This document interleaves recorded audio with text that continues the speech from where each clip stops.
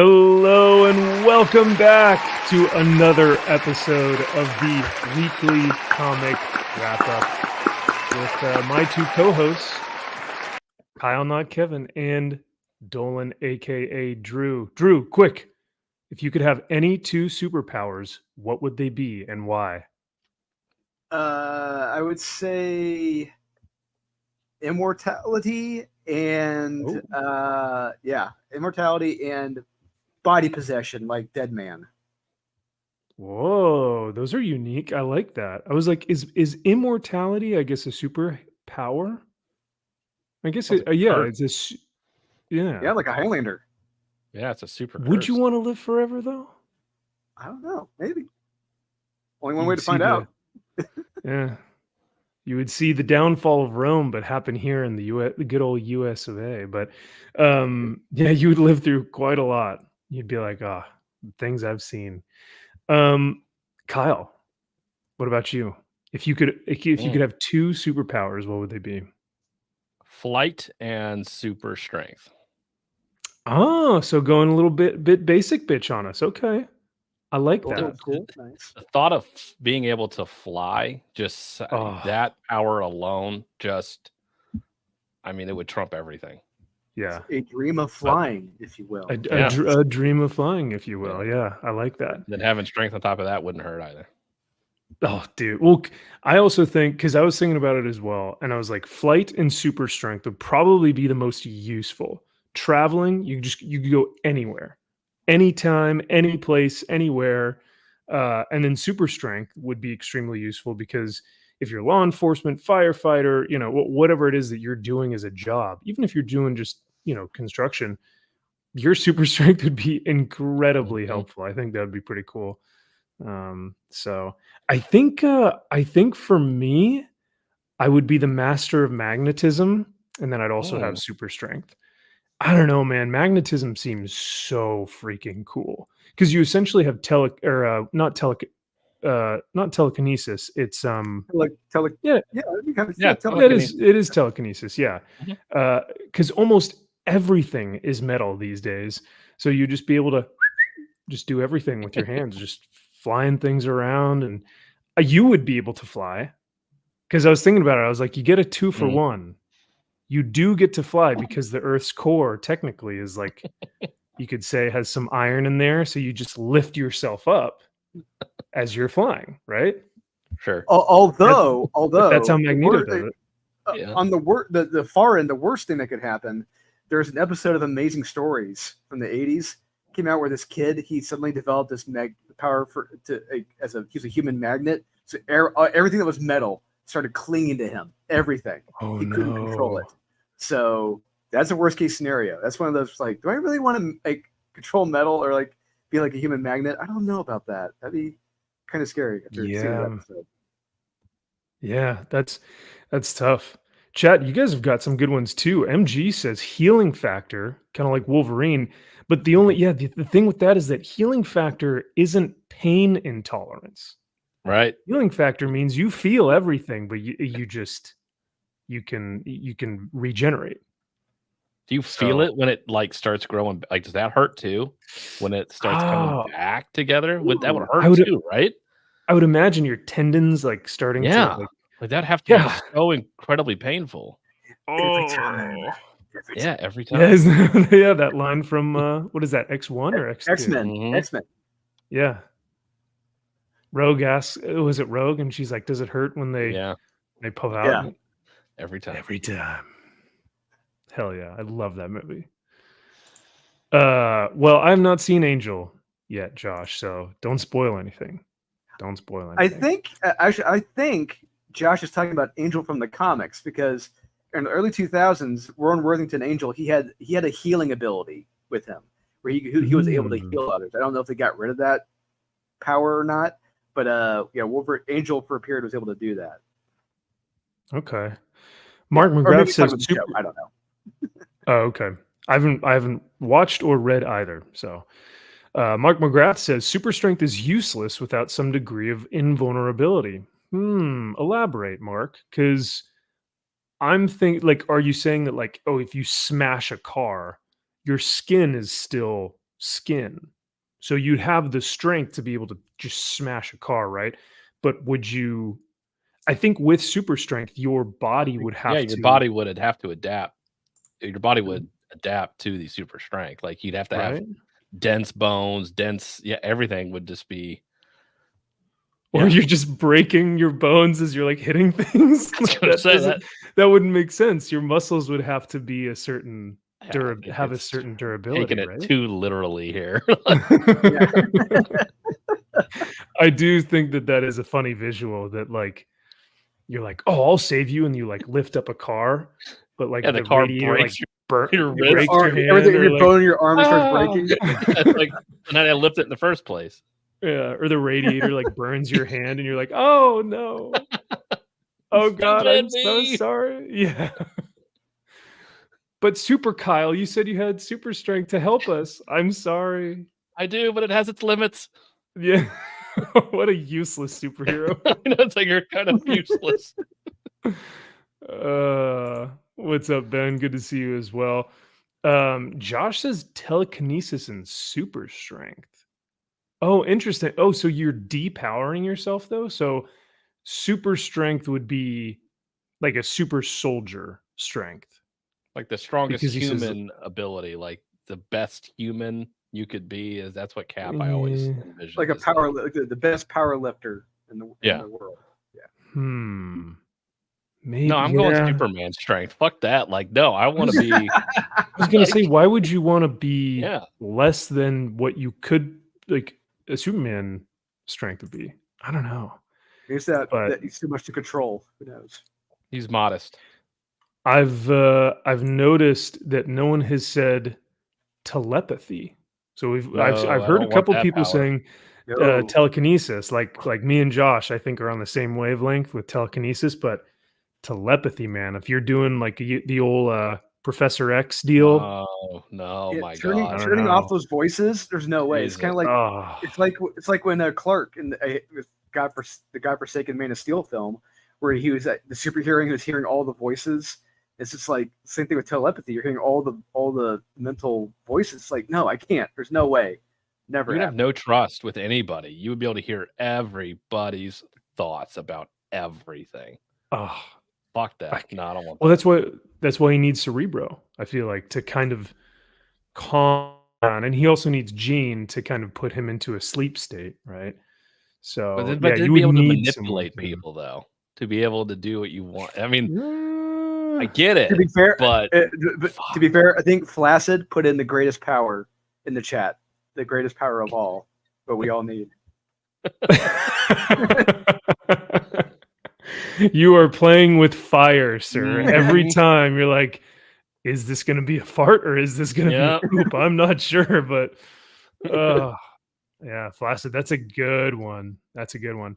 It's on par with flying. I would give my 7-month-old that power. I think that would be very nice. Oh my god. That's a good point. Yeah, he would love that. What's up, Nick? Hail to you, brother. Yeah, having a magic hammer would be cool, but you are limited to its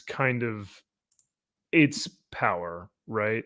It because then it begs the question of, with the hammer, Nick, do you have like a cane, like in the original Thor comics, you had Blake or Donald Blake with the cane, and he bam claps it against the ground, and then he becomes Thor.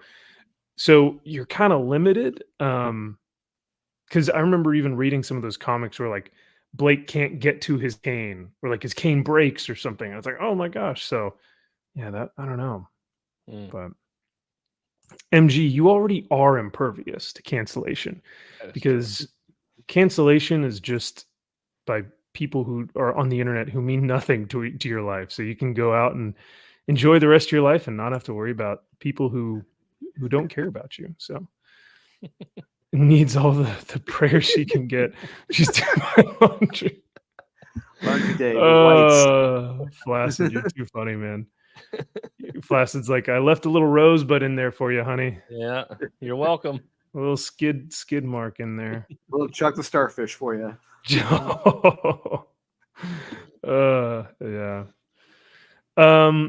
So yeah, just a kind of a fun little intro there. Maybe we'll continue to do that. Maybe next week I'll have something even better for you guys as well.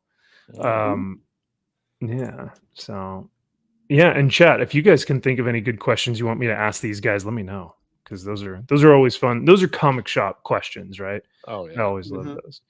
So speaking of comics, here's a comic that from Unholy Nightmare #1. Check it out. This is on their this is Drew's the not the crowdfunding page, but this is the second chance backer kit, correct? That's correct. That is a Becker kit. In case you weren't able to back it during the Halloween season, Yeah. you got a chance now to back it. And we're still working on it right now. Hopefully, we'll be done with it by this spring. Nice, man. And you sent over some images here, colored nonetheless, because the first ones you sent were black and white, and these are some of the colored ones. No text yet, right? You guys haven't put in the word bubbles. That's correct. They are currently with the letterer right now with Kel right now to include his magic.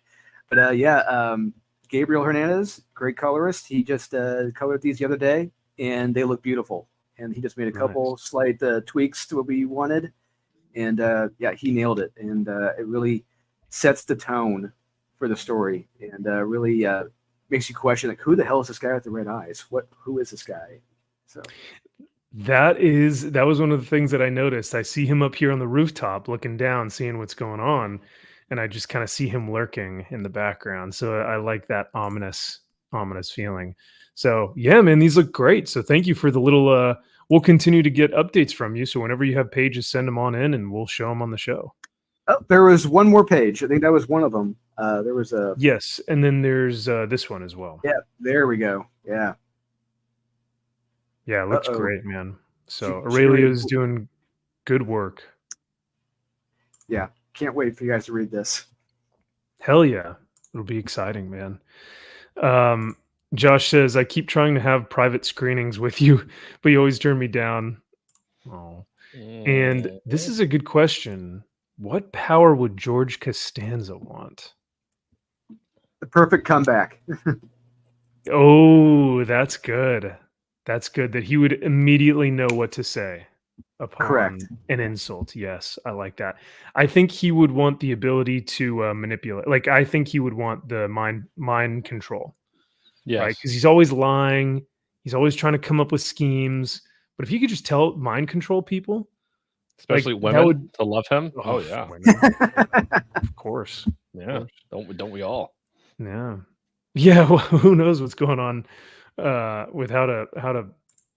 Never mind. I was like, you know what? Speaking of getting canceled. Ben, I like this. So this is actually such an underrated one. The Taskmaster ability of being able to have the photographic memory to completely be able to copy like what it is that someone else is doing. That's like mixed martial arts, boxing, shooting, like even being on the gun range or something, like shooting anything like that, you'd be able to pick up and just boom, you've now mastered that craft. So that's a cool one. I would like that. Is a good one. So you watch too much porn though. Then you're like, I immediately know how to do all this.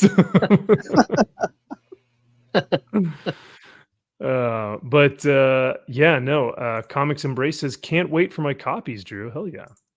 Awesome. Yeah, I can't wait for you guys to get it. I can't wait to hold it myself. So. Yeah, it'll be rad. So now that we've gone over some of Drew's pages, like I said, once Drew gets some more in, or once Aurelio continues to give us some more pages, we'll keep showing those off on here or on Max's Man Cave, whichever one we get them on. But I have a quick show and tell. So last week, I told you guys verbatim, I said there were 3 things about this comic that I bought. 1, it is a first issue of a series or of a book that we have gone over on this show. The second thing was that it is a reprint from the original format. And the third thing is that we did this with a friend. So a friend joined us while we were reading this book. So, chat, I don't know if you guys can already guess. If you guys haven't, I think it's fairly obvious. But I figured with all that precursor, I have to show off the first issue of Marvel Meow. There it is, people. Yes, it is in my hands. It is the physical copy of Marvel Meow. It's mine. Oh, yes. I'm so happy to own this. I've been wanting this for a while now. We've talked about it on the show. We went through it. We went through it panel by panel with Aaron, who is our friend, here on the show. And it is a first issue of okay. Fuck! You're like, did I not mute myself? Oh. And yeah, you know, and the original, I didn't lie, because the original format of this was the Marvel digital. It's the Marvel comics universe, whatever thing that is. So this is the actual printed one. And yeah, it's $6. You spent $6 on that? Well, plus shipping. Plus shipping. Oh, Christ. So now I get to put this in Mylar, in a beautiful Mylar bag, and I get to own this forever. This is my physical copy. Oh, it's so great. Look, it's Captain Marvel's cat. See? And then there's Winter Soldier's cat, and Black Widow's cat, and Black Cat's cat. Cats, plural. So plenty of cat stories in here for all to see and to love.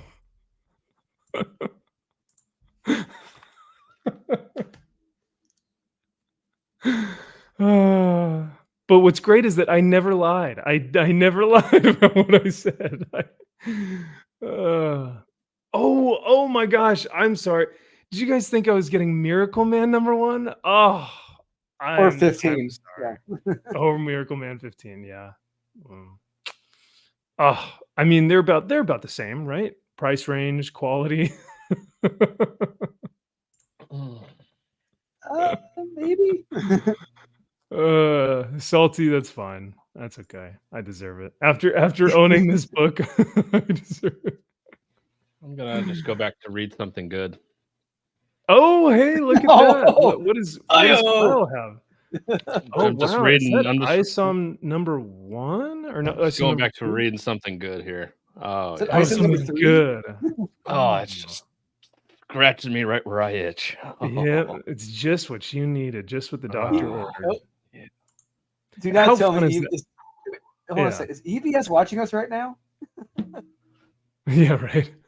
If there are chickens in the chat, then yes. Yeah, right.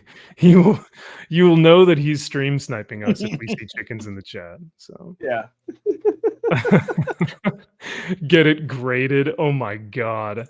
Could you imagine? That's a good. I mean, what is it going for? Because who gives a fuck? I do. These are the hard-hitting questions we have to ask. No.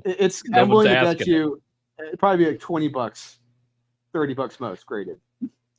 You know what? This is actually funny though, because this will be the next one. Well, actually, no, because a Marvel Bark wouldn't sell as well as the Marvel Meow, because they are selling to a very niche audience. Did you just hear yourself? I don't see what's wrong with my statement. Hey Josh in the chat. Yes, get every individual issue of Miracle Man. Yes, buy that from your shop right now. Yes. Yeah. Again, check the actual condition for sure. Yeah, with that price tag on it, Josh, I think that's a good buy. I think that's a very good buy. Yeah, some of those, like I said, are very controversial and low print runs, like the Birth issue in 15. and #1, and the Neil Gaiman ones are difficult to find now too. Yeah, I would definitely invest in that. Yeah. Salty, you got to come rescue me from California, man. It's getting brutal over here. Yeah, I think your classmates have kind of I don't want to say brainwashed you, but They've brainwashed I you. don't know what you guys are talking about. This is a good book. This is my top 5 that week. So, You have no right to give me shit for anything that I buy ever. Ever. Honestly, there's another book that came out this week that is another cat issue, but this time it was from DC. You guys know what I'm talking about. That shit was hilarious. Awful, unreadable. Yeah, well, you don't read it. There's no dialogue. Right. I got I think like 7-8 pages into it. I had to put it down. I had to stop. I couldn't finish it. Can't, won't. I can smell the cat piss, and I'm just like, I can't do it. Fucking awful. That's too funny. Yeah, well, that's my show and tell, and we'll get into our next topic because that's all I got. But hopefully next week I'll have real big boy comics to show off for show and tell. Because I'm gonna have two. Right. Oh, two big boys. Okay. 2 big boys coming in. 2 hopefully. Graded, 2 raw, 2 comics. What are we talking? Raw dogging it. 2 raw dogs coming in. One of them is Biclops #1, and the other one is Spider-Man versus the General Gingivitis. Yep, and very nice foil. Ooh, yeah. Yes, Josh texted me earlier and called me a big vagina. So, yeah, just bro code. I will say next week I may also have my original art back in its frame. So if I still have it, I'll show it off here. Nice. So and then we'll compare who has the better pickup. We'll ask the chat, Kyle or Max, who has the better pickup. Me. Yeah, that'd be a great poll throughout the show. Yeah, that'd be good. I like that because you're not going to beat these books. They're too good. I don't know. Did you see the one I just showed off? That's pretty damn. You can't get better than that. I mean, that's why I'm waiting a week. That's why I'm giving it time.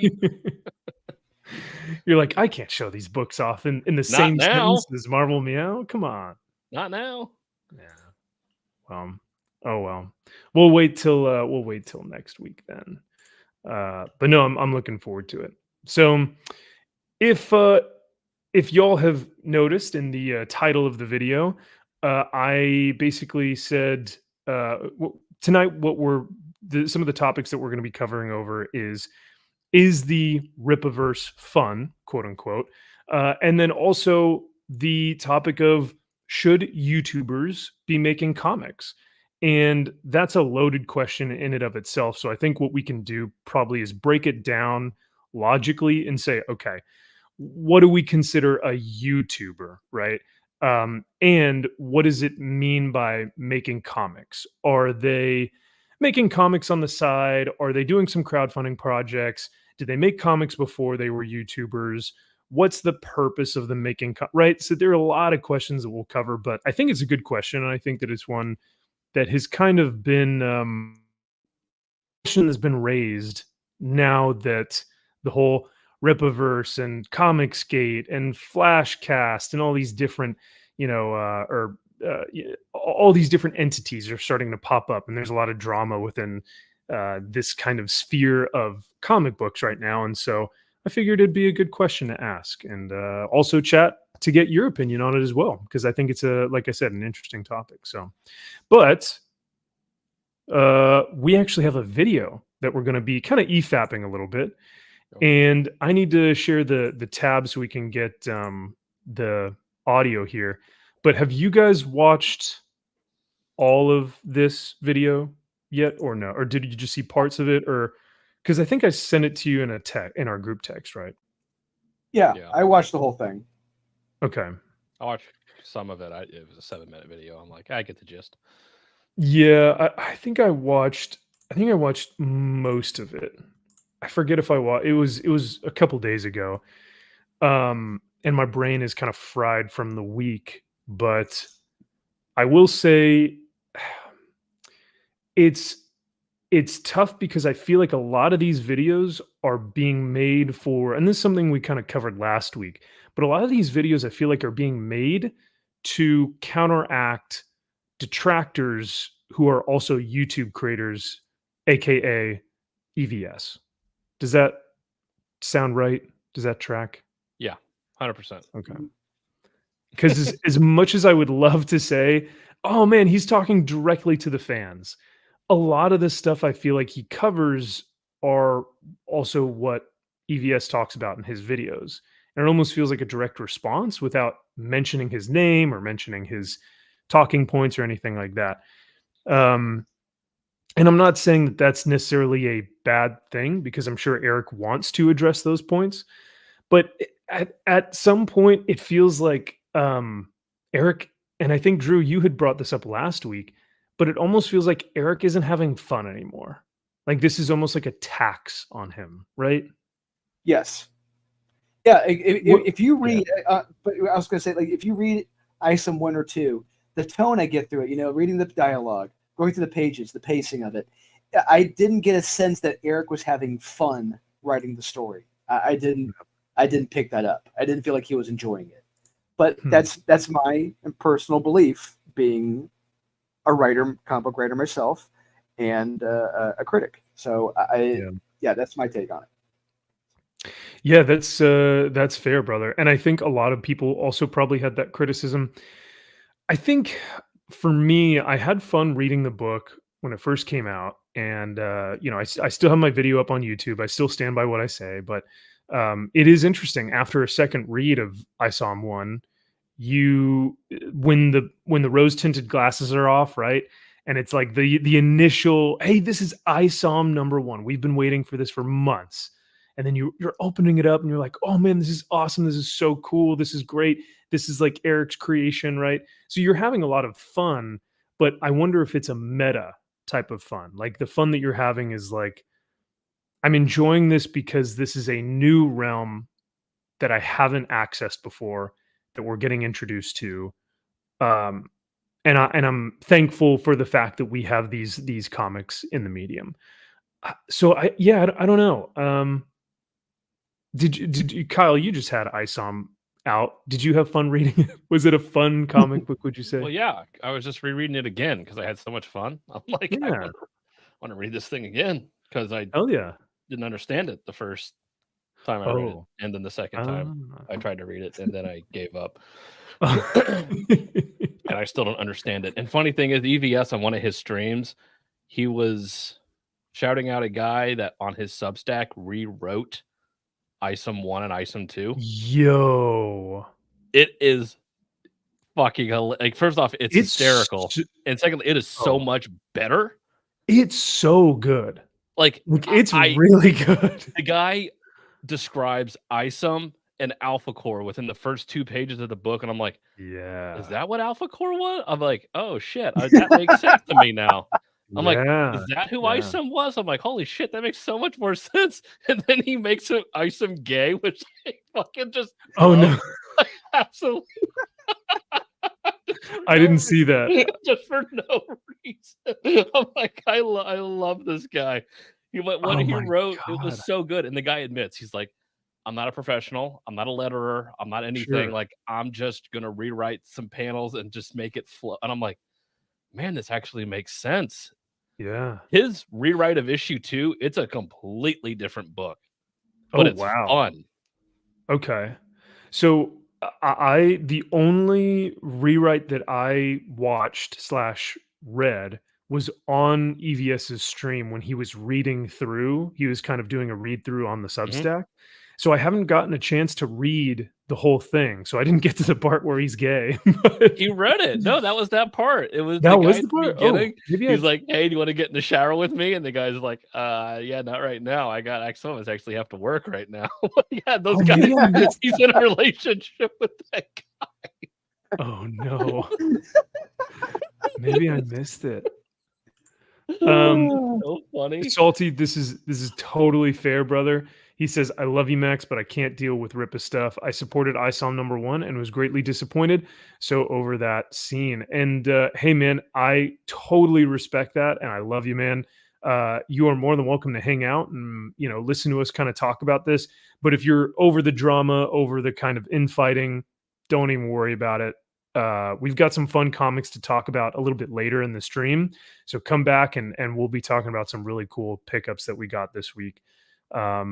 But yeah, no, I was going to say, we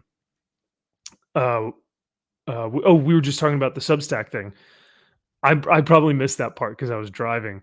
But as EVS was reading this, dude, it was like it sounded like a movie or a comic book because like all the caption dialogue box.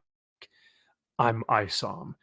I used to do this, and this was my pastime until the something happened. And you're like, whoa, okay. So you're getting introduced to this world. You're getting introduced to his backstory. And then he goes, but I had to leave because, they didn't like what I did, or like I was, and so you understand the character more, and it feels like it flows a little bit better. Right.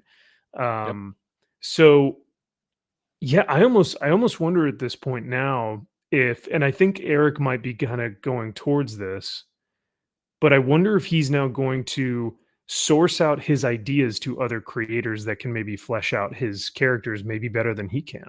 I don't know. Well, and he said they're going to keep retconning to a minimum, so that doesn't necessarily mean he's never going to retcon anything, but it could mean. I got off on the wrong foot with this fucking guy because it doesn't make any goddamn sense who he is, what's going on, who these fucking people are, and what time creators frame. Do it all the time. Yeah, apparently. Creators, Ethan did this with Cyberfrog. Todd McFarlane's been doing this, with hiring different writers to come on, like back in the '90s when his Spawn run. It's not uncommon. I mean, it may be a good thing. We'll see what happens. And I think fans would be forgiving, right? Like, I don't, hell, I sure as hell would be. Like, I like Eric's stuff enough, and I like Eric enough to, like, if he just kind of said, hey, we had kind of a stumble, we had a setback. I came out of the gate hot, and I wanted to introduce all this stuff to you guys, and it wasn't the start that we wanted. So we're going to kind of come back, we're going to reintroduce the character, and we're going to do it in a way that may have some editorial oversight. I still think people would be like, fuck yeah, I'm in, dude. All right. Right. I mean, I'm not, but Kyle's not, but fuck you. But oh God. I can appreciate what you're trying to do. And I think you should come out and admit writing comics isn't as easy as you think it is. Yes. Whoa, Kyle. Whoa, Kyle. Someone we know said anyone can write a comic. So it's true. Who said that? Oh, people. Owner we know. Oh no. Yep. It's like his words. Yeah, you can write a comic. Can you write a good comic that's comprehensible and that you can actually enjoy? That's no. Like, not everyone can just sit down and be like, well, yeah, I got this guy, I got this name. Right. I'm good, right? Let's make it 90 pages. It's like, oof, yeah. Can you not? Yeah, that's another big thing.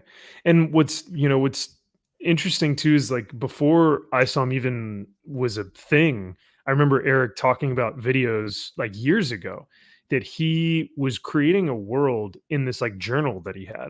So before he even wanted to put ISOM onto the page of like a comic book, he was developing this world that he wanted with the excepts and like Alpha Core and how they play into like how everyone interacts with each other. And so I think he was doing a lot of world building, but maybe got too caught up in the world building and didn't really focus down to the individual characters. I don't know.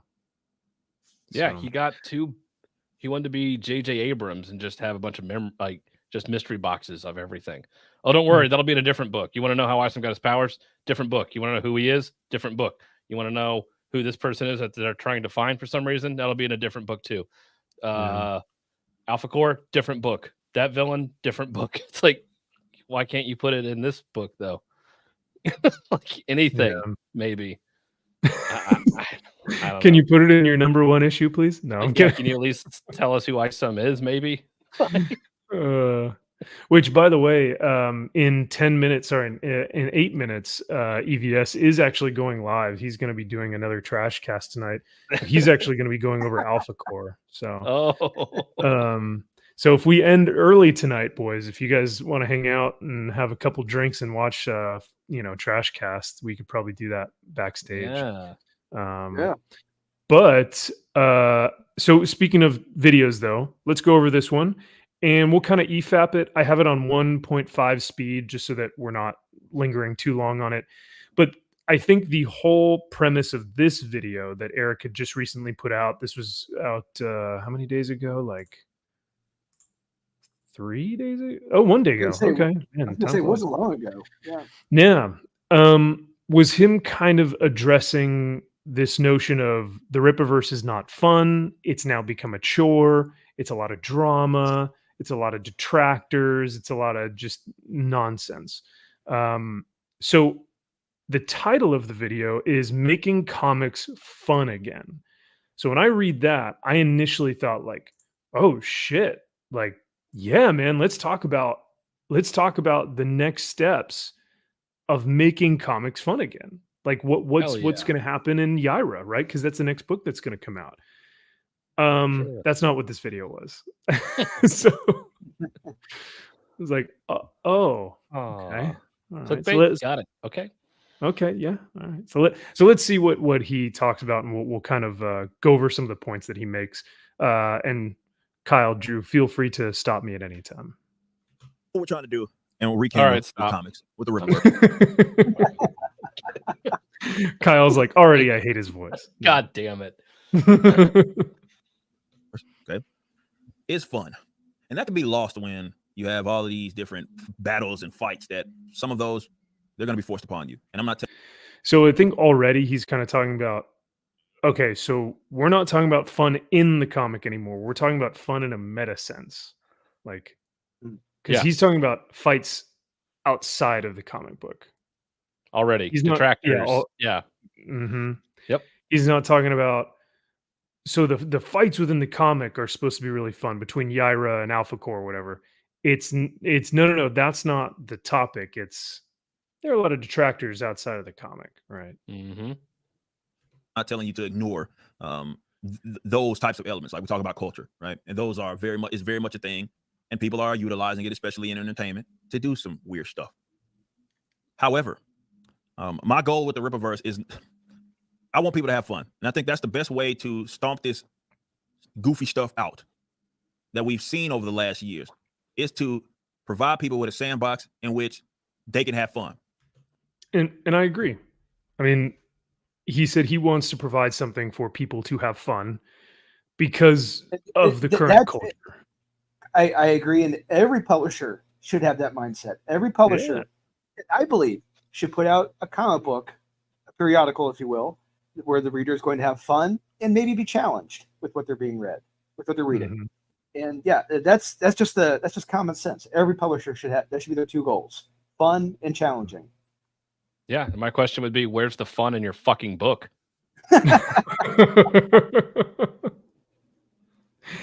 Kyle, I'm trying not to get canceled. Please. Oh, sorry. I mean, thank you, wonderful person of color, for making the greatest book of all time. You're a true inspiration for us all. And if I apologize for my for your transgressions. And everything I say is valid. Yeah. Yep. That's what I thought. Fair. Your paycheck is Check in the is on the way. Yeah. Exactly. There you go. Great minds think alike. There you go. We're good. Yep. Good. Yes, sir. Thank you, sir. Okay. Good. Okay. But yeah, no, in all earnestness, I think we all like Eric. We all like what he's doing. But like you always tend to say, Kyle, the emperor has no clothes.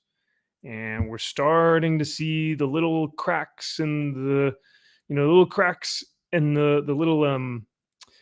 spaces between the armor, if you will, to say like, man, this really hasn't been a very, or maybe I'm not having as much fun as I thought I was, or maybe there are issues with ISOM, or why am I not backing the next issue? Like, these are questions that I think like legitimate fans are asking, and I think it's fair for them to be asking that. I don't think there's anything wrong with that. So, for a comic that expensive that he's providing, I should feel like there should be a moment where I'm like, holy shit, that was awesome. Like there should be like at least one moment, one signature moment that was like, what the hell just happened? None of that. So none of that is in 1 or 2. There is a comic that we're going to go over here after this video.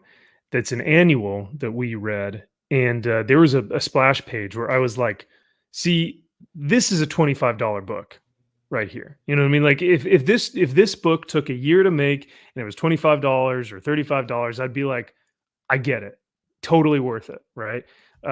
It's awesome, but but you really have to make something that pops, that really makes you say this was worth my money.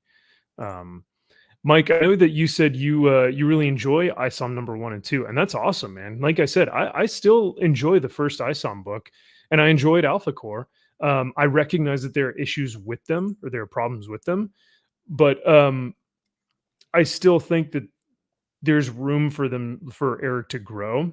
I think so. Yeah, I think there's. I would have to reread them to actually give a fair, like, detailed, like, we'd have to pull the book up and go through and give a detailed review.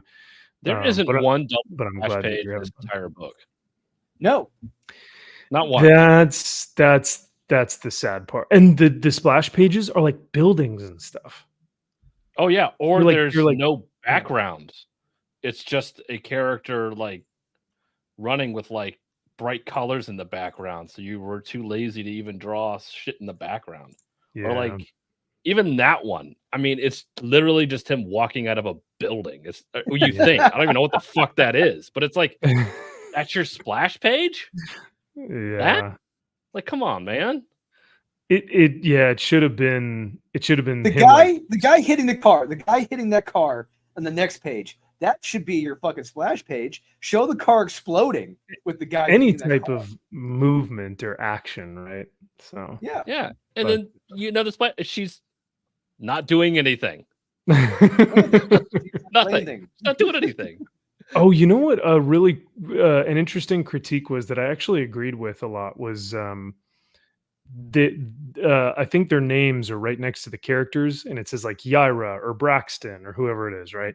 Mm-hmm. Those should be like, boom, that should take up the entire top third of the page, right? Like, I think that would look amazing. That would look so cool. Yeah, Alpha Core should really be like gagoosh. It should be like almost like a what is that? The big pow. It's like an onomatopoeia almost. Onomatopoeia, yeah, where it's just a big action bubble and just goosh Alpha Core, right? Or Doom Yaira. Some big, like, you, because those need to stick in your head. Because that says fun right there. Because like, doing that reminds me of comics from the 80s and 90s when they would do that when they would introduce a character. And it's like, oh yeah, that's awesome. That shows fun. That doesn't happen. It's another thing that lacks fun. Ooh, you guys ready for this? JK says she'd rank the ISOM books above Tim Drake Robin, so that's good, but below Tom Taylor Nightwing. Whoa. And the art might have been lower than Tim Drake Robin, the Riley Rossimo. Oof. Oh man. Sheesh. JK coming in hot. Man. Coming in hot. Yeah. Ooh. Oh. Hey, I love the honesty, JK. Thank you. That's tough. And people say we're harsh, you know? Holy crap. It's like, what are you, bean-headed, effeminate scratches on a paper, or 3D dragged and dropped fake art, not even really drawn art. It's terribly drawn art, or not even drawn at all. Or not art, yeah. Oh, yeah, that's a hard question. that's tough. That's a real Sophie's choice. I don't really know, but but hey, Kyle, it's my 3DS. It's not a real criticism, okay? It's only detractors have that. yeah, nothing's a real criticism. That's the problem. He thought he was going to come out of the gate and everyone was going to praise him. He thought I'm killing. Everyone's going to love me. Yeah. And it's like you can't take any bit of criticism in your life. Have you ever been criticized? Ever? Have you ever been told you're not good at anything? Yes, I definitely. He played track in college. He was a musician for a good portion of his life. He's dealt with adversity. I guarantee you, people have been like, "Hey, this music sucks" or whatever, right? Yeah, like that track wasn't very good, man. Like you got to go back and reshop this because it's not very good. It's like you thought that you were just going to make a book and everyone's going to be like, oh, "You're amazing. Everything's perfect." Yeah, and you equate that then to not having fun because you're being criticized. Oh, you think you're not having fun because everyone's criticizing your book, and rightfully so, criticizing your book. It's not people coming out saying your book sucks. It's like, oh, did you read it? Well, no, but I knew it was going to suck because I don't like him. Oh yeah, and that's the thing. You'll get people who are like, oh no, I haven't read the book, but I've seen enough. And it's like, you just don't like Eric. And so you're just being an idiot. Like you're not actually offering any valid criticism. But then there are actually those, and then there was on the other side. And then like, the others, yes. He's great and amazing. And I'm going to buy every book and I'm going to buy all the signed. I'm going to buy all the CGC 9.8s because I just want to back him for him. It's like, you're just as big of a bitch as the 1 out of 10 as the 10 out of 10. And those people will also never read the book. Correct. Right? Like both sides will never ever read the book. It's all the people in the middle who are actually reading it. Yeah. But like the sides who are like, fuck him, fuck this, fuck, like blah, blah, he's the worst. They'll never read it. But then also the people who are like, he can do no wrong. We'll never, because they'll have it in the CGC case and they'll never. And I want to back my friend, and I'm going to support him no matter what. It's like, you don't have friends in this business. You have business partners. And that's one thing EBS got 100% correct. You cannot have friends. It is a business decision. You hire these artists, you hire these writers, you have to be able to fire them at a moment's notice because they are not up to par with how they're handling your book. If you don't like the art, get the fuck out of here. This is a hangout, Kyle. This is a safe space. Apparently, he thinks it's all Friday Night Tights, and he thinks it's all these guys that are just I'm just gonna be backed by everybody because everything's great and they're my friends. It's like, people aren't your fucking friends. They don't give a shit, and they shouldn't. Fuck you. I don't know who you are. I don't give a shit who you are. This is a business decision. It's business. It's not personal. Yeah, I think, and we'll kind of get into this in the conversation about YouTubers creating comics, but like, I think if you are not offering something that is beyond, like if you legitimately believe it is beyond what everyone else is offering, because like we're learning about this in business school right now. When you are entering into an already established market that already has like items that people are purchasing and producing, if you can't offer something either unique or different or something that people need that they don't even realize they need, you then break out a piece of that market that you now have. But people are just producing comics just to make them, and that they're not different, they're not interesting, they're not better than any comics. And that's kind of what like competitors, if you're a competitor and you're trying to break out that piece of that market share in that industry, you have to be really fucking good, better than everyone else, or you have to be completely different to where it's not even compared to the other stuff. And with ISOM, I don't know. Could you say either one of those two, right? And I think that's what's tough to say. Yeah, I am a big meanie, Zaxx. It is true. What it is. Truer words have never been spoken. It is. Yeah. But yeah, I think if, like you said, when it comes to business, if you are making those decisions, sometimes it's not going to be fun, but the comic that people are reading will be fun. Because if you put the best talent on there, or if you put if you take all that money and you hire Brett Booth and Chuck Dixon to create one of the most fun action-packed things ever, people are going to have fun with that book. right? Should. At least I would hope. I would hope so they too. should. Yeah. Yeah. So we'll keep watching a little bit more. And fun doesn't necessarily mean that everybody within the fandoms are agreeing with each other on every single topic. No. In fact, the passionate discussions, the disagreements are very much a part of having fun. You've heard me talk about. I think the passionate disagreements can be fun, like right now, and even at the beginning of the show when we're talking about superhero abilities and power sets. Who would win in a fight? That stuff is a lot of fun. Comics talk. Yeah, determining who is in a debate or who canceled who or why Yellow Flash deleted a Comicsgate page. That shit is not fun. That shit is petty and boring and pathetic. And childish, yeah. And churlish. Yep, churlish. But we have to go over it because, you know, I think it's important that people know about it and at least have some sort of reference towards it. But yeah, in the grand scheme of things, that shit ain't fun. That's not fun to talk about. And it shows that we're not biased either way. It's not like, oh, we're going to bat for Comicsgate because they're always right 100% of the time. They can do no wrong. Or Marvel and DC are always right. It's like, no. If you're to be a true critic, it's like, I'm going to be right down the middle. I don't care one way or the other. Yeah.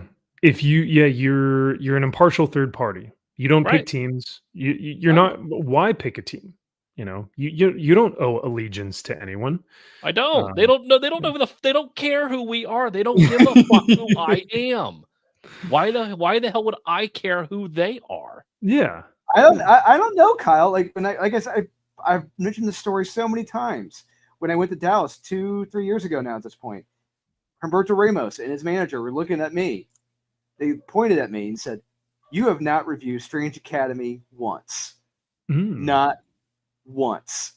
And Humberto looks at me, just shakes his head, pissed off. Like, and so, I mean, they do care. Some of them do care. If you're not reading it, we haven't reviewed comics on our channel. Have they gotten back to you and said, why haven't Comics Elite reviewed our fucking books? No, because they don't give a shit. They don't. They only care when it helps them. And rightfully so. And they should. Yeah, I think they care about they care about the green, you know, and if they once you've made the sale, then they're like, can you promote it? Because I think some people will say, can you review it? But what that means is, can you promote it for free? And it's like, well, sure, that's what we do. And that's fine. The second we went away, they're not like, oh my God, please come back. We missed you. We need you. It's like, no, you moved on. Okay, somebody else. Yeah. And that's fair. That's fair. You should. Yeah. Talk about it. Back in the Gap, we used to argue. It's funny, people look at it now, it's all toxic, right? The term they use when they see people voicing their opinions about properties it is they like. But this is what it used to be about. And it was always like this. People arguing about dumb stuff, in retrospect, what you call it, was what this nerd fandoms, that's what they were about. So real quick, I was going to say pause it, but I was going to say, like, I thought he was talking about having arguments in the Gap, like the store, the Gap. That's what I thought, the store. Yeah. We go to the Gap to argue. This is $19.99. It should be $15. No, yeah, it was. So I think what he's trying to say is like, hey, we've always been having these conversations, right? We've always been having this stuff, and it's like these aren't the same. At least I don't think so. Like these are not the same types of conversations that I was having. You know, my comic shop wasn't telling me, oh, dude, Diamond didn't give me their books this week, and like, you know, they're late, and like we had all these like shortages, and like they don't talk about that stuff with me, but they do talk about like, oh, did you read in this issue what happened in this thing and that thing? I'm like, oh, fuck yeah. So yeah, it's not like ASM 299 or 298 where it's like you see Venom at the like, who's that character? Ooh, who do you think that could be? Oh, is it a villain? Oh, I can't wait till we see that. It's like your book is like, did you understand anything in this fucking book? It was a whole goddamn mess. It was just like, it's not even an argument. It's just like, this thing's a complete mess. He's trying to put himself up there with like, oh, let's argue about Wolverine and Sabretooth and who's going to win in a fight with them. It's like, ISOM is nowhere near that because we don't even know who the fuck he is or nor what his powers are. So it's like or most of the other heroes in this world. Yeah. So take it easy. Like he thinks like he's up here, like we're having strong debates about who ISOM is. It's like, no, we all want to know who he is. Who's he gonna fight next? It's like I just want to know who he is. I don't know why he is. I don't know. I don't even know where this is at. It is, Kyle. It is. ISOM it is. You know what's funny is now that, and I hate that this is how I watch his videos now, but now that every time I hear it is after watching one of his videos, it's gotten in my head. I hate it. But it is very funny. So. It is. It is. Who's more powerful than who? Who's stronger than you? Why this person wouldn't do that? Why they would do this? That was what it was about. That was part of the fun.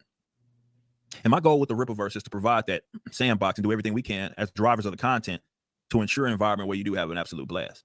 And this is why, our number one rule here with the creatives at the, we don't get into any of the other weird stuff, right? I don't care about the political motivations and a lot of that stuff. I don't care. I have one requirement. You want to work for the Rippaverse, I have one requirement. In addition to having the talent, obviously, to fill whatever position it is you're filling, my only requirement is that you don't be a hack. I don't care what side of the political spectrum you are on. Don't. Oh, I thought he was going to say, I require you to have fun. Yeah. That's what I thought. I noticed that when I first saw it. That's what I thought he was going to say. Have fun. Yeah. You have to be talented and have fun. Like, have a good time. But don't be a hack. I mean, that's good. Maybe that's like 4 or 5 on my list. Maybe not number 2. But yeah, I would say you wouldn't hire them in the first place if they were a hack, but yeah, I feel like if you're talented, you wouldn't. Well, no, I guess that's not true because I've seen talented people who are hacks. So yeah, but what does he mean by that? Though? Yeah, just phoning it in. Just phone. If nothing happens in the book. It's just a bunch of dialogue. Like this latest, like I read this latest Star Wars Thrawn comic. It is boring as shit. It is just bunch of dialogue the whole damn way through. Boring, and dull. People just standing around and talking. That's all it is. Like if you want that in a comic, that's I would say it's being a hack. Or if you're a talented artist and you have a certain level. Oh, Kyle, like let's say if you're a Jim Lee and you have a great high level, but you phone it in like Jim Lee today, we're gonna see like that you're a hack now. Never has. He's right. He's right, never Kyle. Phoned it in. It is. Some motherfuckers always trying to ice skate uphill. That is Eric right myself. Now. Eric is trying to ice skate uphill. Right oh, and speaking of which, Kyle and I we're going to go see Blade in theater later in February. Yeah. No, oh, that sounds dope. Oh, I need to check. Is it playing through Fathom events or is it playing at a bar or something like? Flicks Brewhouse. Yeah. Dang. I that would be so much talk about fun. That is a fun movie. You guys will have to let me know how the blood and gore effects look on the big screen. So I'm curious to see how it looks too. Yeah. Okay, so anyway, back to Eric. So he said don't be a hack, but he hired an artist who turned out to be a hack using 3D assets in every panel, and he didn't fire that fucking guy because he is a hack. And he's still sticking by him for his work and trying to make him better. So that's your number one thing. And you're going back on your word now saying, well, we'll help you. We didn't realize you were a hack until we saw that you were a hack. And now we'll make you not a hack anymore. Let's see. Because maybe he'll describe, I forget what he says, but maybe he'll describe what he means by a hack. Because maybe it might be different than what we have our interpretation of a hack to be. Because yes, I would agree that it does not, as a businessman, as a business, as a creative individual, for fans that are reading ISOM, it doesn't look good to continue to have that guy on your ISOM books, right? Right. Especially because he should have flipped Cliff with who's the guy who did Alpha Core? Joe Bennett. Like Joe Bennett should be on ISOM and Cliff should be on Alpha Core. Well, Cliff shouldn't be on any book, let's be real. But he should be fired. He should be bye-bye. Yeah, that's quality control. Working at Marvel. Yeah, you should be working at Marvel now. Yeah, you fit right in. Yeah, and even if it is, even if Cliff and Eric were like, you know what, it's not a big deal. We're just going to keep using you for ISOM. I still don't think it is a good business decision for public, like for the public, because people, no matter whether they understand 3D assets or not, it's probably not good publicity to know about that. And people are like, oh, you didn't fire that guy? So granted, you shouldn't fire people based off of what the public thinks, right? That's a shitty thing to do. However, if he isn't producing good quality work that the fans are not enjoying, that's another thing. Because it's like you at some point if you're getting enough feedback from legit critics saying these things and calling you out, wouldn't you want to try to silence them as much as you can? And being able to pivot is what you need to be able to do and say, hey, we're moving in a different direction. The art wasn't up to par for ISOM. It's not what I had in mind. It's not what I had envisioned. We're going to come back in this next issue. Kick-ass artist. Boom. We're going to fucking get Greg Capullo to do the art for this book or whoever the fuck. And this thing is going to be absolutely incredible. Here's some splash pages. You know, Greg came in here and had some amazing ideas about where I think we should go. And super excited. I can't wait to show you. And in the meantime, here's the badass cover from somebody. It's like, sweet. You're kind of reeling me back in here. It's like, okay, I told you to go fuck yourself, and I'm not backing you again because you screwed me over twice. And maybe now I might be able to come back into the waters and get some people back. But as opposed to being like, fuck everybody, I'm going to keep doing what I'm doing. Everyone in here, I surround myself with great. You guys are all fucking retards because you don't understand business. You're not as smart as I am. You never will be. And I know what I'm doing. Go fuck yourself. Is kind of what it sounds like. I almost wonder if it would benefit him at all from not making videos like this. And like you said, almost making videos that are a direct response to criticism by positive affirmation. So like, instead of saying, hey, I know that there's a lot of drama going on, like you don't even acknowledge it and you just go, what Yaira #1 is coming out, and what we're going to do for this one is we're going to have this artist and this guy. So you're almost kind of like, suck it, dudes. I'm responding to you by putting a brand new artist, a brand new writer. We're going to drop the or like whatever it is. I think that might actually be a bigger mic drop of a response than to, I don't know. The PR is difficult, especially with this, when like people are backing him because of his personality a lot of the times, you know? So, because they're not backing a company, they're backing a person. Or they're not even really necessarily backing a book for, you know, sometimes. I think there are people who are backing ISOM because they're like, oh, I like the character, I like the story. But then a majority of people are like, I just like Eric, and that's fine. Because I mean, this was all direct to consumer. This was all straight off his mailing list. So I'm sure he had like hundreds of thousands of people, maybe 100,000, tens of thousands that it got mailed out to back it. So well, I mean, he's got over 500,000 subs, right?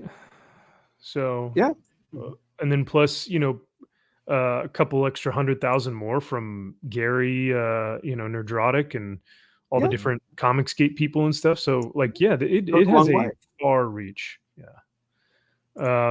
I want to shout out to JDL41 for $5. Thank you, sir, for the $5. And you know what? We were just talking about this. This is for you, my friend. Some motherfuckers are always trying to ice skate uphill.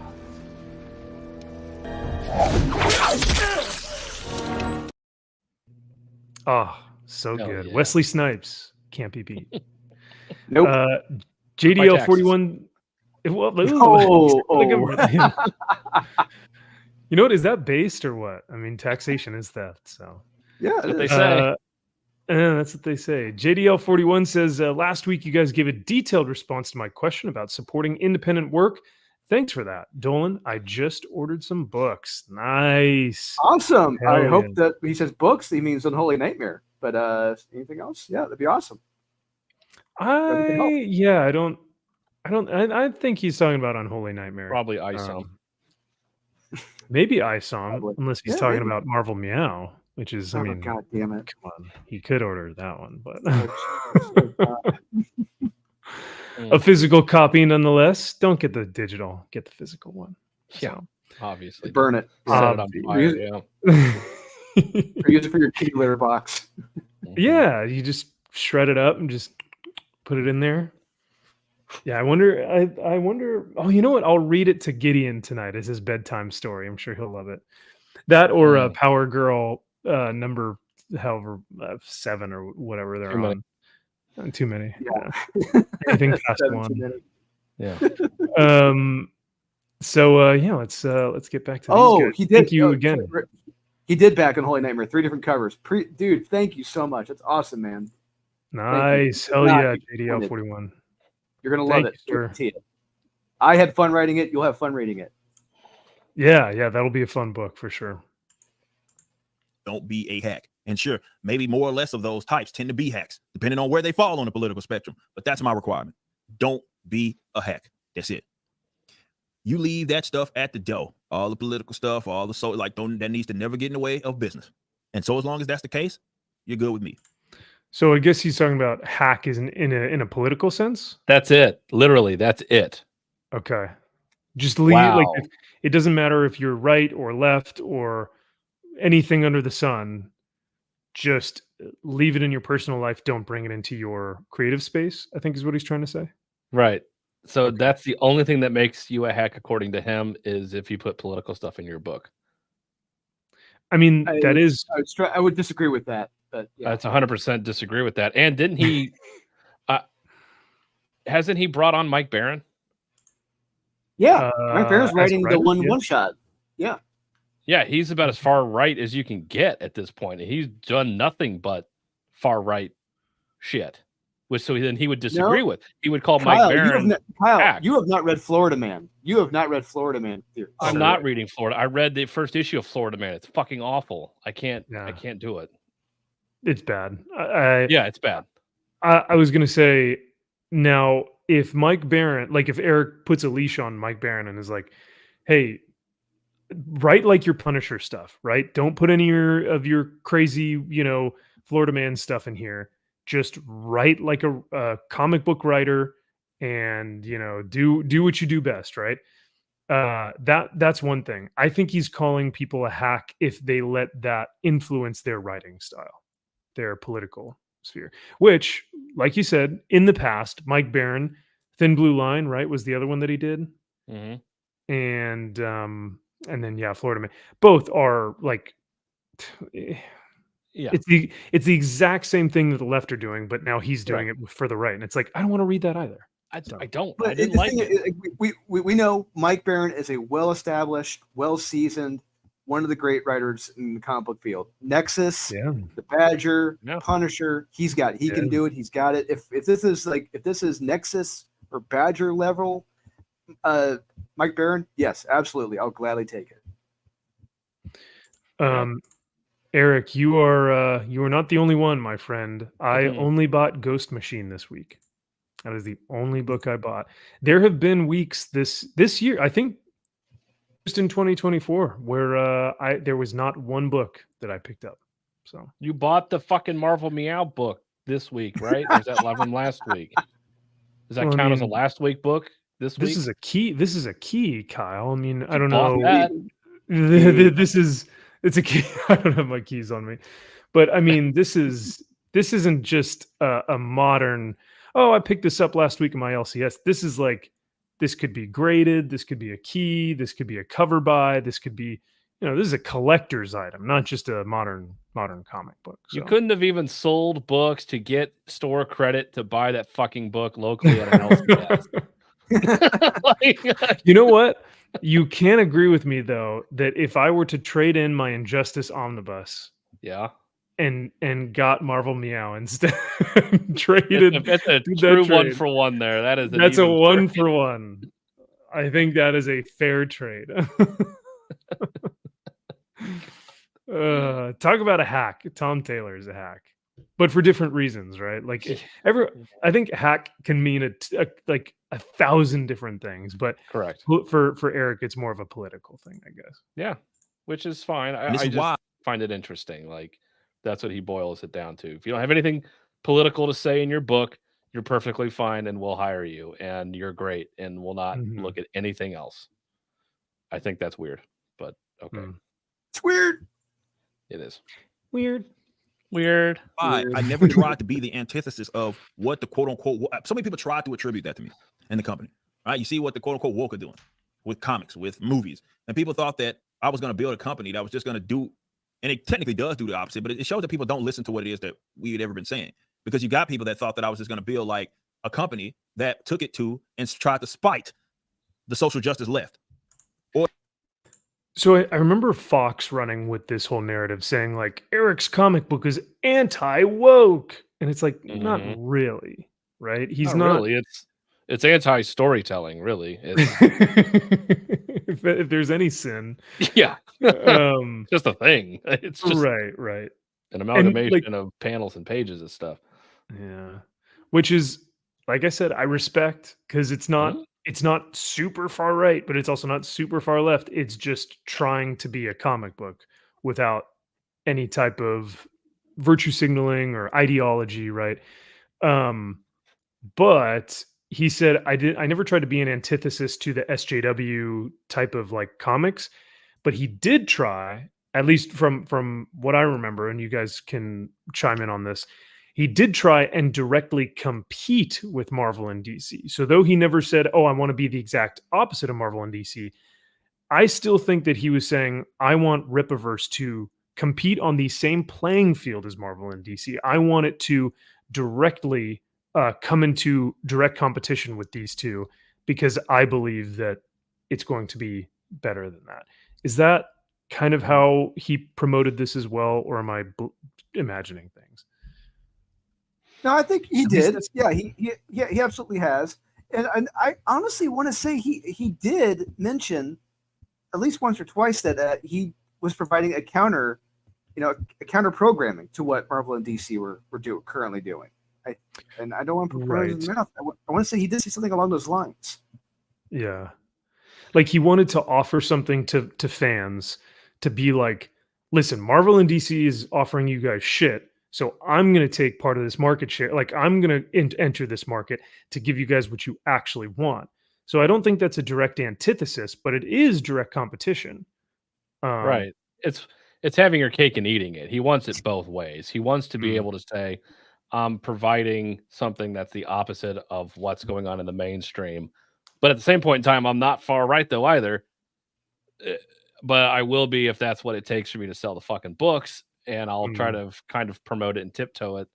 It's like, in a way, you're not saying that, but you're saying it. It's that typical, it depends on what your definition of is. It's just like, it is. It's just like, Jesus Christ. Like, yeah, he's trying to sit on the fence and play it both ways. And that's fine. As a business guy, I understand. And it's smart to be like, I don't want to pick a side, and you shouldn't pick a side, but in a way you're kind of picking a side by saying, I'm going to do the exact opposite of Marvel and DC, which are clearly far left woke bullshit agenda.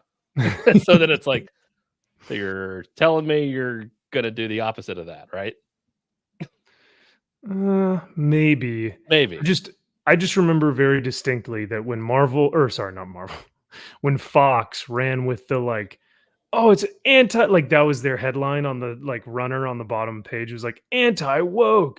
I was like, not necessarily. Like he's just trying to tell a good story, which is not anti-woke. It's just, it's something completely altogether. But it's like it is anti-woke in the sense that there's no modern politic bullshit in it. Yeah, like ideology, right? But it's not against it. They're not like beating up gay people in the streets, and it's like, yeah, fuck you for being gay, you piece of shit, tranny. Woo, fuck you, America. burning pride flags and stuff, and it's like, whoa, yeah, whoa, okay, they're not doing that, so yeah.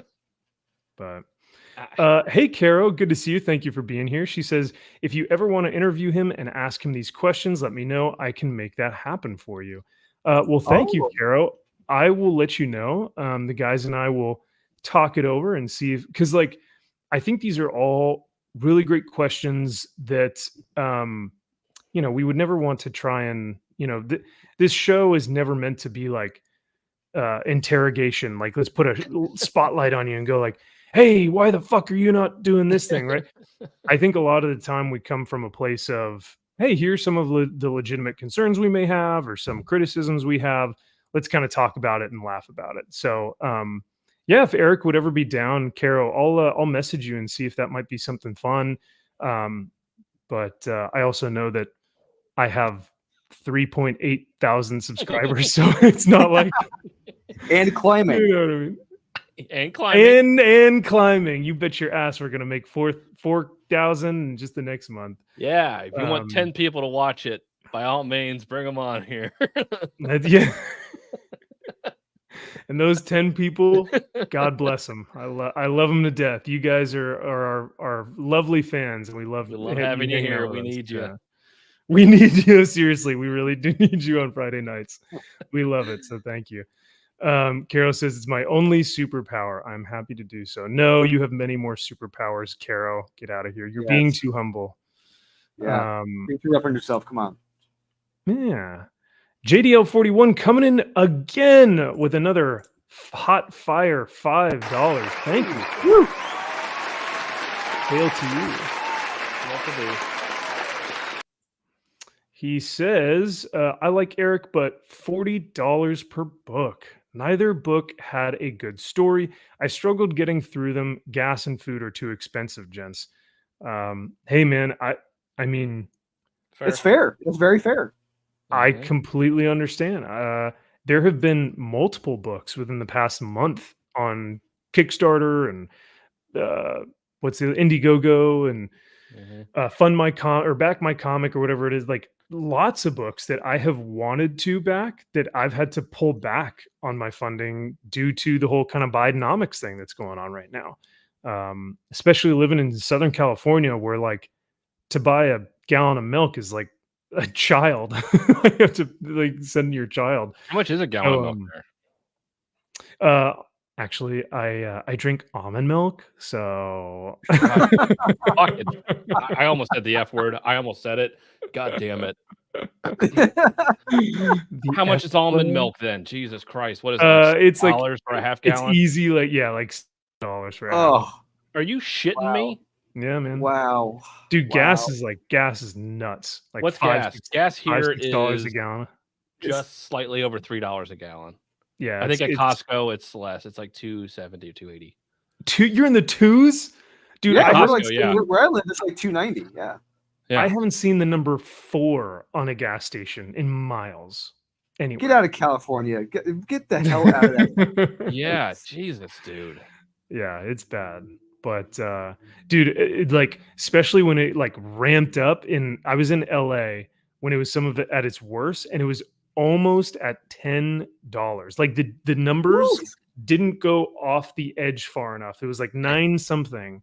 And I was like, dude, if this goes any far, they won't have enough numbers to make it to $10 a gallon. It was pathetic, dude. It's apocalyptic at this point. So. Jeez. So, but yeah, JDL41, thank you again for the 5, brother. And I understand, man, $40 a book is a lot. It is not easy to back something like that. And even when you look at like trade paperbacks that are the same page number as like an ISOM or an Alpha Core, those go for $20, $30, right? At Barnes and Noble or something. Yep. A story that and that's good. Yeah. Or you go to half price books.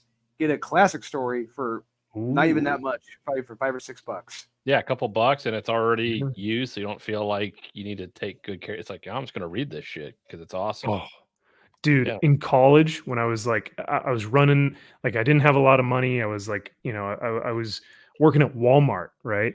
And I would buy used trade paperbacks for like $5 a pop, and I would just I would like, you know how you roll one edge to like, you know, like I was reading those things every single day. That.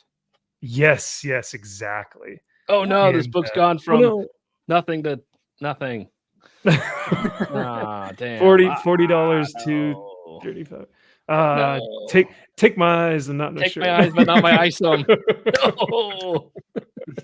Not my isom. Oh, greatest comedy movie other than I Love You, Man. Oh no, but that would be terrible. Wow. Now yes. Nice. Outstanding. Very nice. You know what? Well, that deserves an applause. Yes. I don't have every issue, so I'm jealous of Josh. That's outstanding. Whoa. Awesome. You never see them collected. I don't know if I've ever seen that anywhere. Ever. Even at conventions, never. No. Never. Yeah. That's cool, Josh. Great pickup. I mean, I know that the guys wanted this to be Miracle Man #1, but I think this is honestly a better buy long term. If you really want to be a speculator and kind of put some spec, I think that might be a better investment. But that's just me. I have 2 copies of Miracle Man #1. I may send you one. Don't you dare. Okay, if you do that, I do have a book that I would send you, but don't you dare send me one. It's only $10, dude. Like they're $10 online. I can buy one tomorrow. Really? Yeah, Miracle Man #1. Miracle Man 15. Now that's a different story. I got 2 of those too. Do you want one? Oh god. No, because you're gonna give one to your little your boy. Yeah, I have it. It's like, graded see, right there. This is what comics are. Son. I have an ungraded one. You want it? I have a graded Miracle Man #1 and an ungraded Miracle Man #1. We'll talk. We'll talk after the show because yeah, I mean, if I can put money in your pocket, great. But I also know that I can get them online as well. But man, the entire run, that's freaking dope, man. So, Josh, the Miracle Man family, nah, I wouldn't worry about those. I wouldn't waste. Yeah. It was funny, Drew. I know you've been liking the Miracle Man Silver Age issues, like the single issues that have been coming out from Neil Gaiman. Loved it, dude. My LCS guy and another guy came in while I was looking through some books, and they were shitting on it. They these are like Miracle Man, like gods. Like they own every issue. They know every like significant. Remember when we were talking about the dragon? Yes, the dragon title, and we were like, "What is that?" They knew what book that referenced. It's like an ancient Chinese magic book or something like that. Of course, so it is. they were quoting it to me, and I was like, "Oh my god, bro!" So these guys hate the current Neil Gaiman Silver Age stuff. I was just listening to him, and I was like, "Wow, I want to record this for Drew." Because they're purists.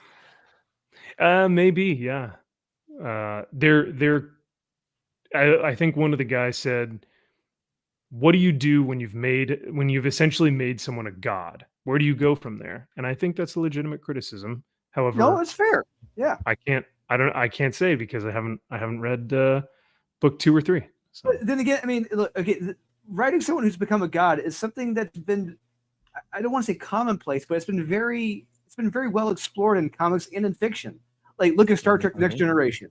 Q is effectively God, and God was written in those episodes several times. It can be done. It has been done. And it's all about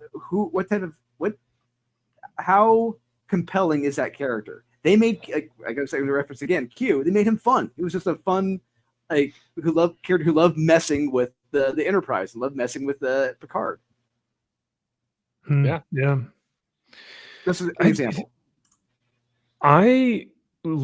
Whenever I hear people talk about Star Trek, I always go, I'm so much more of a Star Trek fan than I am Star Wars. Like I just feel like Star Trek is so much more my speed than Star Wars stuff. It also doesn't help that like Star Wars has become like a lame brand now, but we're gonna be specific on Star Trek as well. I was gonna say for me it's anything before Bad Reboot. So right, yeah. What was oh, never mind. I was gonna ask for that. Kyle, if you have that was a Key Collector that we were talking about earlier about the YouTuber comic book stuff. Do you have a link to that, or would you be able to put something in the private chat that I could share? To the video or to actual Key Collector itself? Oh, there was a video. Oh, the Sticky Goose video, right? Yeah. Do you want to watch that video and EFAP it, or do you want to just look at Key Collector? It's up to you. Whatever you think would be better to kind of inform us, to enlighten us. If you feel like you can do a good enough job to talk about it, I'm all about it. Or if you want us to watch the video, we can do that. Because yeah, we'll move on from this here in just a moment, and then we can start talking about YouTubers and comics. But we'll play a few more minutes, and then we'll kind of move on from here. Or try to do things that were more aligned with my political philosophy, right? Or lean towards my political philosophy and beat you over the head. Look, everybody has a guidance set of principles, and that's maybe made up of what religion you belong to. Sometimes it is on the political stuff or whatever. I understand that. I empathize with that. I get it. However, there's a way to abide by those principles without being a hack. There's a way to live and then do your thing with another, let's say our company, right? You're collaborating, right, on a project, and it can be largely absent of that stuff. There are universal truths that I think people loved in comics and that have been present in comics, and that's what it is that we're trying to do. I can't sit up here and say that there'll be zero influence from where it is that I'm at, but I'm not going to beat you over the head with it, and I go out of my way to ensure that that's not what it is that we're trying to build here, because I want you to have fun. This is why I'm not a fan of the external bullcrap that a lot of people try to drag me in, because I'm not interested in that. Like that defeats the purpose of what it is that I'm trying to do. I want the current, previous, older generations to be able to get lost into this world known as the Rippaverse and build friendships through its fandom. And I love that. And I think that is a fantastic goal. I think that is something that is really admirable and honorable. And it may take a while to get there, though. And I think that that's okay. But yeah, the rest of the video is him kind of going through these kind of same points. But it did kind of, I don't know, it felt, I think you guys called it a hostage video. Which is, yes, it really felt like he did not want to make that video. You read his emotions, his facial reactions, his body language. It looks like he did not want to do this. Right. Yeah, and it felt like it's almost like he knows Ethan is right about a lot of these things because Ethan's been doing it for decades. So he has the knowledge of a lot of things. He's been in the driver's seat for a long time, and he understands it. So it's like at some point you have to kind of be like, all right, he knows, which will never happen at this point. You're too far down the rabbit hole to be like, okay, never mind. I guess he is right about some of these things.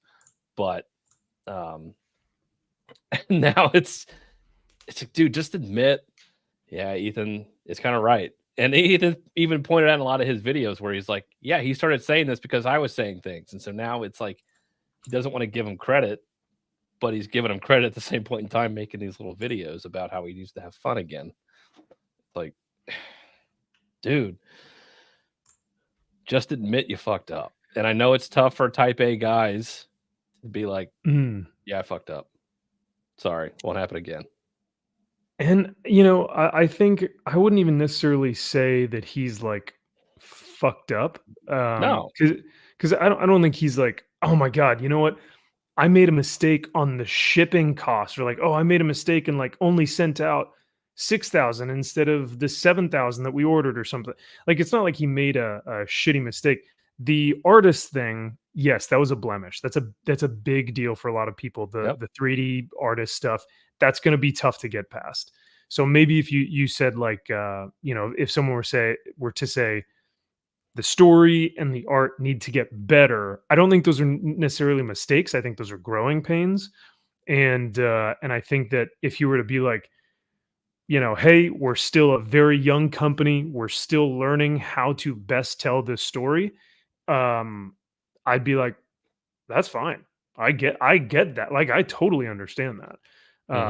But it, like you said, it is very tough to do that when you have established yourself as the new entertainment. You know what I mean? And you have like this persona. You built this brand. Yes. Yeah. And this is my brand. And now I don't want to be seen like a bitch. And I get it. Mm-hmm. I get it. But I am a bitch. So I understand at the same point in time. So I get it. Wow. Wow. Oh, wow. But wow. It's like you're talking about, without talking about the giant elephant in the room, and the fact that, not that EVS it's a giant elephant, but he's that guy that he is a Republican, and he is a Republican. So he's a big dude. So I guess he is a giant elephant. Never mind. He's a giant elephant. He's a giant elephant, right? Just say his name. Just say, you know what, Ethan's right about a lot of things, but he's also not right about where I want to go with this brand. And I'm going to do my own thing. I appreciate what EVS has done. Congratulations for him. He deserves all the success, but we're going in a different way. But I appreciate his criticism. That's it. Done. Who cares what EVS says from now on? Just acknowledge it. Yeah. Say that it exists and move on. Yeah. I do like that. I think also, I wonder if there's another response that could be like, you know, hey, I recognize EVS is doing all this stuff. I know that he's doing more of a crowdfunding thing. That's not kind of where I want to go with the sales. Like you were saying, I'm going to kind of do something different, but I recognize what he's doing, and I hope I wish him the best. Now, with all that being said, and with all that out of the way, here's what I have to introduce for Yaira, you know, and then he can use it to like promote the next book or something.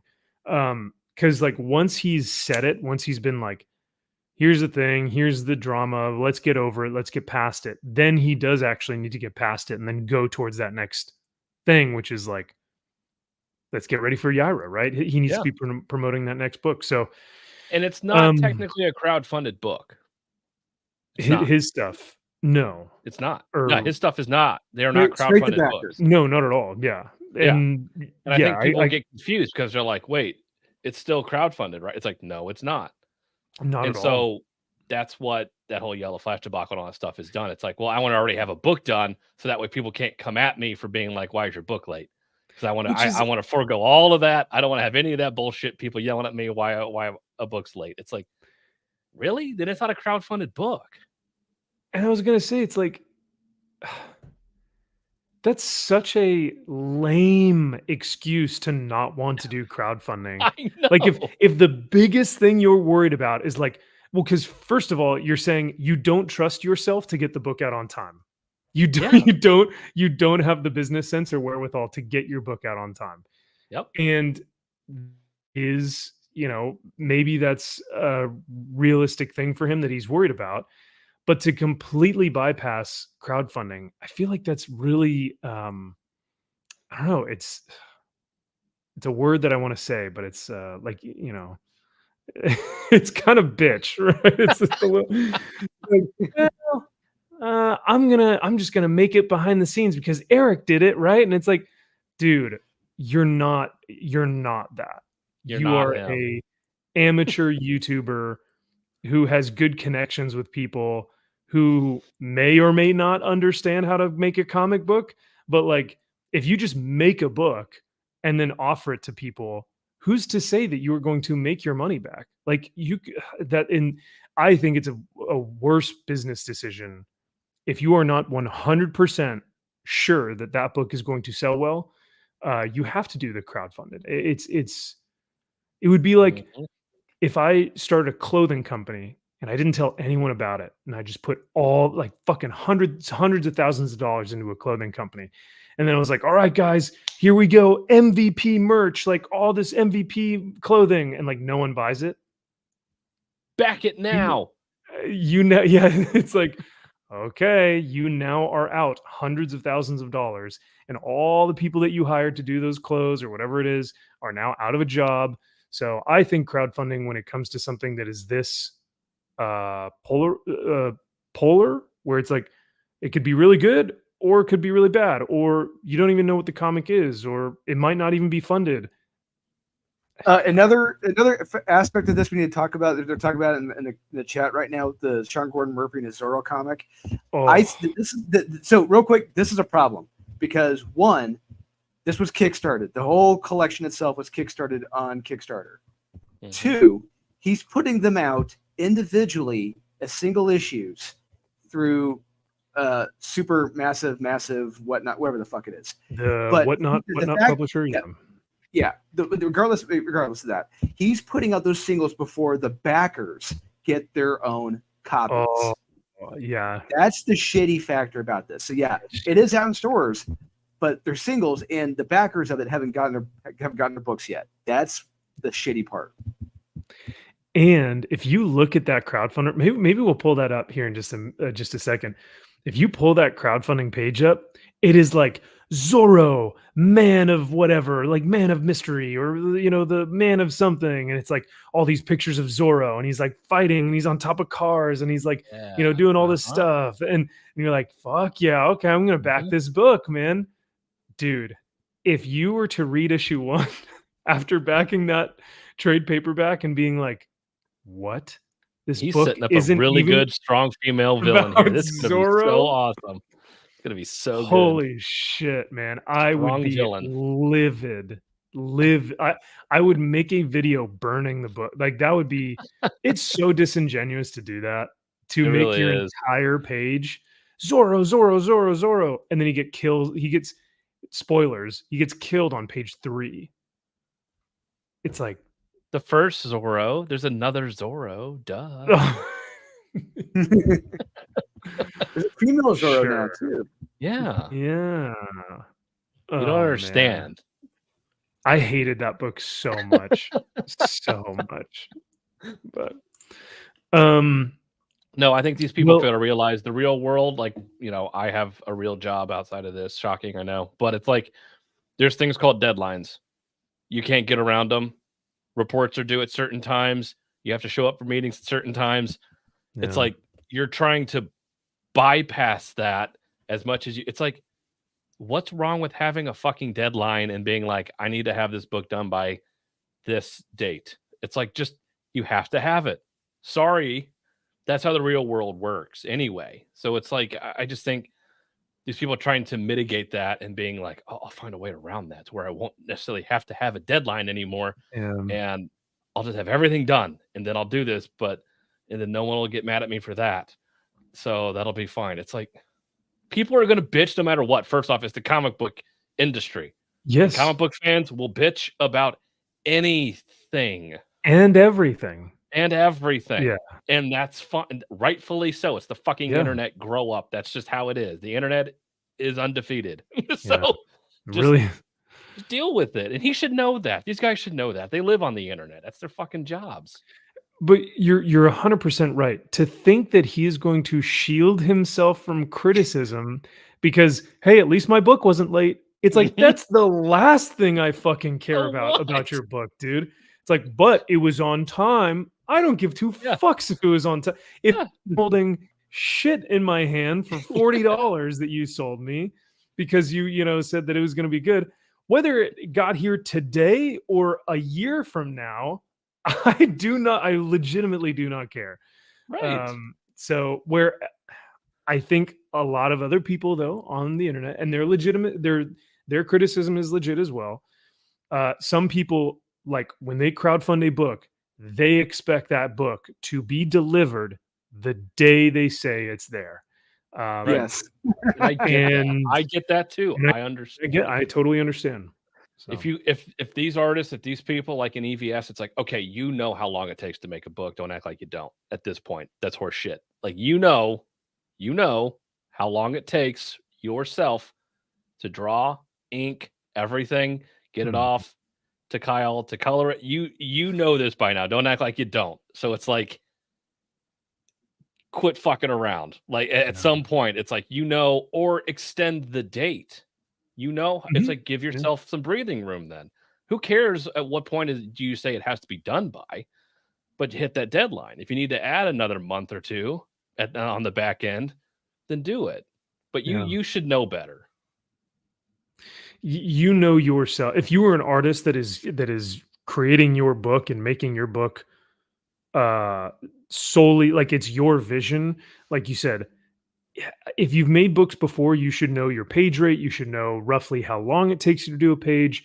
You should storyboard the whole comic before you even start drawing, you know, so that you understand kind of what your time frame looks like. So yes, I think that these guys who have been doing it for a while probably know a good amount of time what they're looking at. And for the most part, a lot of the crowdfunding campaigns that I've backed recently, like Lady Death, on time every single time. Doesn't matter, you know, when or how or who or you know, every single time it's out on time, and it's good price, you know, fun, great art, fun book, whatever. Well, he's the OG. He should know how to do that. So. Oh yeah, he's got a whole time. yeah. They've got like a whole convention, like Sworn Nation out in Arizona. They have like a whole convention coming up soon. So, but yeah, just stuff like that. It's like, you know, to have something be late that's like 5 years late, it's like, okay, yeah, did like a family thing happen, or like what's going on, right?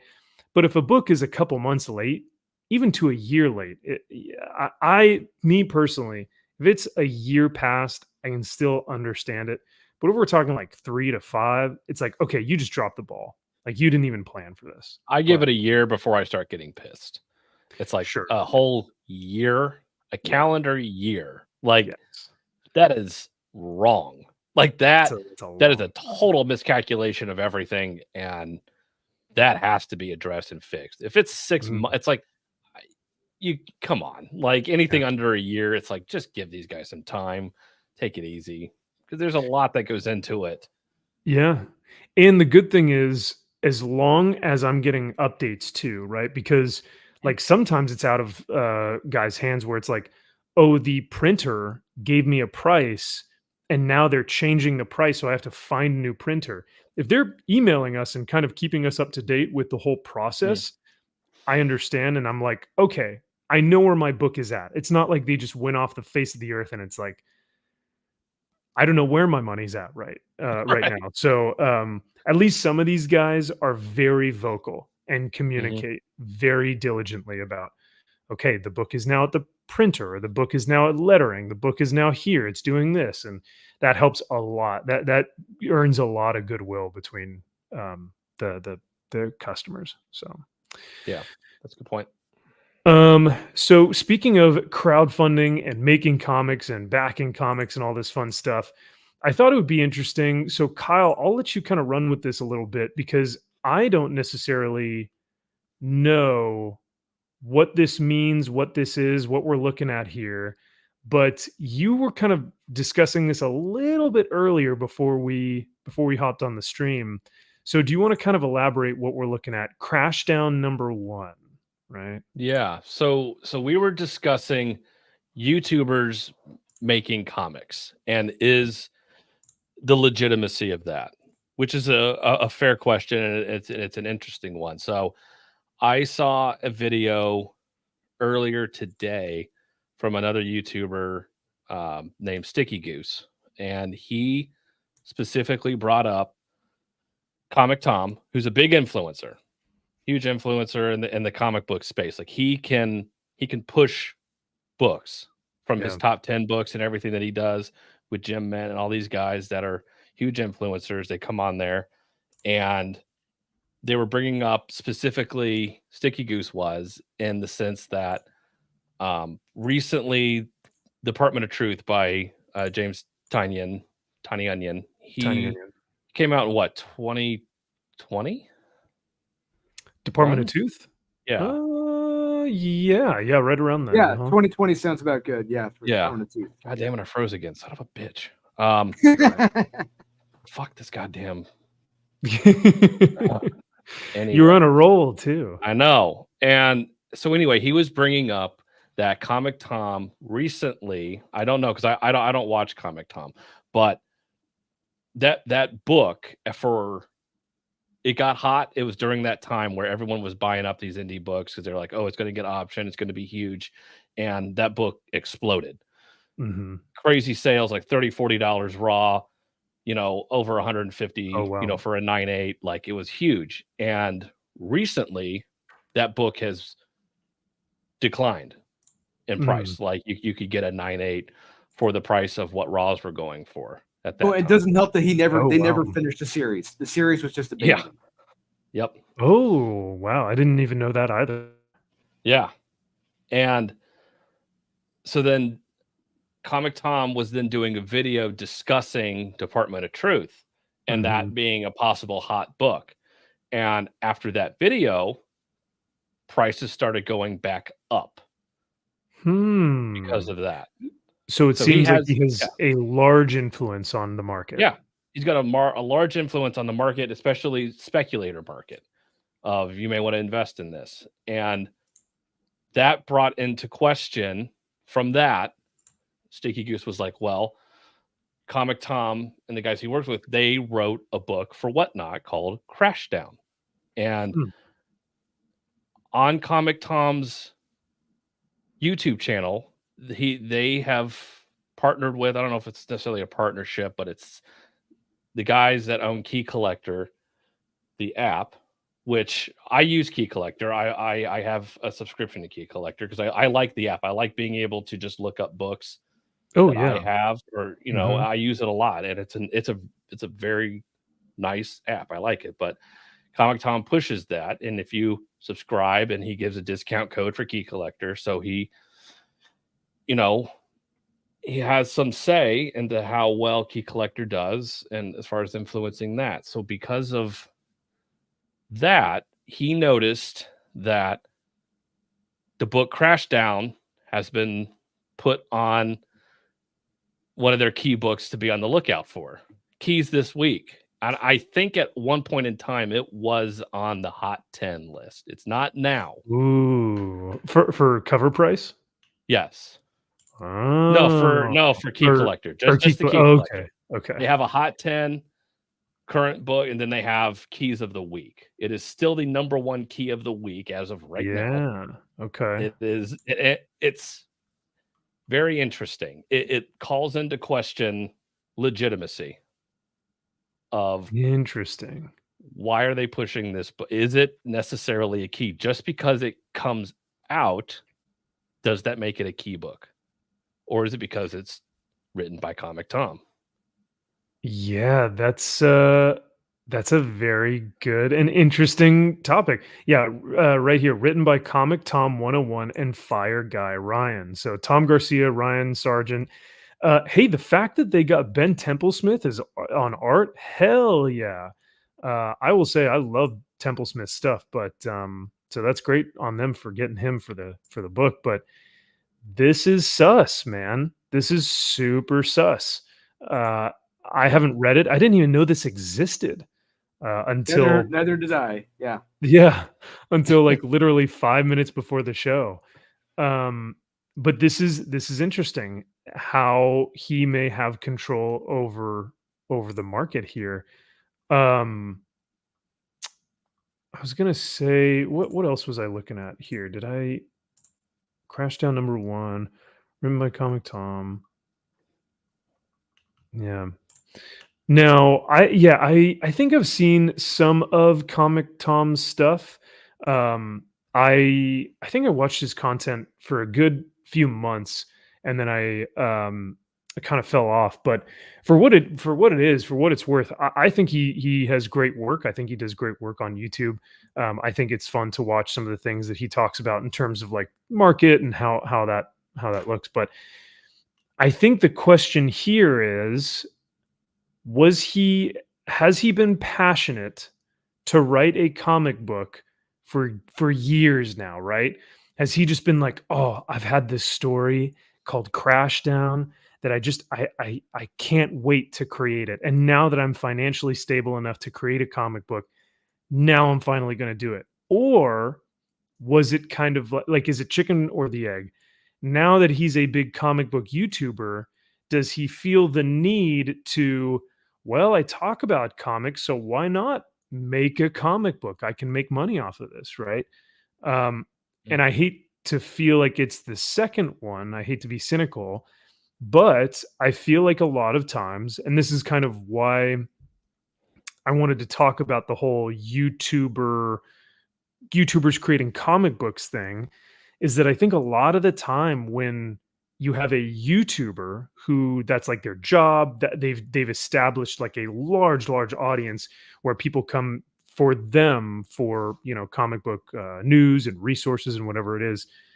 When you've cultivated that type of audience, and you kind of say, well, I've never really been passionate about writing a comic, but I guess I could. It feels a bit disingenuous.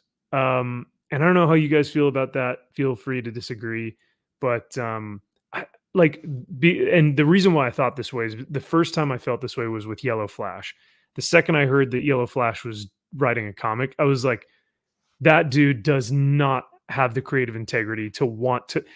I guarantee for the past, 10 years or whatever, he hasn't been like, oh, I cannot wait to write this comic book. Bullshit. Like, I have a feeling that he has a large audience, 400,000 subscribers or something. He probably saw the success of other crowdfunders, of other comic books on crowdfunding campaigns or just pre-order campaigns, and probably thought, I can make some good money here. What do I need to do? Put a fucking artist together and put some pages on a fucking piece of toilet paper? Sure, I don't fucking care. I don't know. I'll make a comic book, right? And everyone thinks it's so easy. According to Sean Hidashko, anyone can write a comic. I mean, right. which I will say is true. Anyone can write a comic. That is absolutely 100% true. Anyone can. But for me, for example, I have wanted to work and write in comics since I was in first grade. Kyle can attest to that. I have had an addiction for comics since I was in kindergarten, first grade. I've always wanted to be in comics. Always wanted to be writing in comics. Yeah. So when I got the call, got the option to, I put everything into it, and I love doing it. I have a passion for it. I just happen to also be a YouTuber. But comics come first for me. Comics come first, then doing this. But there are people now because now it is so much easier now than ever to write a comic. And I say that because ChatGPT, one of those aspects, if you don't have a concept, all you got to do is type in some keywords, phrases, boom, you got your concept, you got a story, you're off and running. That's all it takes anymore. All that, a lot of creativity now, I hate to say it, is very sus because of this. Mm-hmm.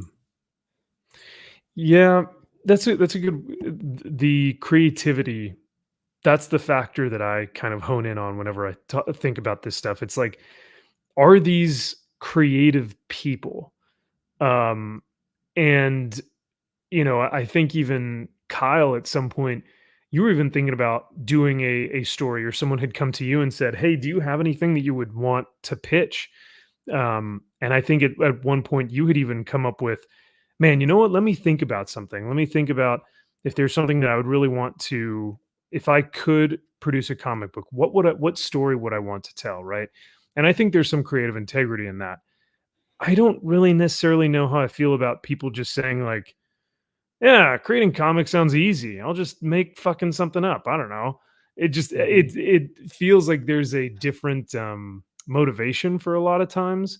And that to me is the sus part. It's like, is there any creative integrity with the passion behind writing comics? Or, I mean, like EVS has said this before, when he's talking about, he's an industry like legend. The dude has been around for decades, right?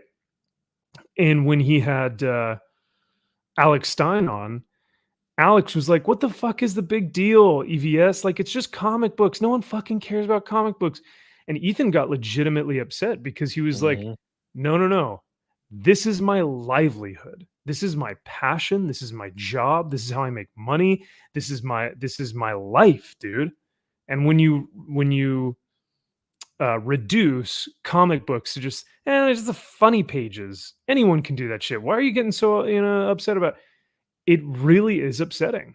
And and I think that for people like EVS and any comic creator who has worked in the industry before or who's created comic books before, it can be extremely insulting when someone just comes out of the woodwork and goes, Yeah, I mean, I've got a ton of YouTube followers and, you know, subscribers, and like they'll eat up I don't care what I put on the page. They'll eat anything up, right? Like they'll just, you know, I could write anything on these pages and they'll fucking buy it. And that to me is the thing. It's like, are these people doing it? Like, what's the reason for them wanting to do it? I think because easier than ever to do it, and they just see it as easy money. Turn a quick buck. Yeah. But is it easy money? That's the question. Because making comics is tough, man. It's hard. No, It's hey, not easy. You're telling me, Max. I mean, Aurelio and I have spent thousands of dollars on our comic, thousands, right? To have it made, and it's not cheap. It is time consuming, especially when you're going through edits and re-edits and even more re-edits and going proofreading pages, and it takes time. And there are a lot of people, quote unquote creators, who don't want to put in that time to do the edits, do the re-edits, the re-edits. They want to pass it off. I know plenty of people like that.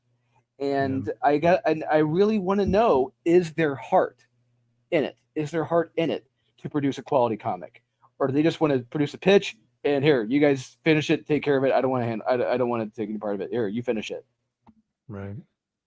Now, do you guys think like say Yellow Flash, you know, that is his motivation, and his thing is like, you know what, I don't really want anything to do with this. I don't really fucking care. I just want to make a quick buck. You know, we'll put a comic out, and I'm a comic creator.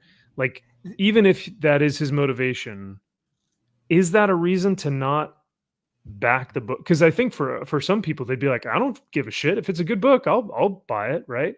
If you a lot of people don't. Yellow Flash is, I gotta get this out. I gotta get this off my chest about Yellow Flash. If you are a storyteller, and like if you are like him and you say, I've got a story, I got this, I'm working on something, working on this, bullshit. You will have that story. You will get it out on paper. You will get it out some way, somehow. If you have that story in you, you will get it out.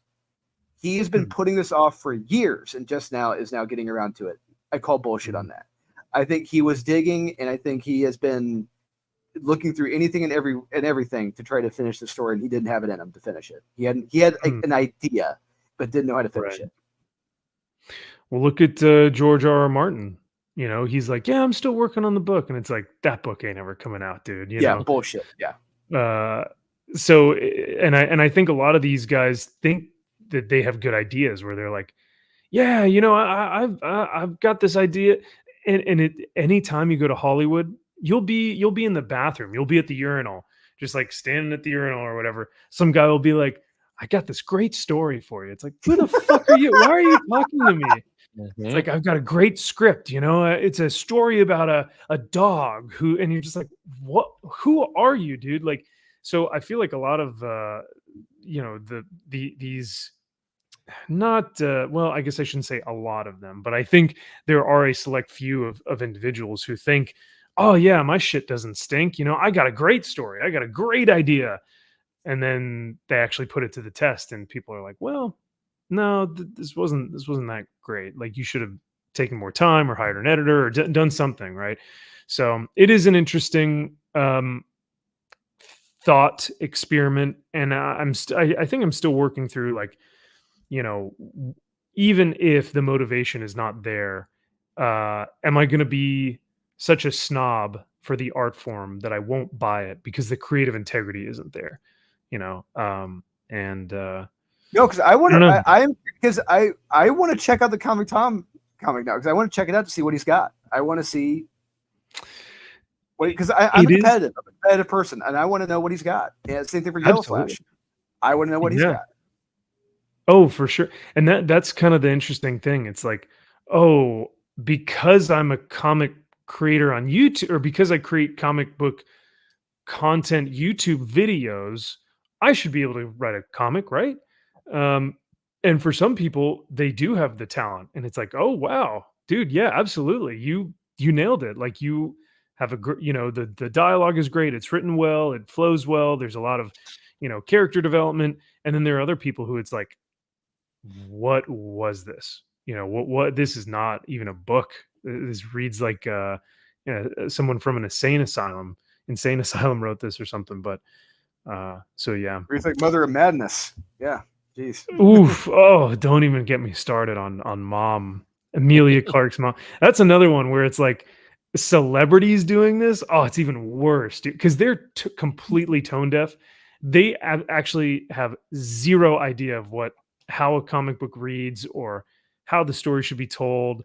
They just have, like, they think it's hip and cool to be like, Whoopi Goldberg made a comic. Comics are lame now, dude. The fact that Whoopi Goldberg is like, I'll make a comic too. It's like, no.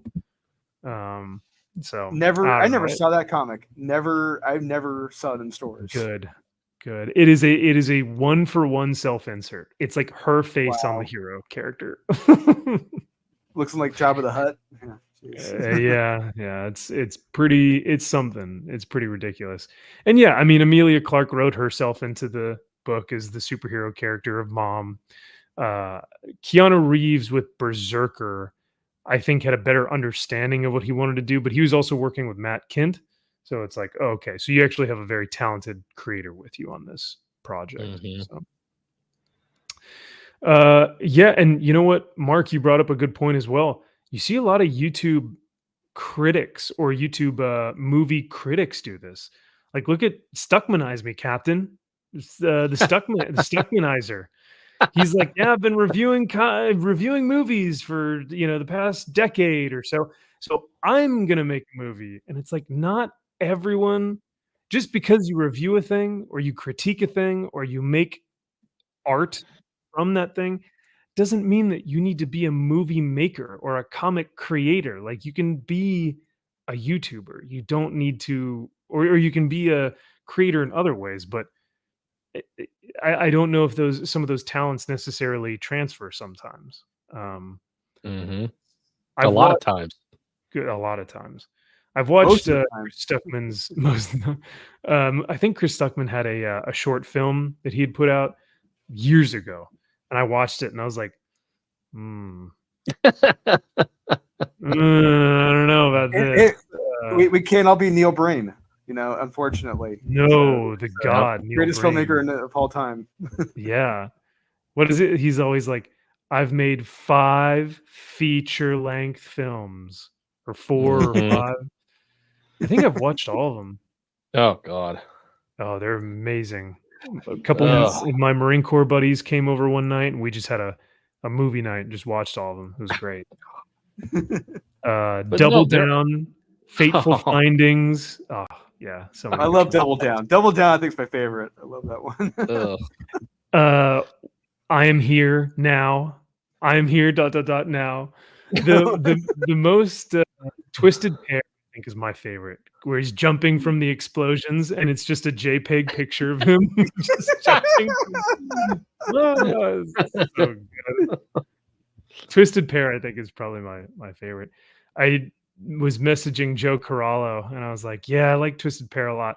And he's like, Neil Breen? And I was like, of course I do. Dude, I've watched all of Neil Breen stuff. I'm a film aficionado of Neil Breen. Yeah, that's it. I remember in Baltimore, Joe, me, and one of his buddies, I forget what his name was, but we were just talking about John Waters movies. We were just talking about the stuff, a lot of his movies that he did and the ones we liked. I told him my favorite of his is Serial Mom. I flippin' love that movie with what's her name? Kathleen Turner. She plays a serial killer mom. It is hysterical. Oh, yeah. It's outstanding. Oh wow, I don't think I've ever seen that before. Max, you gotta check it out. And hey to Joe Hill. Good to see you, brother. Thanks for being here. Yeah, right. Speak his name and he shall appear. But yeah, and it was funny because Joe, I think you were also telling me, you're like, if you like Neil Breen, you'll also like this guy. So he's giving me some movie recommendations for someone that I don't know. But yeah, watching those films are pretty funny. So, but always good to see you, Joe. Thanks for being in the chat. Now, so yeah, this is thanks for kind of going over this, man. What do you think, Kyle? What do you think?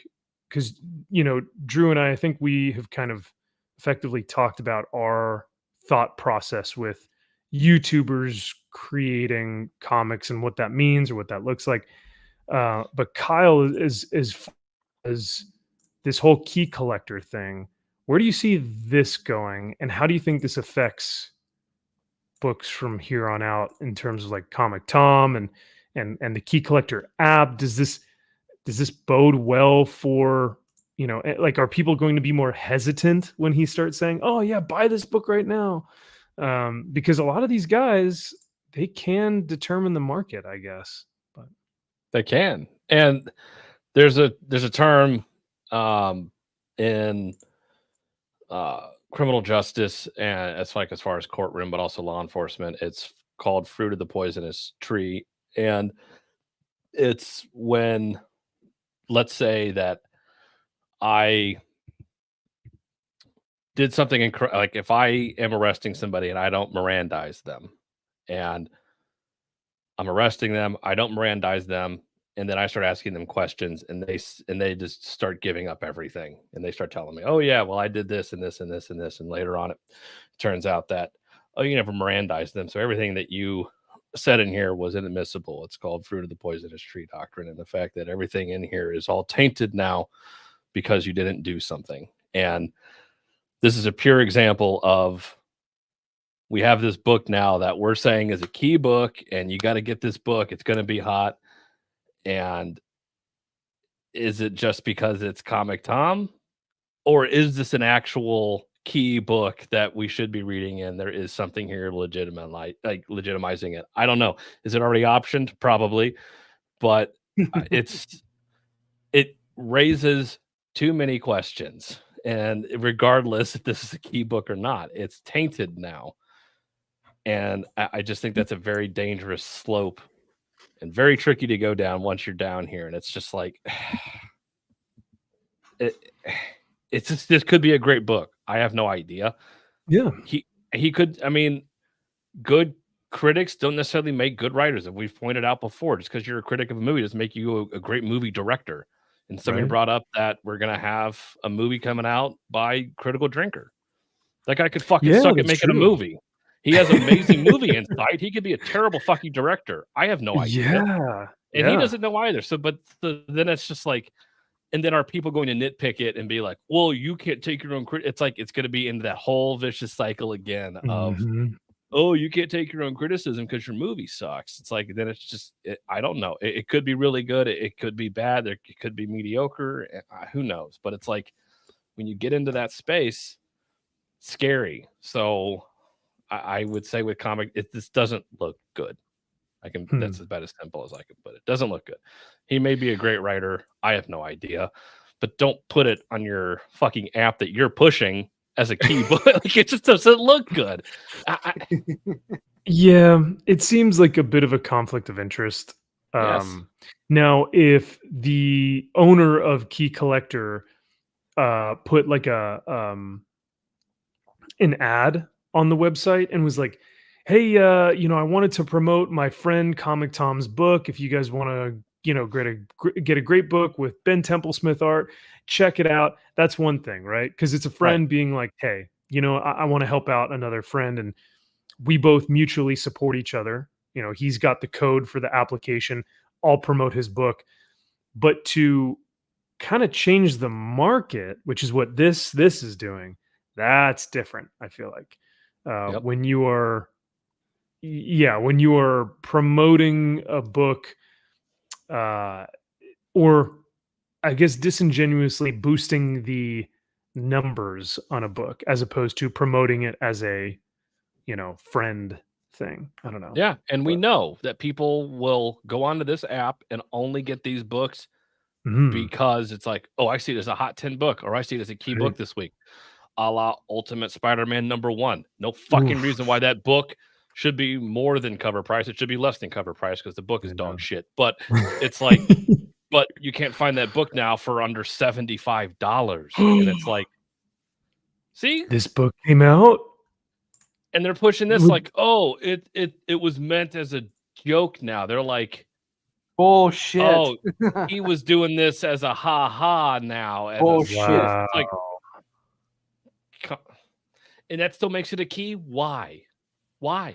Wait, so they are saying it's a troll. Heavily criticized artwork on social media, speculated to be a spoof of recent Frank Miller variant covers.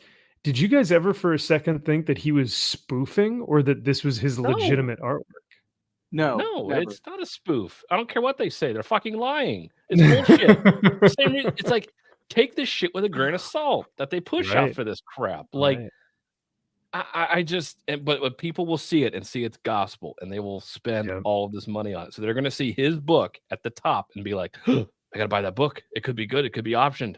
This could be the next, AF-15. I could get on the ground floor and this thing will pay. I can buy a house with it. It's like, but I love these little key logos too. It's key. It's a key. Harley Hardly Thin at number 3. Yeah, right. Okay. Sure. Hardly Thin at issue number 36. Yeah, it's definitely a key. There's first a backup fantasy tale envisions Harley Quinn as Harley the Barbarian. That's a key. Yeah. When they option Harley for a movie as a barbarian. Okay. Mm-hmm. Yeah. This is sus. This is very sus, but yeah, not shitting on Comic Tom. I don't know the guy. I have no idea. Right. Again, and there's nothing wrong with YouTubers making books. They can make them all they want. Who cares? Yeah, sure. That you are on YouTube doesn't matter. But at least it kind of makes sense that Comic Tom, because I think he works closely with a comic book shop in it. So at least he's ingrained in comics enough to where it makes sense to make a book. It's not some guy that is just off the street and being like, well, I'm going to make a comic book now. Right. That doesn't make any fucking sense. Yeah, and I that's a really good point. I guess I didn't mention earlier. I don't think that people shouldn't make books. Like I'm not saying, oh, we should have control over who makes comic books, right? Because YouTubers shouldn't make comic books. It's like, no. I think that I think you brought up a good point. Like, if a YouTuber wants to make a comic book, sure, they can make a comic book. I will probably question the legitimacy of their creative integrity, but that's on me, right? Like his followers and their followers or fans might love their stuff and their YouTube content and will back the book. Speaking of Eric July, we were just talking about him earlier. I'm sure a huge portion of his fan base just backed the book, and they've never even read a comic in their life, right? Right. For some, unfortunately, it was probably their one and only comic book they're going to read, and I'm just like, dear God, no. Oh, no. Please don't let this ruin you. Please, there's so many good comics. No, there's actual comic books you can read. Here, let me show you. Look, I have them all here. Just they're all right here. Please, God, any of them. Just read them. You'll understand what's going on. No! Yep. So, but yeah, it is very, it's a hot topic, and I think people will probably get upset if they say, oh, Max, you don't think YouTubers should make comics? And it's like, I will never say that people shouldn't make comics. I think as long as they have a respect for the art form, the talent will show through the book if they legitimately come from a place of, I want to create something great for people. Because I've had people, whether it was in the chat or in DMs, be like, oh, you know what, Max, you should make like a comic book or something. And I don't know. I just I don't have a story. Yeah, I was gonna say, if you don't have a story, then there's no point in doing it. Yeah, and I don't have something that I've been sitting on for like decades, and I've just been waiting to get it into the world, right? Or like, I've had a concept, but I haven't been able to flesh it out correctly. Like I've never had that instinct, right? But maybe once I do, if that ever were to happen, and I'm like, oh my God, this would be a great concept or a great story, I would probably wait until I had the finances, or I would wait till I had the finances to hire like big name creators, because if I'm only going to do one comic book, it better be a fucking 8 or 9 out of 10. I don't want to make a comic book that's anything less than like an 8 on a grading scale. So I would have to try and really bring the heat, and that's a tough bar to set for yourself. But yeah, it is. And I've told you guys, I've told people, I do not want to produce a comic where it would be a meh or a skip it. That is my bar. Right. Like, if I'm producing a comic, it better be in my top 10. Absolutely. Yeah. And yeah, that is you kind of have to compete with yourself and say, all right, this is what I expect from myself, and I have to meet that goal or that expectation. That's tough. Yeah. Well, and I also, so how I see it as, like, I would also compare it to a book like I love, like Ice Cream Man. That book is not for everybody. No. Somebody could read that book and say, this is a piece of shit. Like, I don't like it. It's not fun. It's not funny. It's not entertaining. It's too dark. It's whatever. And other people like me are like, this is fucking gold. Like, this is absolutely amazing. I want to create something like that. I would love to have something that polarizing to where it's like a David Lynch. Like, I want to create something to where it's like, is this guy a fucking madman? Is this make absolutely no fucking sense? Or is this absolute genius and we just don't understand it completely and we never will? We're still talking about it to this day. Like, what does this shit mean? It's like that would be a goal that I would love to have. That would be absolutely amazing. To have people just analyze your book for years on end to go like, yeah, what is he trying to say here? Or, oh man, I really love this part because it is a commentary on this, or the storytelling or the character. Like, you could find so much in some of these books that you could talk about for eons. And I mean, we're doing it right now with Miracle Man, but Ice Cream Man is one of those books where I could read the same issue. You know, I could read an issue today, and then I could read it literally tomorrow, and I could find something new, or I could maybe understand something differently, or like, you know, it's so interesting how that type of storytelling just works, and it does really well. I bought 2 variant covers of issue 35 because I love that issue so much. That was my number one of Monsters, the year, last year. Monsters one. Yeah. I thought you were about to say 24, which was the telethon, which is Drew's favorite book. So I think it was 24. Yeah, but I think it was 24. I do need to buy that. I do need to buy several of those variants. Yeah. That telethon one was hilarious, and Drew was so mad about it.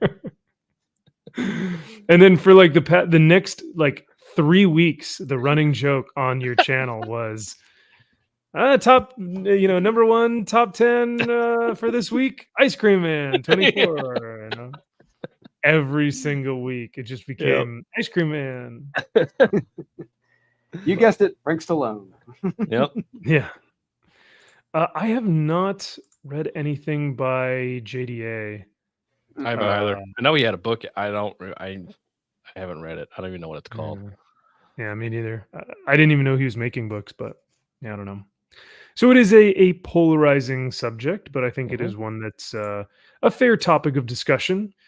But speaking of books, comic books, and getting the bang for your buck, because this is what I mean. I got my bang for my buck with this book. Yeah. Especially because it's an annual, because this was like giant size. You got that right. Jesus. Yeah. Yes, double-sized anal. Double-sized anal. Double-sized anal.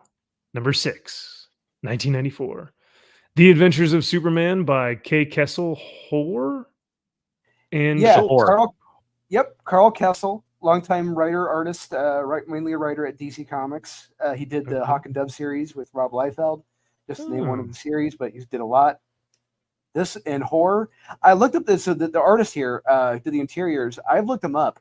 He did nothing after this. I think he went on to teach art or sports at a university, and that's it.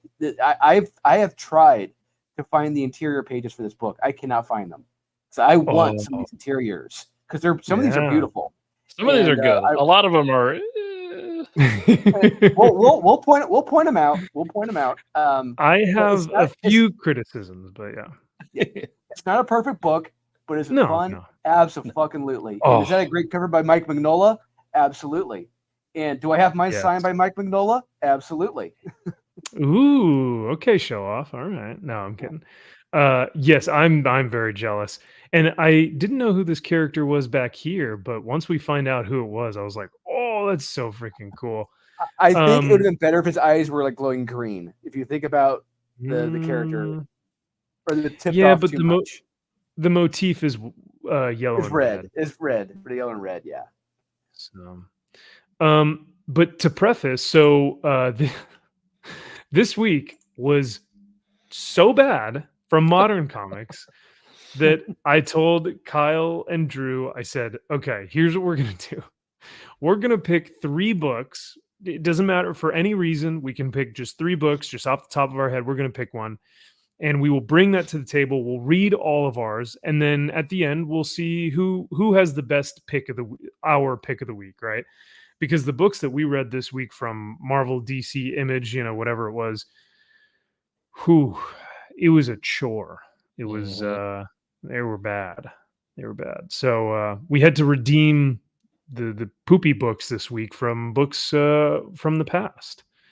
And to start us off was Drew's pick. So this is in fact The Adventures of Superman Annual number 6. And yeah, this is Drew's pick that he chose for us. And this splash page right here started off right, man. This is cool. Yeah. I love That's awesome.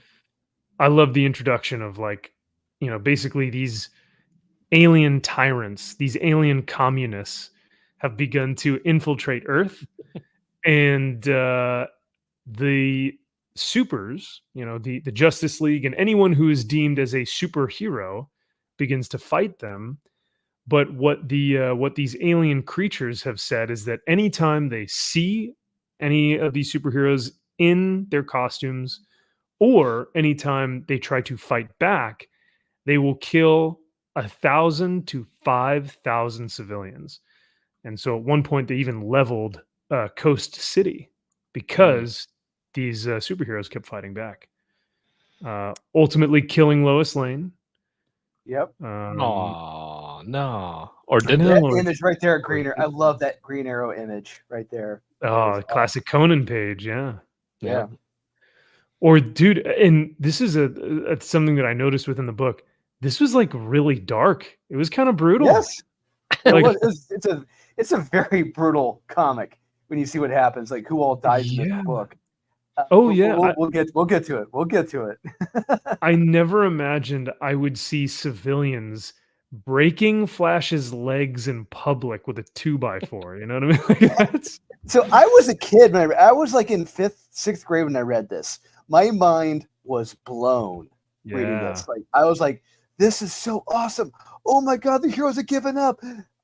Adam's gone down to plant size. Heroes have left the Earth. What is going on? Well, yeah, that was the question. Because basically the humans start to fight back against the superheroes because so many humans have died that they form like a resistance. And so they start saying like, we don't want superheroes anymore.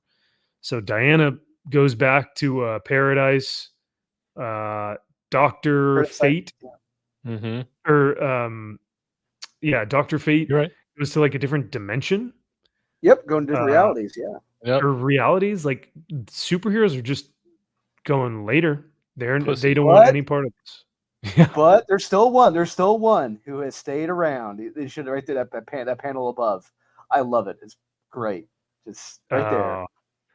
Bats is taking care of business. Yep. He's technically a human, yeah. Well, he is. So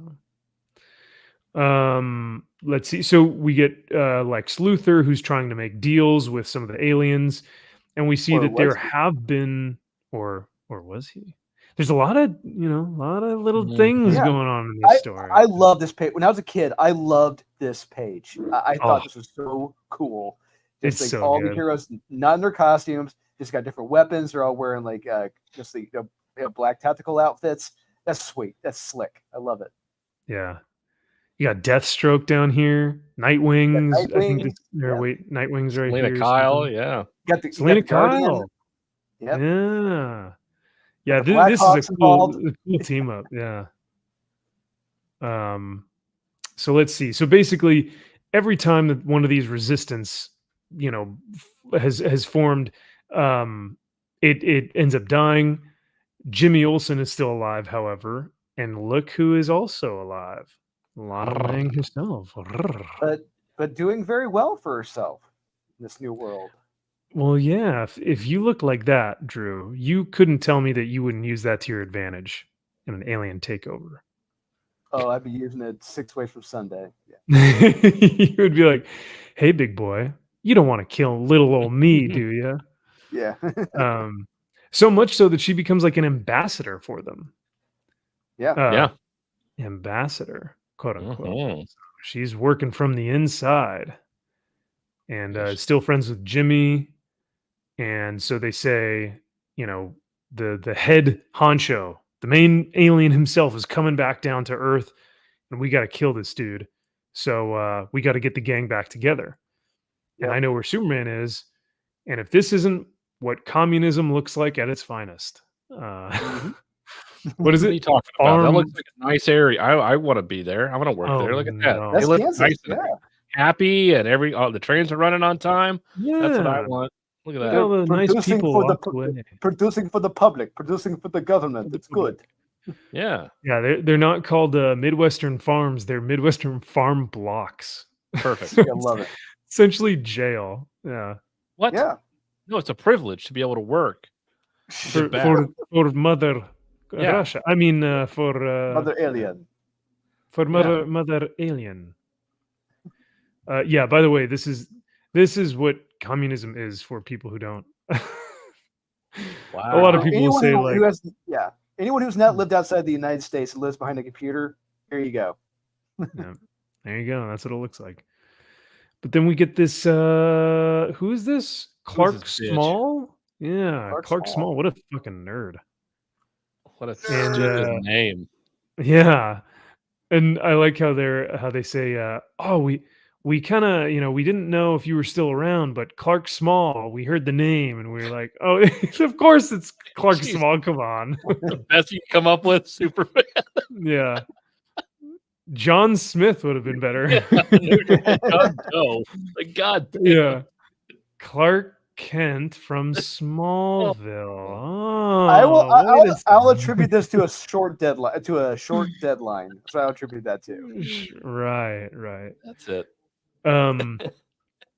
So one of my only real criticisms with the book was like Clark starts talking about how he's like, no, I haven't been Superman for a long time, and like, when humanity gave up, I had to stop fighting. And I was like, I don't necessarily believe that Superman would stop fighting, right? I mean, I feel like he would try and find a way before he would try, but like that's something that should, if they had more real estate to explore, that'd have been great to see. Like, because Superman fights for truth and justice in the American way for people, but if America isn't there, if they've turned their back on him, if they don't want him, if they're shunning him, it's like, will he lose that will to go on?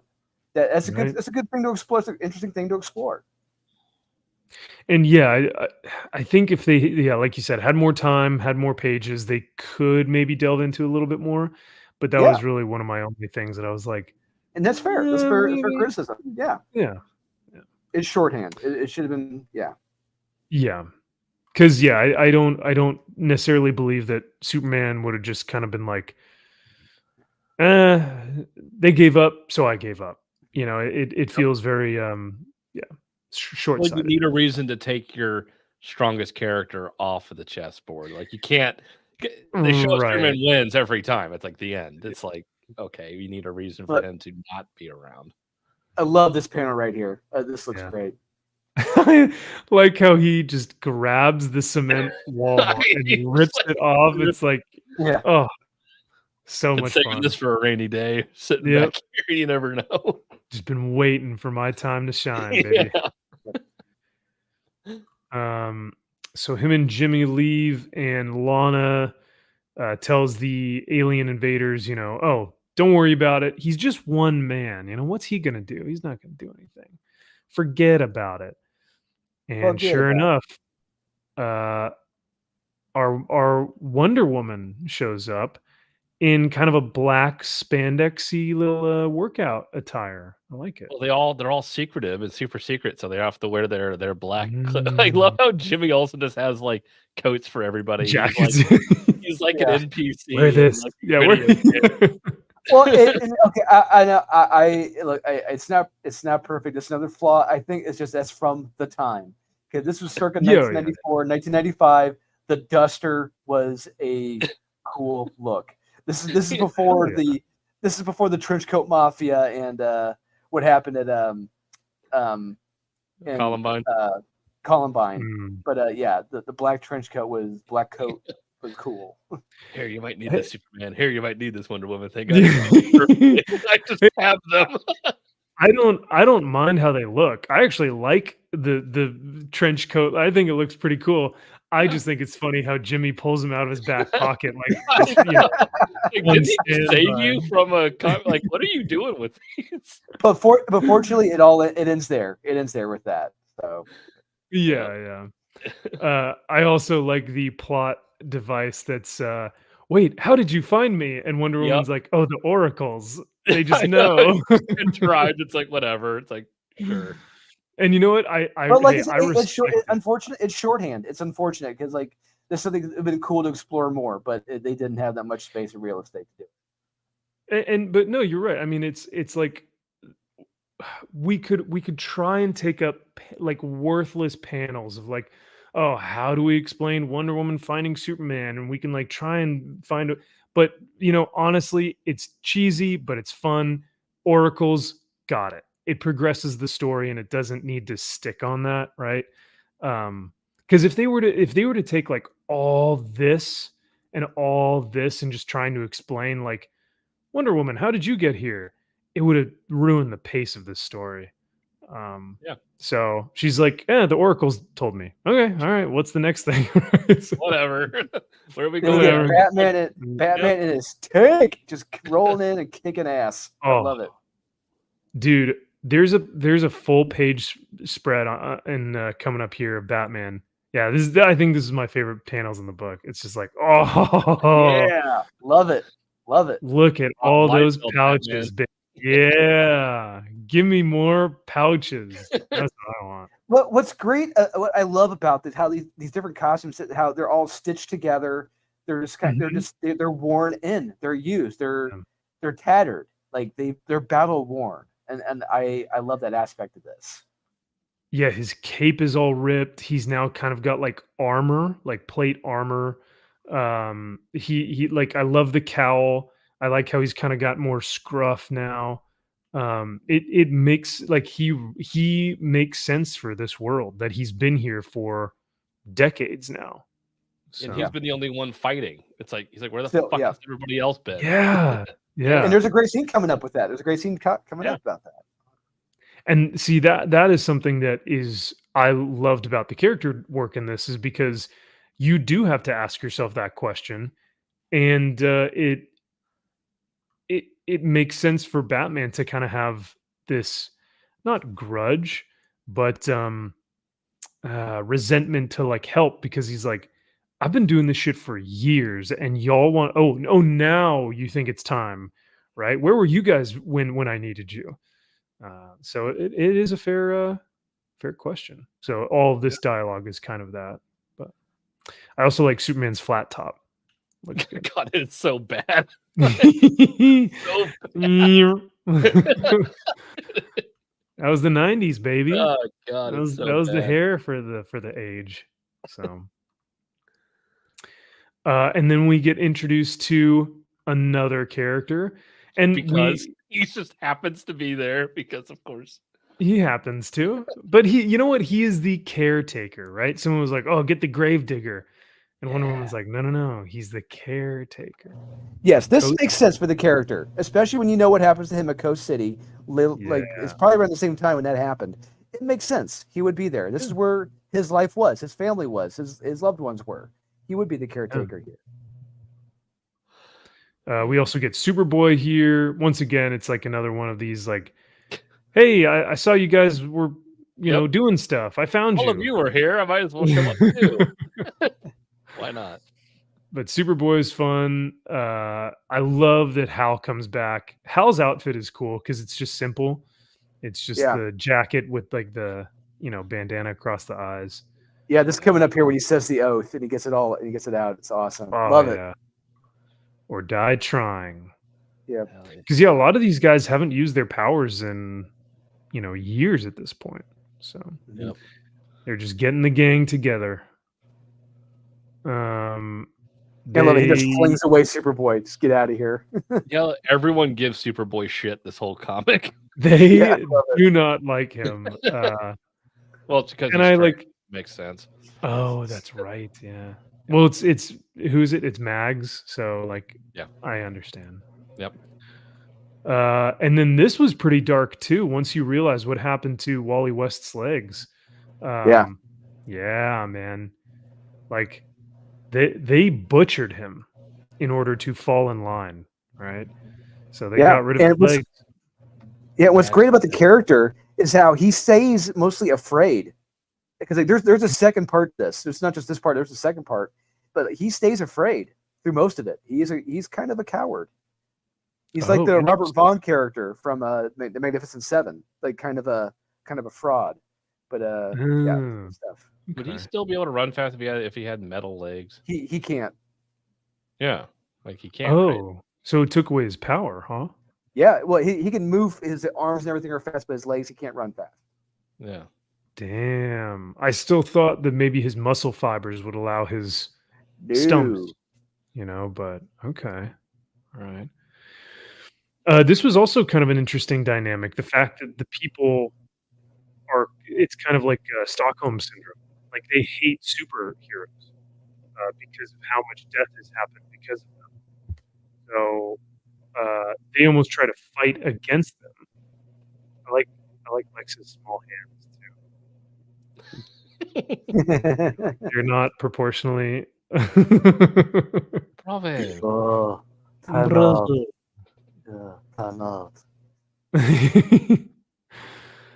Oh, but once we get the reveal as Metallo or Metallo Terminator. Oh no! Oh, sorry. Oh wait, yeah, Terminator was 89, right? So Terminator was out before this. This Terminator 2 was in 92, 91. Yeah. So this was a couple years after Terminator 2. So they were hell yeah. And finally you get the team together, and this is the Super 7 ready to take on the alien scum. You know what I realized though, guys? Not a lot of diversity. What are you talking about? You got a robot, you got a woman, you got a redhead. A bunch of white people here. A lot of whites. A lot of white people. A lot of whites. Raphael, this is The Adventures of Superman Annual number 6. Check it out. It's a great, great book. So yeah, my last criticism was that I have to now read Superboy Annual number 1. I thought I was going to see them battle in this issue, and by the time I scrolled down, I was like, "What? Wait a second!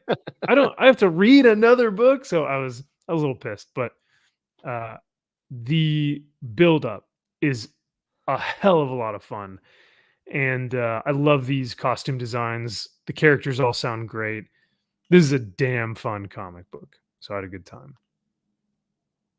Outstanding. But, thank you. Yeah, you're welcome. It's one I frequently revisit because it's just a fun read. Yeah. And to be honest with you, if I were ever to do a DC event, it'd be something like this. So yeah, I would do an event similar to this because it kicks ass. Yeah, and that's what we need. You got to get the gang together, Yeah. All find some sort of thing to unify them together to fight against something that's larger than them. A catalyst that separates them, and to bring them back together. Bring them back. Yeah, that's awesome. Next up, we've got Kyle's pick. So, Kyle, tell us how you got to. Tell us why you chose Marvel's Ultimate Spider-Man from 2000 by Brian Michael Bendis. What? The great. You're choosing a Brian Michael Bendis book. The great Brian Michael Bendis. You show him some Wow. fucking respect, right? Sir Brian Michael Show Bendis. him some Okay. fucking respect. All right. No, so the new Ultimate Spider-Man #1 just came out. Was it 2 weeks ago now? And Yeah. And it was great. It was fucking lame and boring as shit, and nothing fucking happens, and there is no Spider-Man, and it's just a mopey, whiny, bitchy Peter Parker. Some say this. Some people say this. This is what I hear. People tell me. Not you though. You would never say me. something. I hear rumblings that the book is fucking trash and it's overrated, and the fact that it's not absolute a steaming pile of horse shit, that's what makes this comic good, because the ASM run is dog shit. So anything better than that automatically makes this a good book. People say that. Interesting. It's not true. So I wanted to see, okay, let's go back to the OG Ultimate Spider-Man that started the whole Ultimate Universe.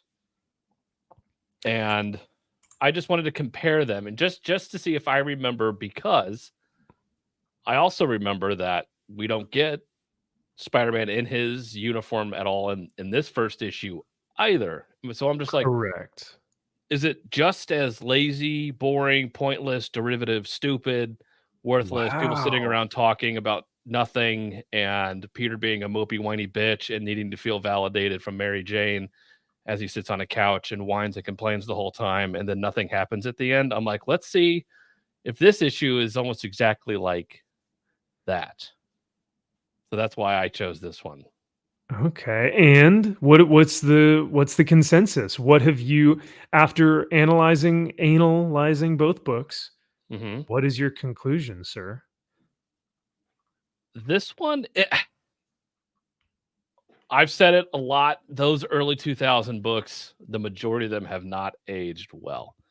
The pop culture references and things that they were wanting to do at that time are like, they are so cringe inducing. Some things that people say, it's just like, oh dear God, like that is just awful. It's aged like milk. But parts of this book work. A lot of it is interesting, and a lot of it is just like, well, Peter Parker would end up being a school shooter at the end. The way he is treated in this book, he would end up shooting up a school, because he is, it's like beyond being picked on at this point in this book.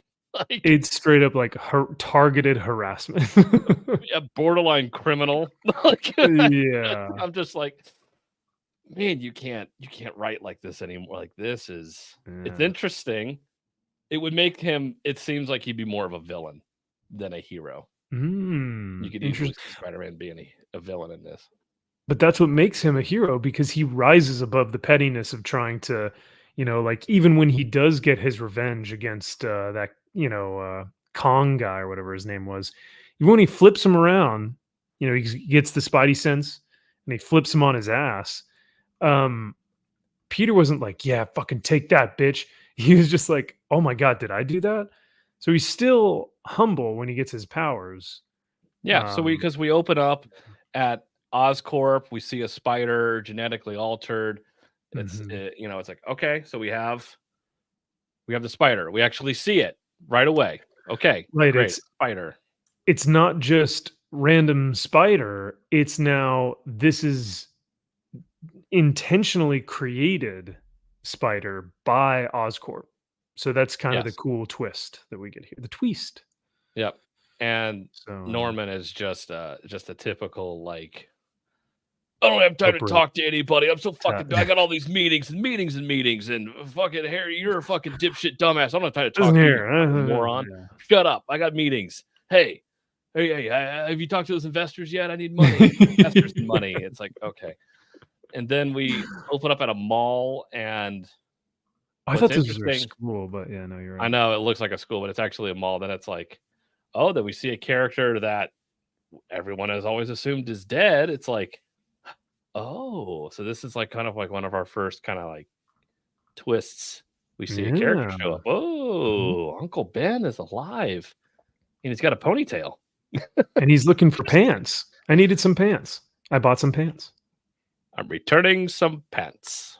A very identifiable problem. And on my way, I slipped, or what, like when Kramer's telling him he slipped in the pants that he was trying to return. Very pants I was returning. Wouldn't be a weekly comic wrap up without a Seinfeld reference. Of course. Yeah. So then we see Ben Parker's. Oh, he gives the fucking bullies a look like pieces of shit. Yeah, and they kind of throw it away like old man. And so Yeah, we see it kind of was- MJ and Peter's kind of relationship here. Like she's smarty pants thing. Like, oh, they're just friends, and Peter's getting picked on, getting the shit kicked out of him. It was funny, like you said, some of the stuff didn't age well in terms of like the dialogue, because there are things that it's kind of like how today in 2024 people say like no cap, and like I don't know what else do they say? What's that mean? No cap. It's like Yeah, what's that? I think it means seriously, like, oh, no cap, dude. It means like seriously, dude. I'm being What's serious. cap short for? No capitalization. I don't know. No cap. Or like straight up fam, like what's up, fam? So just little things like that where in this book, I think they tried to do that with some of this dialogue, and you're like, what? What are you saying? Yeah. So It's, like it's funny. in their relationship, Peter and Harry, like it's like, okay, you can, okay, you're helping me with my homework, sort of thing. You get all that off. Okay, you see their relationship and how they're friends, and it's kind of similar to the movie. It's kind of like the movie relationship. Yeah, where they're kind of friends but can't be friends because Harry's got an image and cool, and I can't really be friends with you and be seen with you, but I'm still friends with you.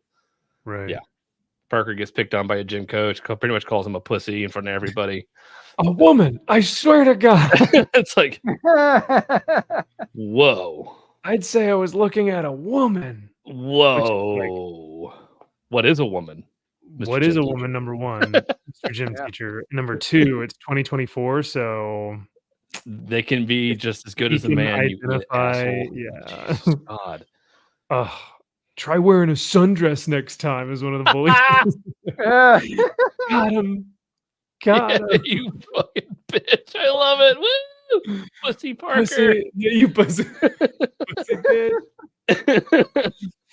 Oh man. Yeah, he like And every panel, he's getting made fun look of. at this. And look at that face. He's like, I'm gonna come here tomorrow. I'm gonna shoot you in the fucking face. Like and then these two are just fucking gaslighting him the whole issue. Oh. God damn. Like these two are just like Aunt May's like, so do you think he's like retarded? Do you think he has autism? Does he have social anxiety disorder? And Ben is like, smart and fine. He's perfectly capable. Nothing goes on. He's perfectly fine, right, Peter? You're fine. Everything's okay. Nothing happens to you, right? Fucking asshole. Get upstairs and study. It's like, Jesus Christ, you two. Peter. Yeah. Peter. I will say, and we haven't mentioned it yet, but I love this art. I think this art is way better suited for a Spider-Man comic than Marco Cicchetto. I love Marco Cicchetto. He is incredible. He is one of the top artists currently working today. But what Bagley does with the Spider-Man cartoonish comic book style is tops, dude. This is it looks so much fun. Like even though they're doing more mundane things, it is more fun. It doesn't feel so depressing and dark and just kind of somber. So yeah. Kyle, I felt like we should have done that, but like they do on a Pat McAfee show. But I don't react. But yep.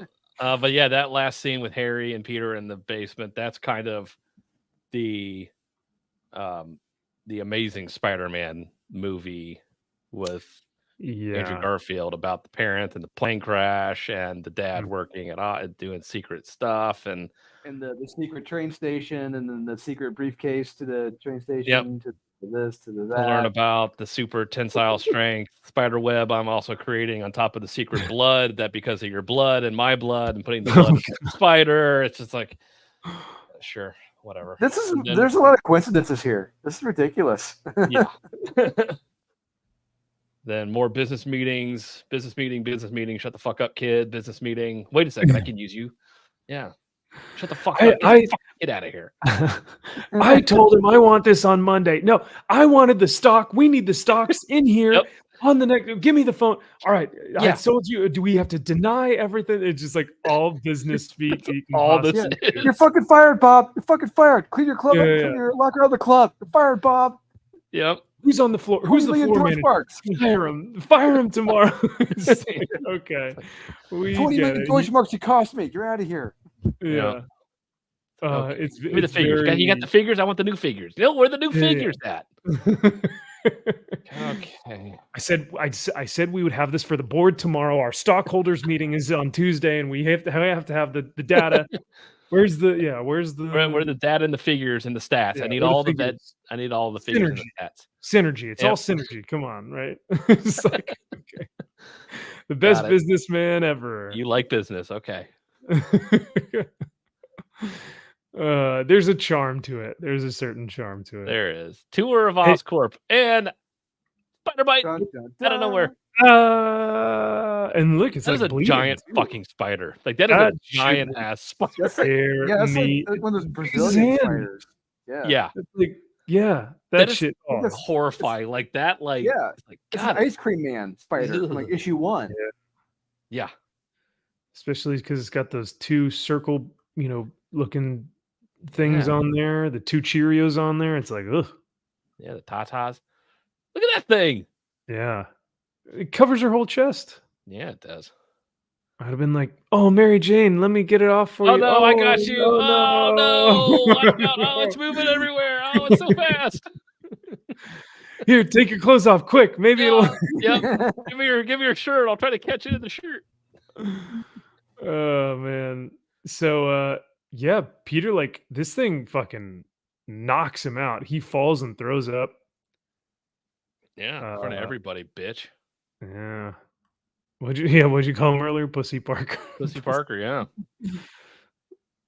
Aerosmith. Hell yeah, dude. Yeah. Woo! Yeah, this was just coming out of the 90s. Like, yeah, it was. Just leaving the 90s into the early 2000s. So right on the cusp. Yeah. So businessman watching the stocks. He is now watching Peter. Because he's like, oh, what happened? He get bit by a spider? Oh shit, they're gonna sue. Everyone's gonna sue. We should probably sue. Should we sue? They're gonna sue us. So we should sue them first before they get a chance to sue us, because this is what you do. You sue people before they get a chance to sue you. And we'll settle pay for the hospital bills. And we don't want to it'll look like we're settling, but if we pay for this, it's like okay. But we're not settling because then they'll sue us. So let's let them have a not sue us. We'll settle with the not suing. Okay. Good plan. I want to keep an eye on that boy. That creepy. Right. He's underage, but all right, go ahead. Sure. And then Aunt May and Uncle Ben are just like, he's just had a long day at school. Nothing happened. He's fine. Of course they sell. Oh, they think we're going to sue the pants off of them. Oh yeah, that's right. We're just going to go back to our daily lives. We're just going to keep on keeping on. Yeah. But this was cool. This is where we really he gets picked on again. Like, he's but this in was like his fucking face. Look at that. He is in his fucking face. Like, dude. And then even the big guy over here is talking to Mary Jane. He's like, "Oh, is he gonna throw up on your shoes again?" So now it's like secondhand bullying to like other kids around him. Yeah. And even like he's literally he is like the bumpus brother from a Christmas Story. Come on, cry, baby, cry, baby, cry. I like these the vapid like mean girls. They're like, by you hanging out with him, you're making us look bad. They're not wrong. It's like we're getting picked on now. You're getting picked on because of him. You didn't even do because it. your fucking loser friend. Now we're in the middle of this. Yeah, we're all losers because of you. Yeah.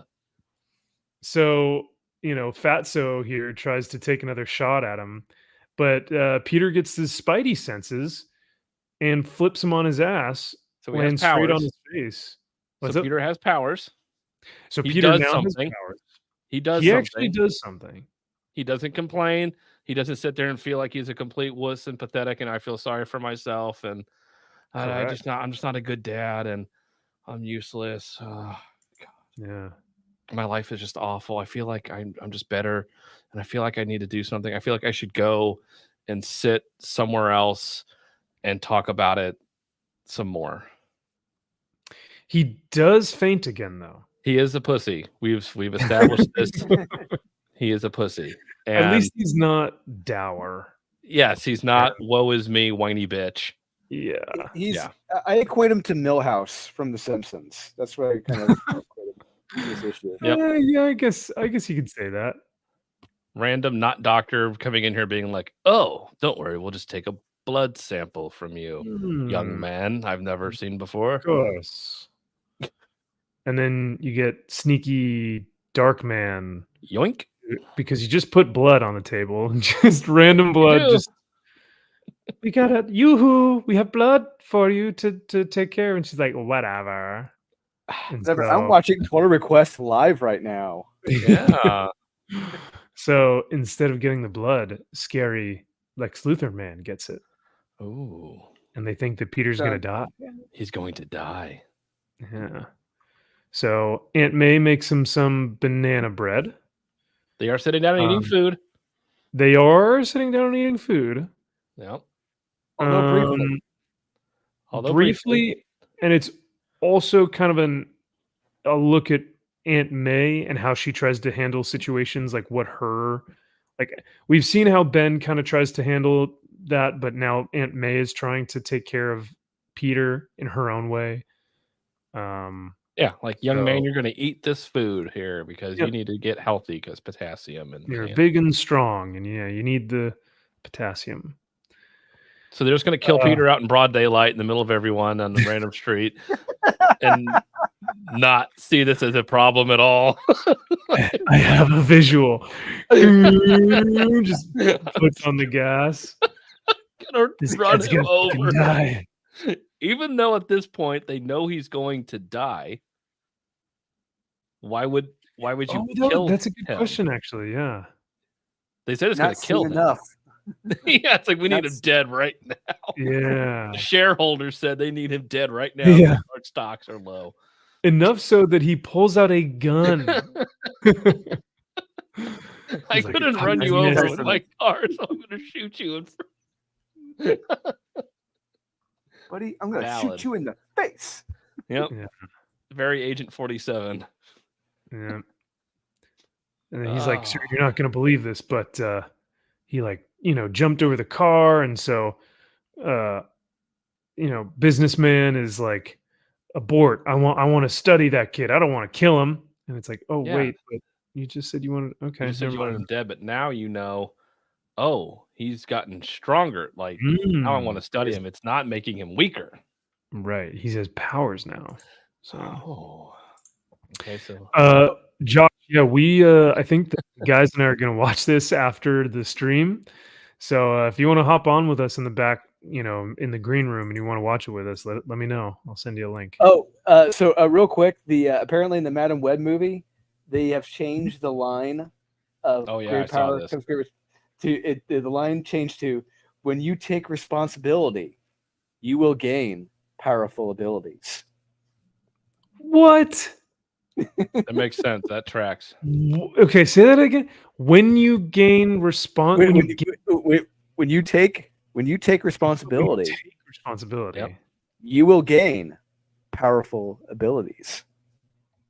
What? That tracks. That tracks. It's so lame. What? Why do they think that they can? Did ChatGPT write that? Yes. Yeah, when you take responsibility, you gain special abilities. Yes. Powerful abilities. Powerful abilities. It rolls off the tongue just like with great power comes great responsibility. It's I wouldn't expect anything less from Madam Web. Gosh dang it. So it works. It works.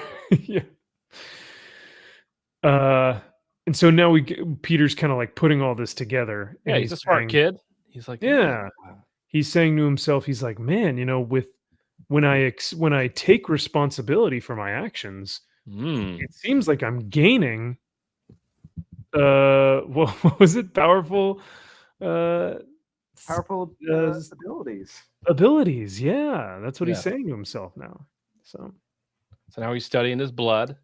Yeah, does some blood work, checks on some spiders. Spider check.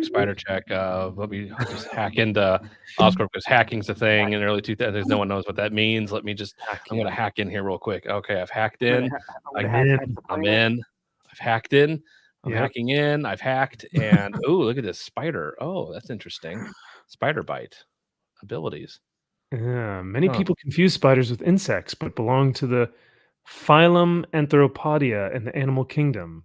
Have a good developed feeling mechanism that makes them capable of detecting movements. And he's like, no way. Okay, so Spidey senses. All right then. Am I missing something though? Is there a missing panel? Because he goes, I'm fine.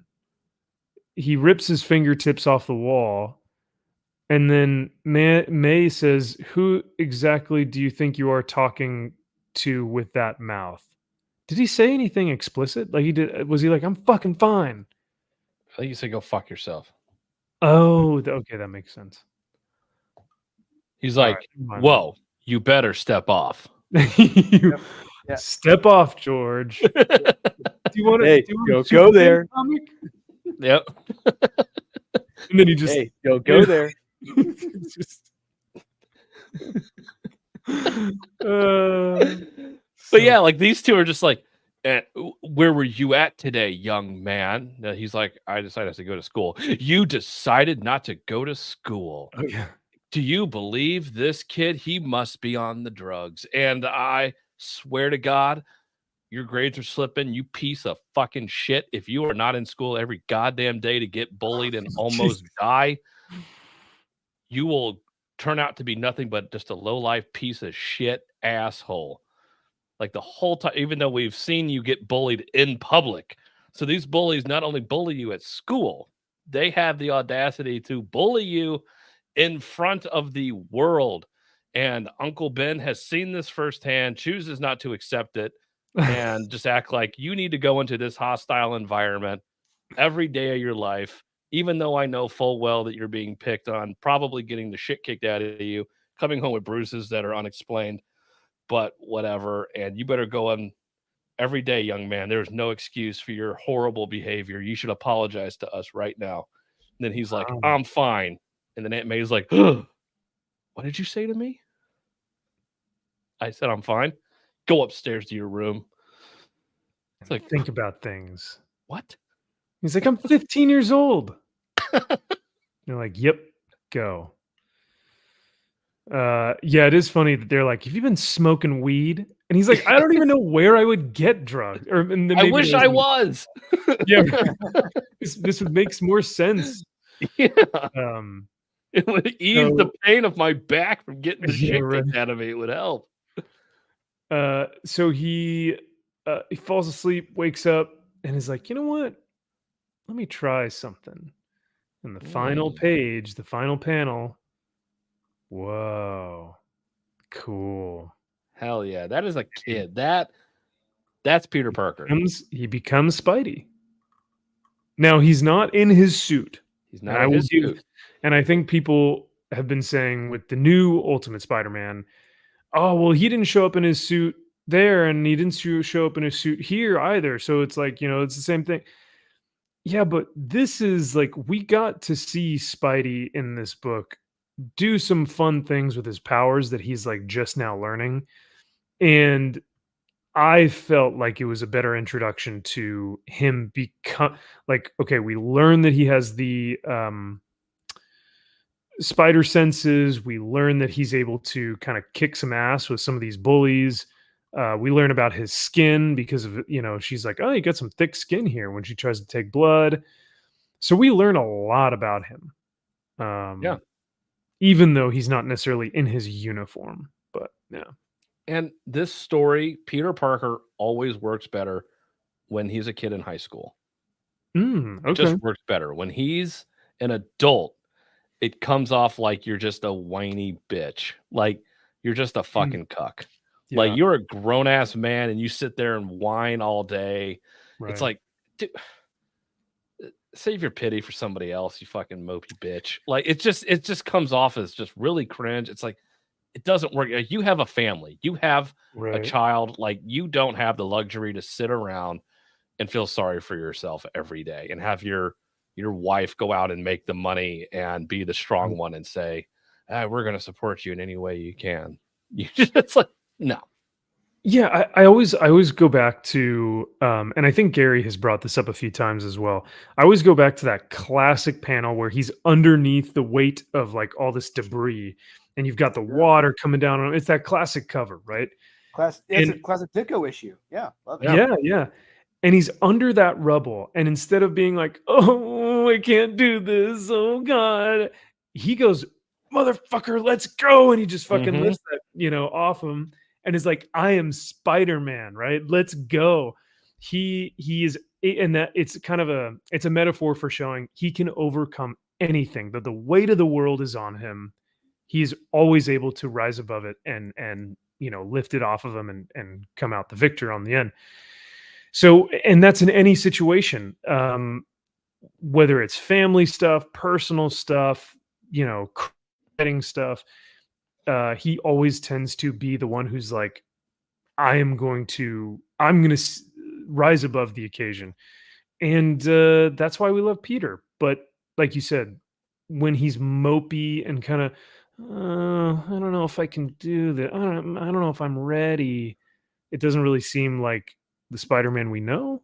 Yeah. And it works for a kid because you're still trying to figure out who you are. Sure. In high school, self-discovery. It's like, I don't understand who I am. I can't do this. It's like, I'm not strong enough. It's like, and having the child wonder, like that panel does not work when that's an adult male. Yeah. Like you look like a fucking 5 o'clock shadow and a beer belly, and he's like, whoa. Yeah, like the new one, like he's got this full beard and everything. It's like, it doesn't work. You look like an asshole. What you need to tell me it doesn't work with him yelling at his kids and wife at a dinner table, and they're like, "Dad, you need to go to work. We haven't paid the rent." And this it's like, shut the fuck up. It's because of you that I've been able to live out my dreams. God damn it! Like, yay, Spider-Man! I'm rooting for you. Finally, he gets married. Everyone's like, "Oh, finally, he's back with MJ, and they have kids." And he resents them. He's like, I could have been a fucking superhero if it wasn't for you dipshits. Yeah. I don't know if it was that bad, but yeah, but this. Final thoughts, final review. How do we think it went after a second read? Much better than the new Ultimate Spider-Man #1, but it definitely has a lot of flaws. But this is significantly better. A lot more fun. I agree. I had a lot more fun reading this one. Like you said, we pointed out tons of flaws that are like, what the what is going on? Okay. But there's a charm to it, and it doesn't feel long-winded. Even though it is a longer comic book, it didn't feel long-winded, which I think is something that I found with the most recent Ultimate Spider-Man. Oh, for sure. Like it moves. It has that 2000s pace where it's like boom, boom, boom, boom. We got all this stuff. We're going to introduce all these characters, a whole new world, whole new ultimate universe where no one knows what that even means. Yeah. At this point when this comes out. So yeah. Now the subsequent issues after this, I really enjoy more so from what I remember, because he's actually like in his suit doing cool Spider-Man stuff. He does the wrestling stuff, and you see everything going on with that. The whole update, and then the wrestlers, the stuff screwing him over. He has to make like he's joined the basketball team to cover up the fact that he's doing all this wrestling stuff to make money to help Uncle Ben. And Aunt May and everything. It's fun. Yeah. I would say the one thing I didn't care for was the Green Goblin. They just really turn him into like an ogre in this, and it's like, not a fan. Doesn't work for me. That's fair. Yeah, absolutely. All right. Well, there is Kyle's pick for this week: Ultimate Spider-Man #1 from 2000, the Brian Michael Bendis book. Let's move on to my pick this week. So I chose. Yeesh. Yeah, that's right. I chose Punisher Born by Garth Ennis, Derek Robertson, Tom Palmer. Classic. This cover is just so damn good. And each subsequent cover after this, out of the 4-issue miniseries, is just as dark and terrifying. But I chose this one because there was a Punisher book that also came out this week that was absolute dog shit. Better than this. Oh. Okay. All right. We'll let the chat decide. But I read this one because one of the guys in my LCS, who, if you're watching, brother, hello and hail to you, and welcome. Glad you were able to find the video. He liked the Miracle Man video that we did. He was like, "Oh, this is one of the guys at the local comic shop." He was like, "Oh, I found your channel and I watched the Miracle Man thing. It was awesome." So he was like, "Hey, I watched your Punisher video, and I would recommend you guys do Born." So I was like, "Oh, it would be perfect to go over Born now because Punisher came out this week, or the Boomhauer Punisher came out this week." Real Punisher. Shut up, Kyle. Not this trancy pussy ass. Oh, Punisher. Man. You know what? I'm just gonna let the comic speak for itself, because please. Clearly you have something going on in your head right now. Something's wrong. So you're just trying to get back at me for purchasing Marvel Meow. Rightfully so. Yeah. But this was, I mean, I've read Born before, but reading it again after reading like shitty Punisher issues, oh my God, this is like a feast. It feels like Thanksgiving dinner. Like it's just so packed full of like incredible dialogue, great storytelling, characterization, artwork, melodrama. Over the top melodrama. Yeah. Platoon level of just. Did you read issue 4? A long time ago. It's been a long time since 4 is nonstop action. It's nothing but just dudes getting murked. There were parts in Platoon like that too. I remember. Yeah. So, all that being said, I did want to ask you guys though, do you think this changes the Punisher's origin? Because some people say that Born is the actual, what would you call it, superhero origin story of the Punisher, not the Punisher, birth of the Punisher, not necessarily his wife and kids dying. What do you guys think? Well, it's both. After reading this, I take it as both, because I mean, I don't know if we're ever going to get to the 4th issue or not, but it shows there is a supernatural element at play here, and this supernatural element makes a deal with Frank, and there's a cost, and we're led to believe that cost is his family. So I think it's twofold. Yeah, I think because I was reading this, and I was also going back to the Jason Aaron Punisher run, and I was going, okay, these are clearly two different Punishers, because the Punisher in Jason Aaron's run is a psychopathic murderer who just likes killing things, whether it's people, animals, whatever it can be, whatever it is. He's just a sociopath, a psychopath. He likes ever since he was a kid. Yeah. Right. Ever since he was a kid, right? There's no catalyst for it. Nothing creates him to be this way. He's just born a demonic killing machine, which is lazy, boring, and uninspired. But this totes Frank as a warrior. And I think that there's a distinction between murderer psychopath and warrior who is good at killing, right? Who not only is good at killing but likes killing the right people. So I think there's a difference there, and I think a lot of people would probably say, "Oh no, it's just the same thing. Frank has always just been a psychopath," but I genuinely don't think so. Especially when you see Frank, how he treats his men in war, how he treats the mission during war. Like he is a Marine and a warrior first and foremost, not a psychopathic murdering. Yeah, and you think about you really got to think about this. Especially younger people. Extrapolate this. Go back to hundreds of years prior to like the Crusades and all that. The warriors who fought in those battles, were they psychos? Were they crazy? I'd say no. I think they had to fight and kill to protect the things that they valued. They loved. Yes, they protect their God, protect their country, their homeland, their people. Yeah, they're fighting for a cause, just like Frank. Frank has his reasons. He has his causes.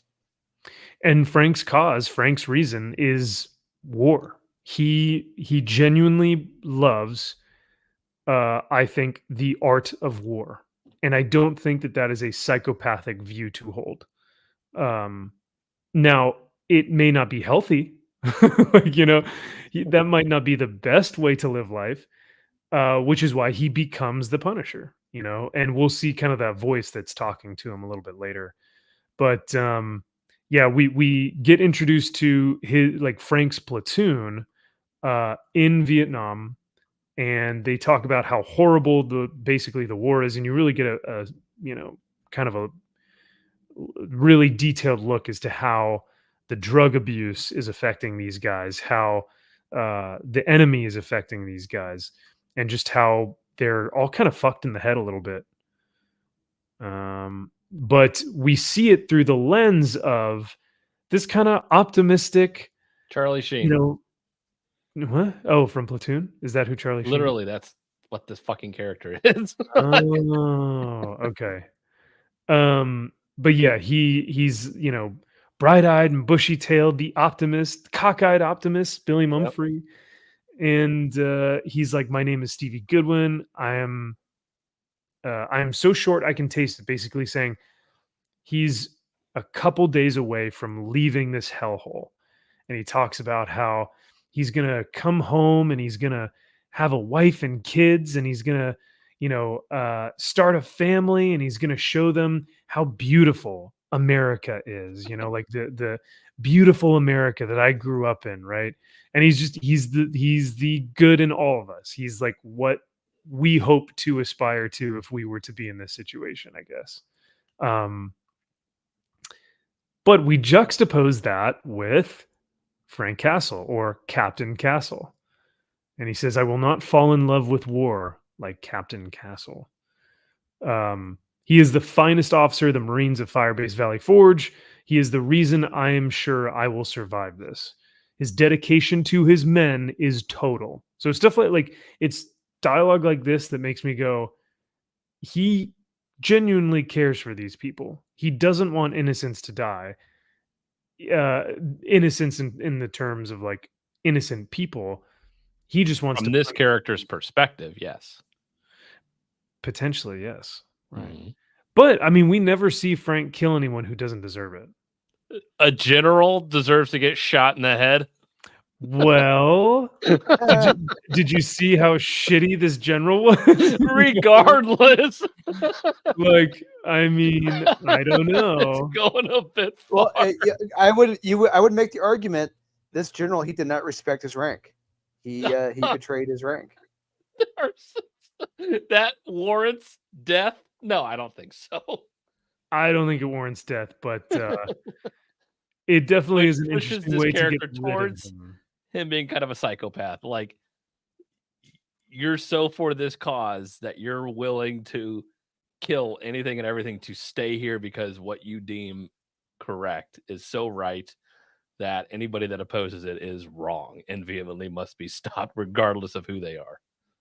Well, he genuinely believes his mission here, and which he, rightfully so, he wants this to be truth, is that the only reason why he and his men are there is to stop this offensive from the Viet Cong that are about to. He keeps saying to his higher officers, "Hey, we're about to get ambushed here," and none of them listen to him. So he has to kind of take things into his own hands and is well, and rightfully so. This is towards the end of the war. They're getting ready to leave and say, "We fucked up. We're losing. Correct. We're leaving." Right. And he's like, "No, we're not leaving. I don't want to leave. I don't want to end this war." Right. Yeah. But yeah, it's like we were talking about, horrible depiction of, well, it's an accurate depiction of how horrible this war was and just how brutal and kind of almost disgusting it was in a lot of ways. We see dudes like one of these guys is taking the scalp off of one of these guys, and you're just like, my God.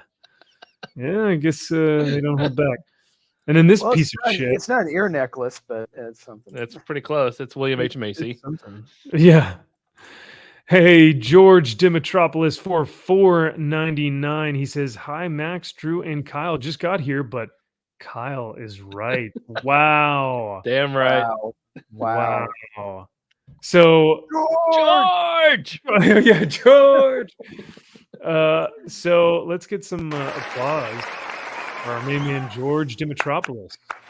George.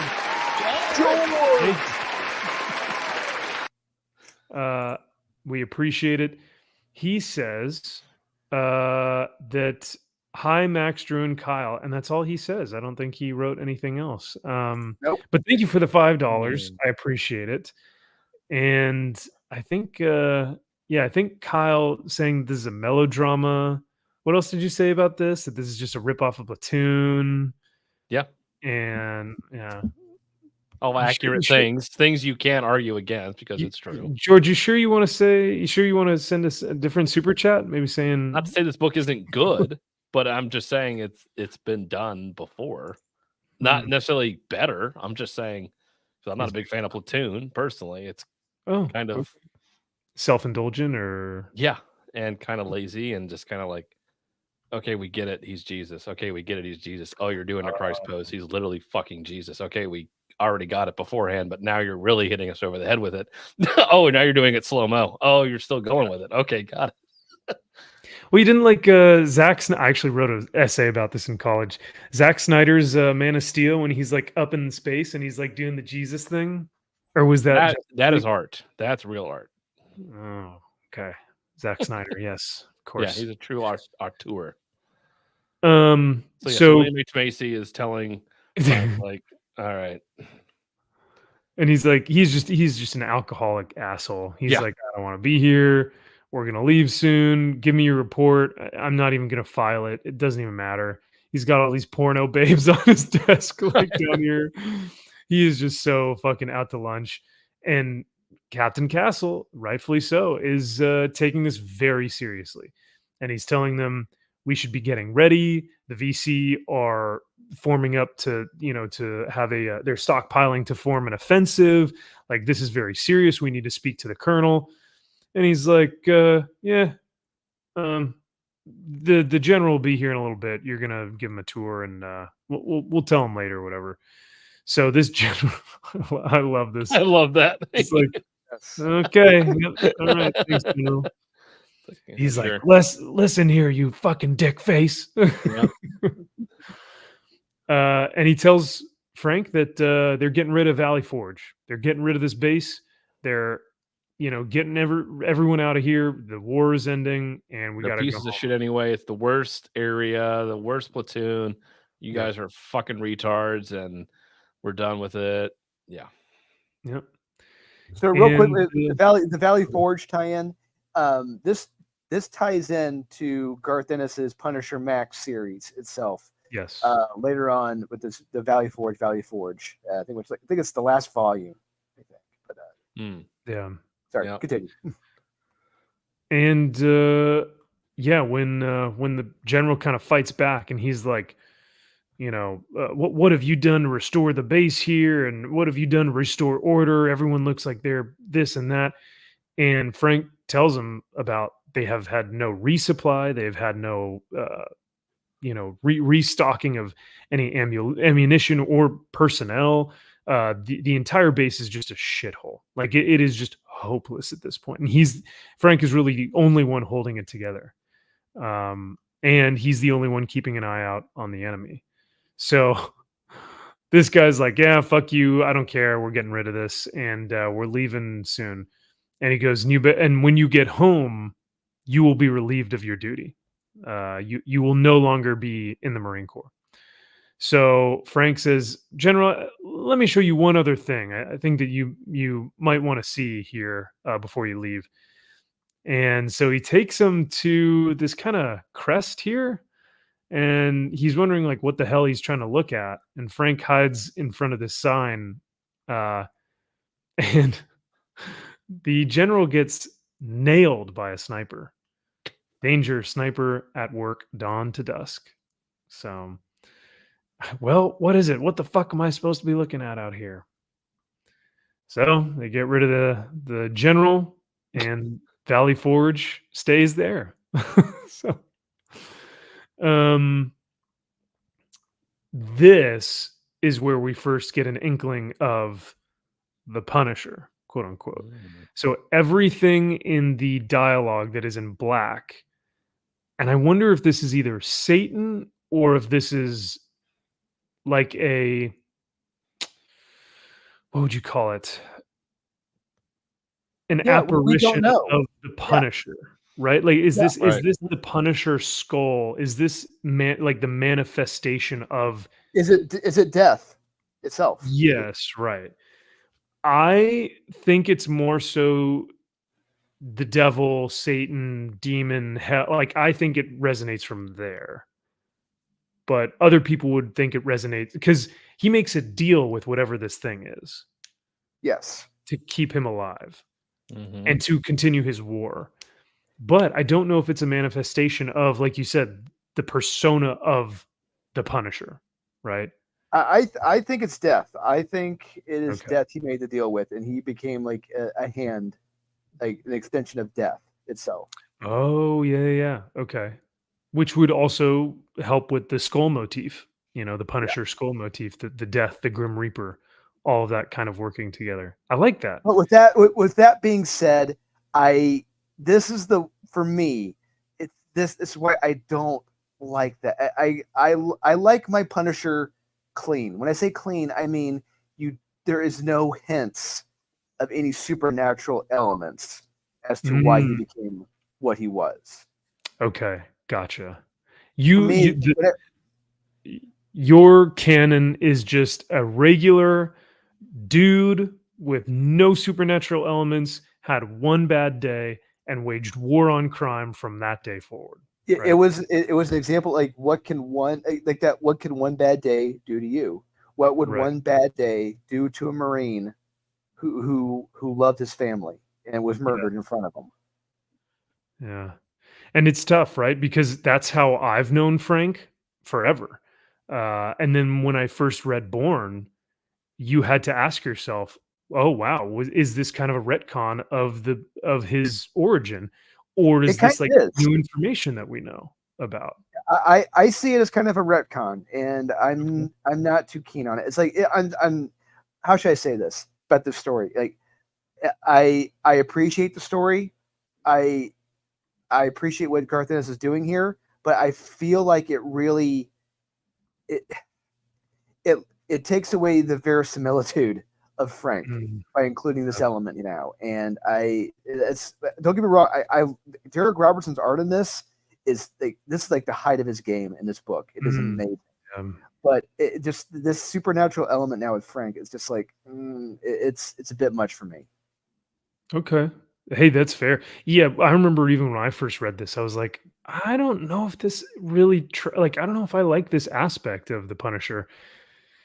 But when you read other Garth Ennis stuff, you then have to think about, well, this is Garth's headcanon. This is how he believes the Punisher was created, right? So it kind of changes things on your perspective on how you read Frank after that, potentially, if you deem this as the origin. But I wanted to read just a few things of this dialogue because I think it is very interesting. This entity says, "It won't last. You know that. The things the general said are true. This wonderland of yours is coming to an end. I know you love this. Talk all you want about your duty, about stopping Charlie creeping in and killing half of the core in its sleep. We both of us know that it isn't true.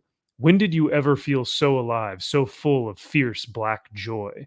So this is why I think that the Punisher is like Frank Castle necessarily isn't thinking these things, but Death, like you said, Drew, is. Like Death is trying to manipulate Frank to think, yeah, you love this stuff. Don't you feel so happy? Like, isn't this what you want? Right? He's trying to like twist his intentions, which is why once Frank fully embraces this this apparition, that's when Frank becomes quote unquote the Punisher, because he fully embraces the idea of I know I love killing and I will continue this war forever. But yeah, it says, "Just say the word and I can fix it. Who am I? Is that what you're asking? Well, who do you think I am, Frank?" So it's, I don't know. This is a very interesting book, and there are only 3 more issues after it that were just as good. Yeah, this was an intense book, and I thought very, very well done. But yeah, what do you guys think about Platoon, the comic book? It's a interesting read. It is a very, like you said, it's a different perspective and a different twist on the origin of Frank. And it like I said, it's a fun, interesting read. And read it, take it for what you think it means. You know, you don't have to take it as canon if you don't want to or not. But regardless, it is a interesting and fun and violent read, in my opinion. Yeah. Kyle, was this just as bad as Boomhauer Punisher? Was this Well, no, because that's real Punisher. Like that's Oh, real that's right. issues that we're dealing with. Yeah. I like to see him actually in this situation because it would actually resonate. No, I thought the voice. I thought that all was representing the patriarchy, and it's So all of the men just piling on and saying, because you're a man, yeah, you're just a piece of shit in your life, and you want to Yeah. be. All men want to do is just go to war and fight. It's bicker, argue. It's just, God, I'm so over it. Wow. At this point. That's really deep. You really thought about that for a while. Yeah, and imagine if we had a woman there, like, Oh, done. well, you know, women should be running the world right now. They really, About time. We really need to. That's things would be all our so much problems. better. Yeah. That's the dream. No more wars. No more of this. You know, Vietnam would never happen. So no, never would have happened. So yeah, I want to read that story. I want to see. Yes, Garth Ennis, give us that story. Yeah, I want to see the hand or the fist, like just fisting the Infinity Gauntlet. Just fisting them and saying it's because it's patriarchy. Yeah. Dang. Well, you saw it a completely different way then. All right. Well, I saw it the true way. Oh, okay. How it was intended to be? Correct. All right. Well, very well. Out of these 3 books, and chat, please feel free to weigh in on this as well. Which one do we think is the best out of the 3?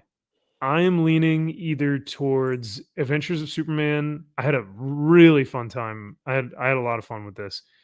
Or Born, just because I think it is such an interesting look at Frank, whether I agree or not about his origin. I think this is a different take on it that is actually very, like, actually respects the character, if you will. So yeah, this was a ton of fun. I don't know if I can pick it as the best though. I had fun, but it's not. What do we mean by best? Because all of these have their flaws. Out of the 3, which one did you enjoy more? Like, which would be your pick of the week, right? Like, that's kind of how I figure we could do this. If these 3 were on the stands this week, and we read all 3 of these, which one would we pick as our number 1? For me, like no bias, it's Adventures of Superman of the three. A close second is Punisher Born. Yeah, for sure. I'm going Ultimate Spider-Man. Okay, so this is how it's good. I knew That's this for was number three. That's for his number three. But because after if that, we I'm choose sure. our own books, then we'll have confirmation bias, and we'll only want to choose our books. Correct. Oh man, never mind. Cancel the show. We're not doing it again. Oh man. Well, I thought. I don't know. It's Born and Adventures were so diametrically opposed in tone that it's difficult to choose one or the other. I don't know. I'd go Born. Yeah, it would get me to come. So the Adventures is just a done good. I really, it's like, okay, I don't have to go back, I guess, if I really don't want to. This, it's like, okay, I have to see where this goes. I would be more excited to pick up Born. Right. Issue 2. You'd be inclined to figure out what happens in issue 2. Yeah. That's fair. Yeah, because this was kind of a tease. Because like once they got you to the last page and they were like, now that we're formed, let's go fight some bad guys. And then they never did. And I was like, what? No, and well, you gotta get the part 2. The part 2 is in like a Superboy book or something. Yeah, so I was like, wait. Superboy's the annual Superboy. Yeah, with different art, I think, too. Yeah, different art. Yeah, oh, it's a little yeah. Yeah. All right. Well, chat, if you guys had one that you enjoyed more so, let us know. But we'll the last 30 minutes here, we'll just kind of breeze through a few of these and give our takes. Defective Comics. I only read the main story with the good art. Same. I don't know who yeah, wrote me too. it. Yeah. Oh, you don't read it. You just it's like get to the fucking point, dude. Like, god damn it, man. He is. I mean, Ramsey is dragging the shit out of this. It is ridiculous. You are in the desert, in the place beyond places, that souls come to be in the desert where you find yourself, and you have to know yourself to find yourself in the desert. And it's like, okay. Yeah. I got it the first time. Thank you.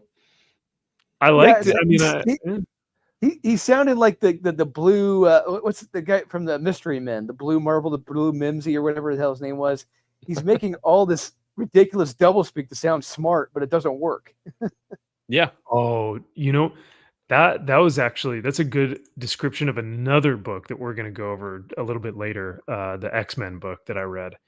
Holy shit, was there so much pretentiousness?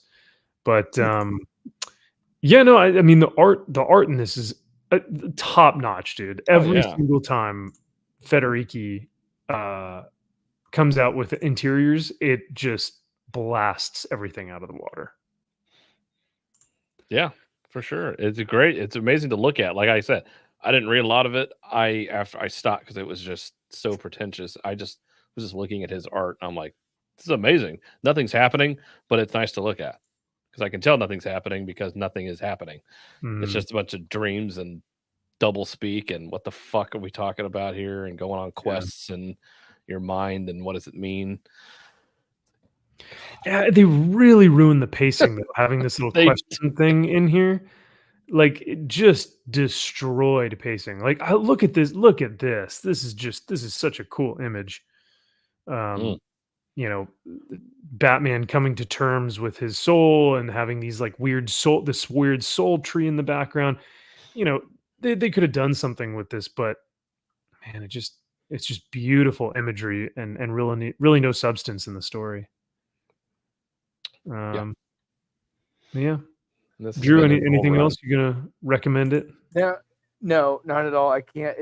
Like I said, this has been dragging out way too fucking long, and we're really seeing the I don't know if the weakness of Round V, but like it just when he has a story, he will make a 6-issue story last 20-25 issues, and there isn't much here, and it just shows that he is dragging the shit out of this.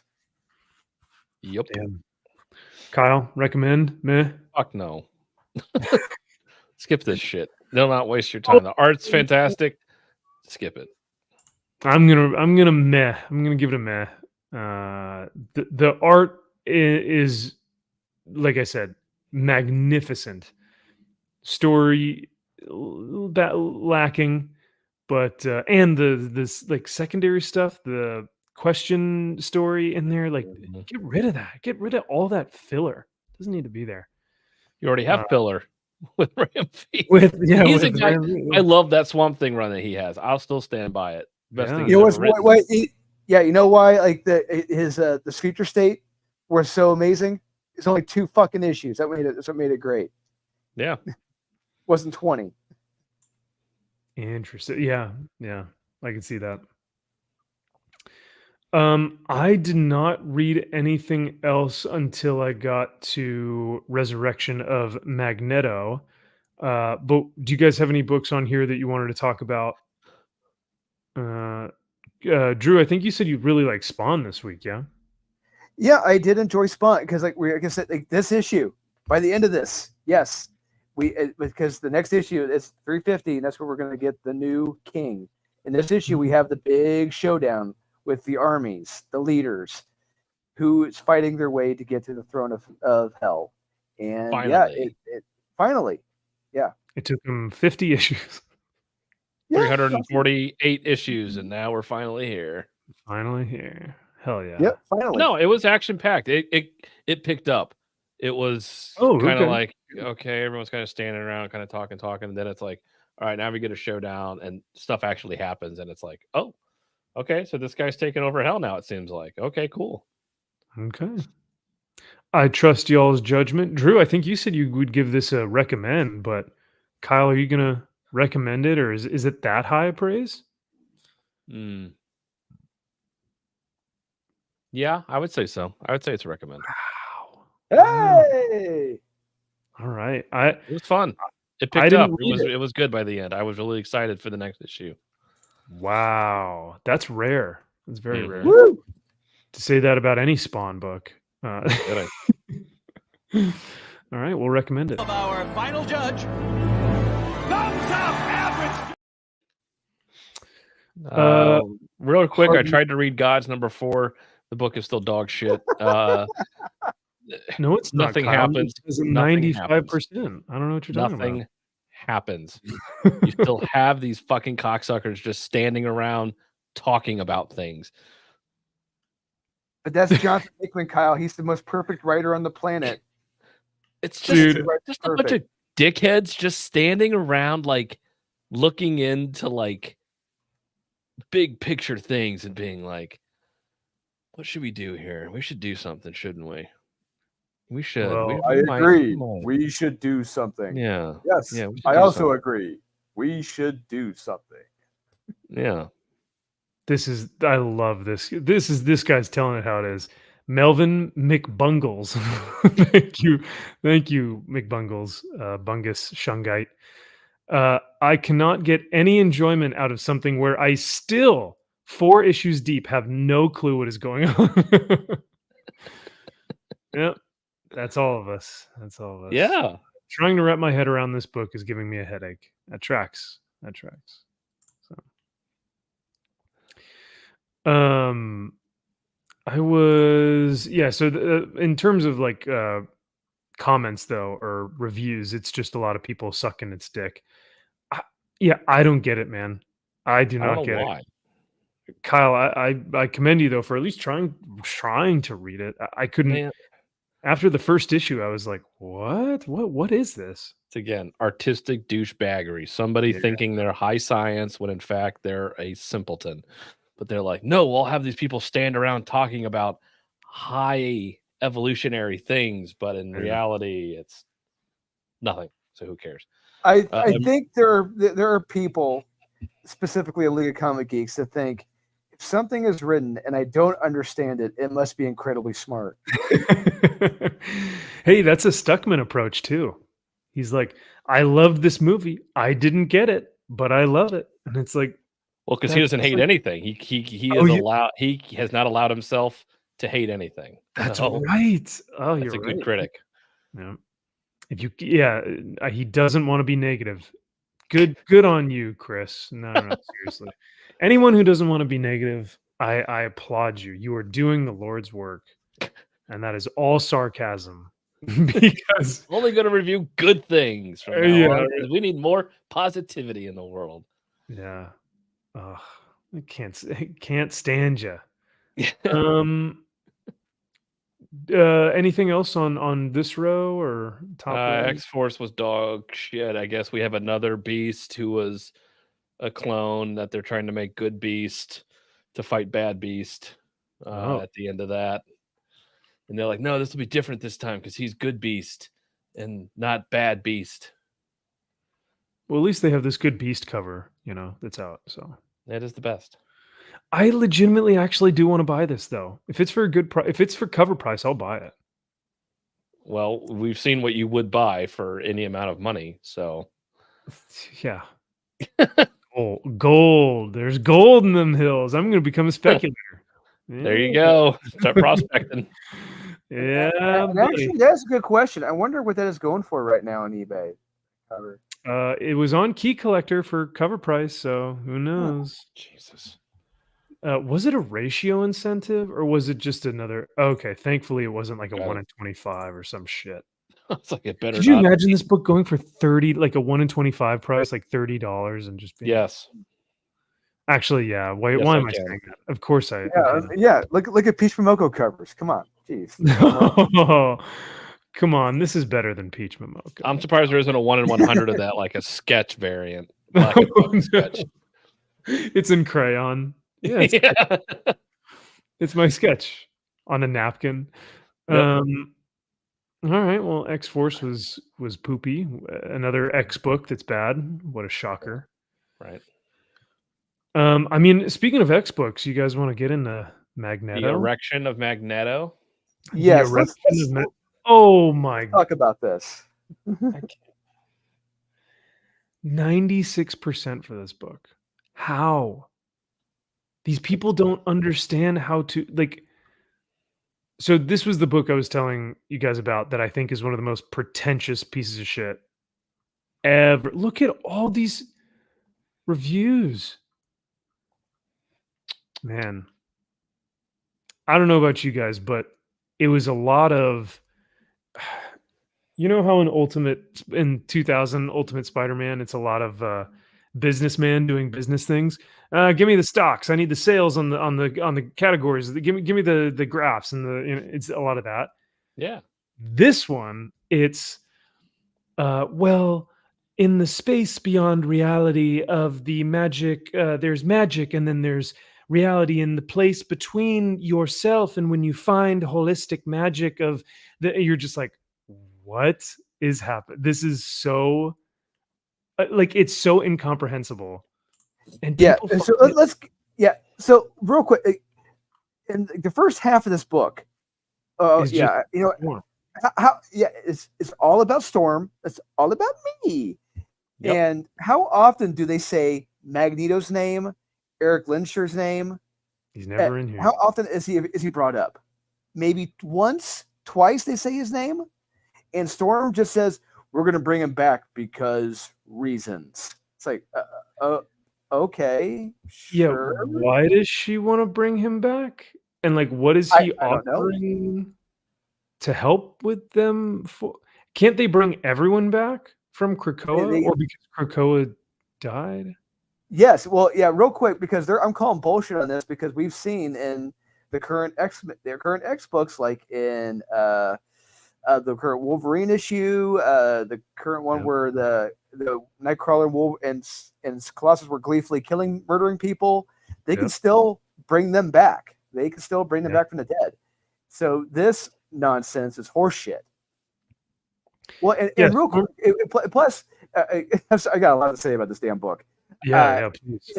If these people, they've been constantly brought back to life constantly. They have in fact smited God in a way. There is no, they have become God. They have smited God. There is no way they would be in this, because this is like a limbo right here where they're at. There's no way they would be in heaven if they were in limbo. They'd be in fucking hell, if anything. Well, that's why this whole book was so blasphemous, because it's like she's in the afterlife, whatever that is, but like look at all these weird fucking deities and you got the living tribunal, you got the other thing, and it's like Cthulhu monster bullshit thing. You have like it's just a gemstone. Oh yeah, gemstone gets you. It's just nonsense items. It's trying to have his cake and eat it too with all the different fucking religions, like the new Exorcist film. Right. We're gonna have all the religions represented, not just Catholicism. Yeah, I don't see fucking God up there. Yeah, no, and they're all gateways and portals to that religion's like afterlife or dimension. So I saw this and I was just like, what are these idols? What are all these like bullshit icons of like, whatever dumb religion? Well, I shouldn't say dumb religion, but just like it just seemed dumb for this to exist in the afterlife, where it's like, oh, pick your gateway. Which door number one? I'll go through and a gem. Like a game all the X-Men are there, and to assume all the X-Men are up there. That's the other thing. It's like, really, seriously, you think so? After what you guys have done, the real heroes, sacrifice themselves time and time again. And it's not even them. They're clones. They're not even real people. They're soulless clones. It's not them. It begs the question, okay, so if Storm, because this is the moral dilemma, which Marvel writers don't understand how to write moralistic or ethical stories anymore, but if Storm is going to save Magneto or bring Magneto back to life, what about all the other dead X-Men? What if she finds other dead X-Men in heaven or hell or purgatory or wherever they're at, the afterlife, and they're like, Storm, take me with you. I want to see my family. And she's like, sorry, no can do, buddy, buddy old pal. I'm just bringing back Magneto, the guy who's been killing people for decades. I need to bring him back. Like, what about all the other X-Men? I don't know. It just feels like Storm should not be the god to determine, oh yes, I'm going to bring Magneto back to life. Yeah, she has no right to. It's very presumptuous of her to assume that role and to think of all the mutants on the planet, in the universe, Magneto's the one that needs to be brought back. It's really, and it doesn't work, doesn't fly. Yeah. Listen to this waxing poetic pretentiousness. Am I not mutant? Am I not dead? Is this not our own private section of afterlife so kindly partitioned off by the enemy you failed to destroy? Have I not as much a place as any in it? What do you call it? The waiting room? It's like, what are you even saying, dude? Like, okay, you guys are in the afterlife. It sounds like pretentious Spurrier bullshit. That's what this sounds like. We get it. And look at he's saying the same thing over and over again. Ah, yes, we are in paradise, the afterlife. When you see your death and you but I am your death, because I am, the mage, I am the mutant become its true form. And then also, how can Storm use her powers if she's in the afterlife? And wasn't this about Magneto bringing him back? Yeah, that's a good question. Oh wait, this is a Magneto book. I guess I thought so. It's like for a book that we're supposed to be bringing back Magneto, we spent an awful lot of time with Storm and this other bullshit mutant character from Mars or whatever. I will say there's some great art pages in here. Yes, I concur. Like that page right there. Yeah. And then we just get more pretentiousness.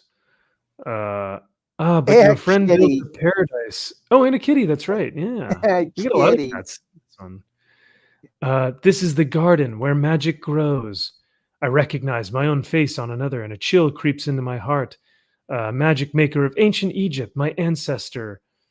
And she's like, "Oh, walk with me and learn. I'll tell you about what this place is and where you came from, and dreams, eternity." It's just buzzwords of just like dreams, binding, dreamed of Magneto and afterlife, and everything is true reality. And what is your reality but a dream state of afterlife? Of 5 is the magic of number, and the number is the magic 5, and the 5th sphere on the sphere of judgment. And it's Neil Gaiman. It's great. Fuck off with this pretentious bullshit. Wow. It's Neil Gaiman's Down syndrome brother that wrote this. This high art. You just don't appreciate a woman. Oh yeah, in a Magneto book. You're right. Yeah. Yeah. Jeez. Look how cool that is. Oh my god. Yeah. Oh no. She's like, I think I'll choose the gemstone door. I like that the best. Smart. Yeah. It's MRT. And it just keeps going. And they're saying nothing of actual worth or substance. Oh, this was funny. From matter is energy made. From life is information made. Life ends. Information is forever. We are forever outside, ever beyond ever. Yeah. That's the literal dialogue. That hit me. There's like a machine that's responsible for everything. So the machine is running life. Yep. Yes. So we are cogs in a literal machine. That's life, buddy. All right. This seems like AI. Like it's not a human life form that is like taken over. Beyond, outside, mystery, subsector, designated overspace. It's just fucking words, dude. It's so like you also said, Max, it just goes on and on and on. It does not stop. It's still going. That's the metaphor. That is it never stops. Life just finds a way. Finds a way. And there it is. Yep. And we finally get Magneto. There he is. Thank you. So look at that man, that sexy specimen of a man. Yeah, right. I will admit, this was a cool panel. Seeing all of the different iterations of Storm. It's gay, but sure. Wow. Thanks, Caro. Have a great rest of the evening, and thanks for hanging out with us. We'll see you. We'll see you soon. Yeah.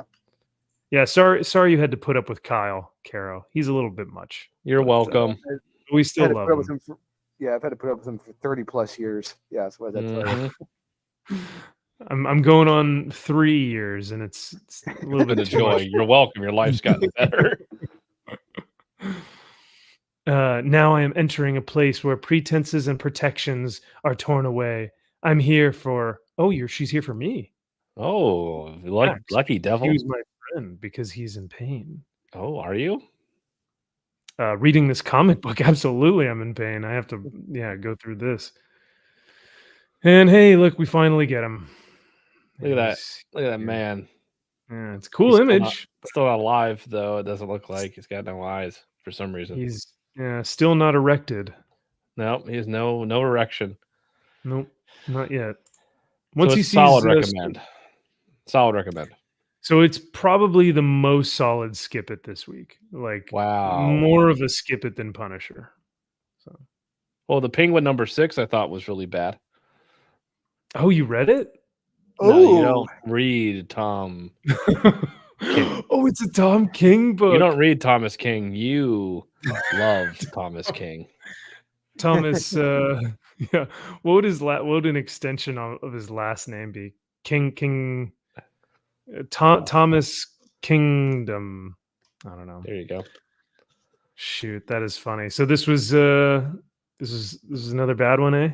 Oh, you wanted to get the true origin of how the human bat and Oswald Cobblepot met, and the truth behind the truth, the stories behind the stories, if you will, of the Oswald Cobblepot being a bartender and being treated like shit and having drinks thrown in his face, being called a fat fuck, and basically being an incel and having a woman that's not his mom constantly talking shit to him on a rooftop, and then he eventually pushes her off said rooftop because he was just so pissed off at the world That's why this he is became turning the into a Penguin. very easy cop out for or lazy origins for these quote unquote villains. They have lost all originality. They're all turning into the same fucking thing. It's pissing me off.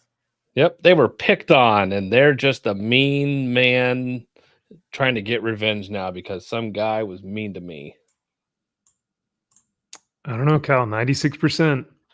Tom King can't go wrong.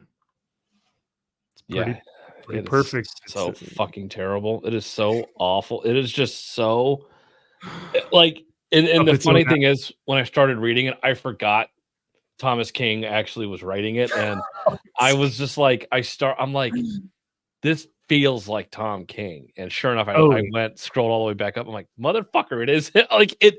It's that point to where you know his tropes. Wow. Like you just know it's him. That's beautiful. When I saw like the 6 or 7, 8 panels, and I saw him just like having drawn Oswald, like you could tell this panel, he's like, I want him to have this stupid smug smile on his face the whole time and be like, oh, hello, Mr. Falcone. I'm Oswald Cobblepot. I'm taking over as your new bartender. Here's the drink I made for you. And Falcone was like, this isn't the drink I wanted, you stupid fat fucking piece of shit asshole. And it's like, jeez. And then that's every like 3rd or 4th page, and you're just like, okay, I see where he's going with this. He's just gonna get picked on and picked on and picked on until he becomes the Penguin, and it's like, okay, adorable. Yeah, sounds like that truly is a Tom King book if I've ever heard one. So yeah, so recommend. So yeah, definitely recommend. Recommend to rip. Correct. I concur. I will quickly, very, very quickly just say David Pepose does not understand how to write a compelling character that we want to actually be interested in. Until we get to this issue. Oh my God. I still do not know why. Oh, go ahead. I'm calling bullshit on this because so it's okay for Boomhauer Punisher to be a good husband, a good father who misses his family, who loved them very much. But for Frank Castle, oh fuck no, he hated his family, he hated his wife, hated his kids, he wanted them all to fucking die. Bullshit. Yeah. Fuck you, David Pepose. This is bullshit. Yeah, it's. I still don't know what the motivations of the character are. Is it, oh, because my family died, and so I promised my family that I would kill the fear person thing, the vampire thing?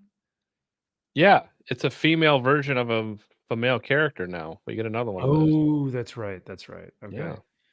Oh, I do like how the AAA or whatever her name is gets captured, and we're expected to like be like, oh no. No, like, I do not care. Please. No one cares about this character. Neither does anyone care about what's his name again? Not Frank Castle. Guy. Tom Bombadil. Tom Ace. Yes. Owen Thunderguns. No one cares about Owen Thunderguns. He has no interesting backstory. Yeah, he's seen to be this like great husband and all this stuff, and he loved his family, but they died, and so now he has to avenge them, question mark. Yeah, he's haunted by their deaths. Do you not get that in this? Like, he is guilt-stricken with the fact that he has to relive seeing their burnt corpses in front of him, saying it is your fault that we're dead, and you will never amount to anything in life because your fear will just overtake you. You will never be as amazing as AAA. And, yes. And at least like, you know what? You're right. Yeah. That cover is fire. This is great. This is everything I want in a very. That's what I want. Yeah. Ghost orbs. God, that's sexy as hell. Man, I love it. So yeah, this book was phenomenal. I loved the metaphors, the fear, and then he overcomes it. He's like, he says something, I don't know, about fear and living with it, or I don't know, whatever bullshit he says, but it stuck with me. I was gonna say, but wait, I loved it. So okay, yeah. In that moment, it stuck with me. I forget it now, but when I was reading it, resonated. Okay, all right. I didn't even get to Amazon's Attack, but I did get through Power Girl. Oh, this deserves more than 65. Come on. Because of the Gary Frank cover, maybe. I do like this cover, and isn't it? It's funny too because she's like, "Oh, he's probably dreaming of little butterflies and stuff," and it's like, no, he's actually dreaming of spaceships and flying in the space because he's a super cat. Whatever. Her tits look really nice in that cover, so I got to say, did a good job with that. Mm-hmm.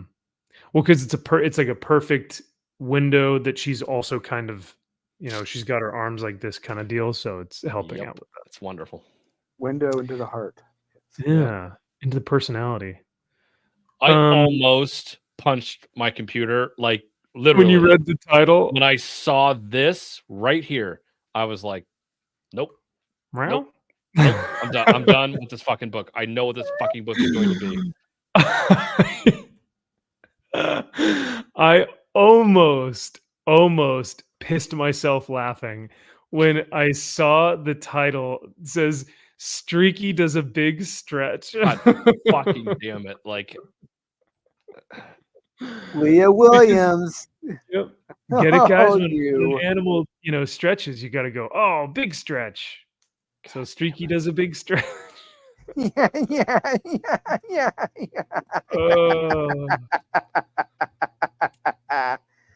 And this is the book. It is seen through the eyes of Streaky. Streaky is, I think, Power Girl's cat. Sure. Right? I think. Supergirl. I think Supergirls. Or Supergirl? Sorry, yeah. But I find it hilarious that, like, these nasty criminals are stealing cats. And we see them like stealing animals all over the city. And I guess Power Girl is a Buddhist? What the fuck? Sure. What? Yeah. But yeah, the whole book is seen through Streaky's eyes because all the English is nonsensical. It's just letters. No, that's the actual writing. Oh, that's right. I'm sorry. Yes. Yeah. That's how they write. Yeah. I mean, sometimes it really does. Yes. Yeah, it really does seem sometimes when I'm reading comic books, it's like, what are they saying? Uh-huh.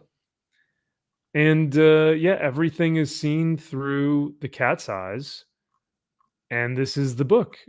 Basically, the cat saves the day from evil criminals who have been taking dogs and cats and rabbits and like working on them in this lab. Yeah, see, they're bad people. So Streaky lasers her in the hand and is like, yeah, got him. And look at all the animals. They're all out now. And they go to the animal shelter. And that's the book. That is $4. Jesus Christ. You know what? I don't want it to be a 65. This deserves better. I liked it. No. 5 stars from me here over at Fortress of Solitude headquarters. MVP headquarters. I mean, come on, look at these covers. Oof. I think Lobos has one too, right? Maybe not. No, maybe not this one. Oh, I don't know about that face. She's not in the fucking book. Well, yeah, because it was a filler issue. It's Streaky. See, Streaky's in the book.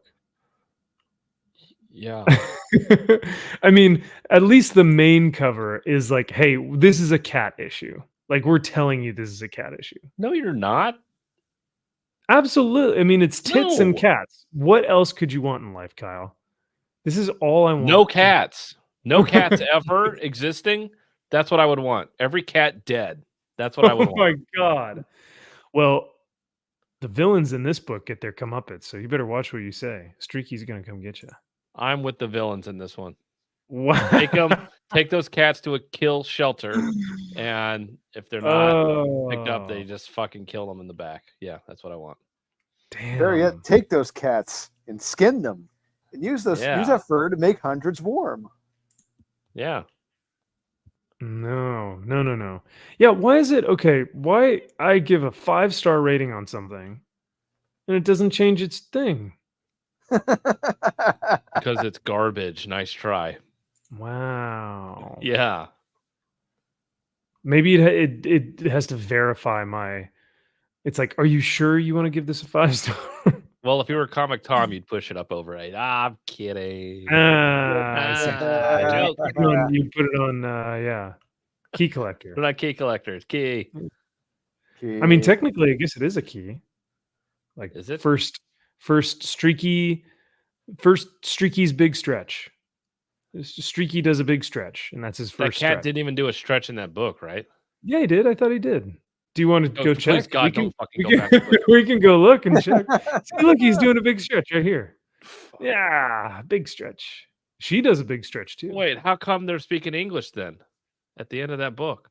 Don't ask questions. Just enjoy content. Yeah, enjoy. Don't incorporate logic, as logic is for pussies, Kyle. Don't do that. Why are they using hundreds of different animals like birds and dogs and rabbits and cats to do scientific experiments on? Don't ask questions. Because it makes sense. That's what you do in science. Well, bad men take the one happy, one sad face. Also, why is Streaky able to hear / know the emotional spectrum of different animals and can sense where they are? Don't ask questions. Because my cat does that. I know it. When I talk to my cat, she knows when I feel sad or upset, or I need to go on GoFundMe to have somebody pay my rent.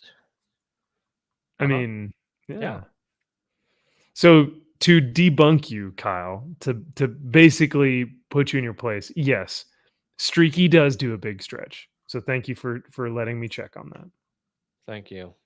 Corrected. And finally, the last one that I actually really liked this book, and you didn't. I give this a very good recommend. Yeah, you know what? This was difficult because on one hand, it's not really a comic book. It's more of a preview book. That's true. All it is. It's not even a number one. And a lot and a lot of this we've already seen. Correct. A lot of these are pages from previews in like the past year or so. Except for this. Like I'm not gonna lie, this story right here, I'm not interested in this at all whatsoever. The Rook. Oh, this sounds boring. This does not sound interesting. That looks like an MMO RPG video game. Honestly, that's what that looks like. Oh, come on, Jason Fabok. Well, yeah, yeah, look, the art is beautiful. The story itself, this is fucking stupid. This just sounds lame.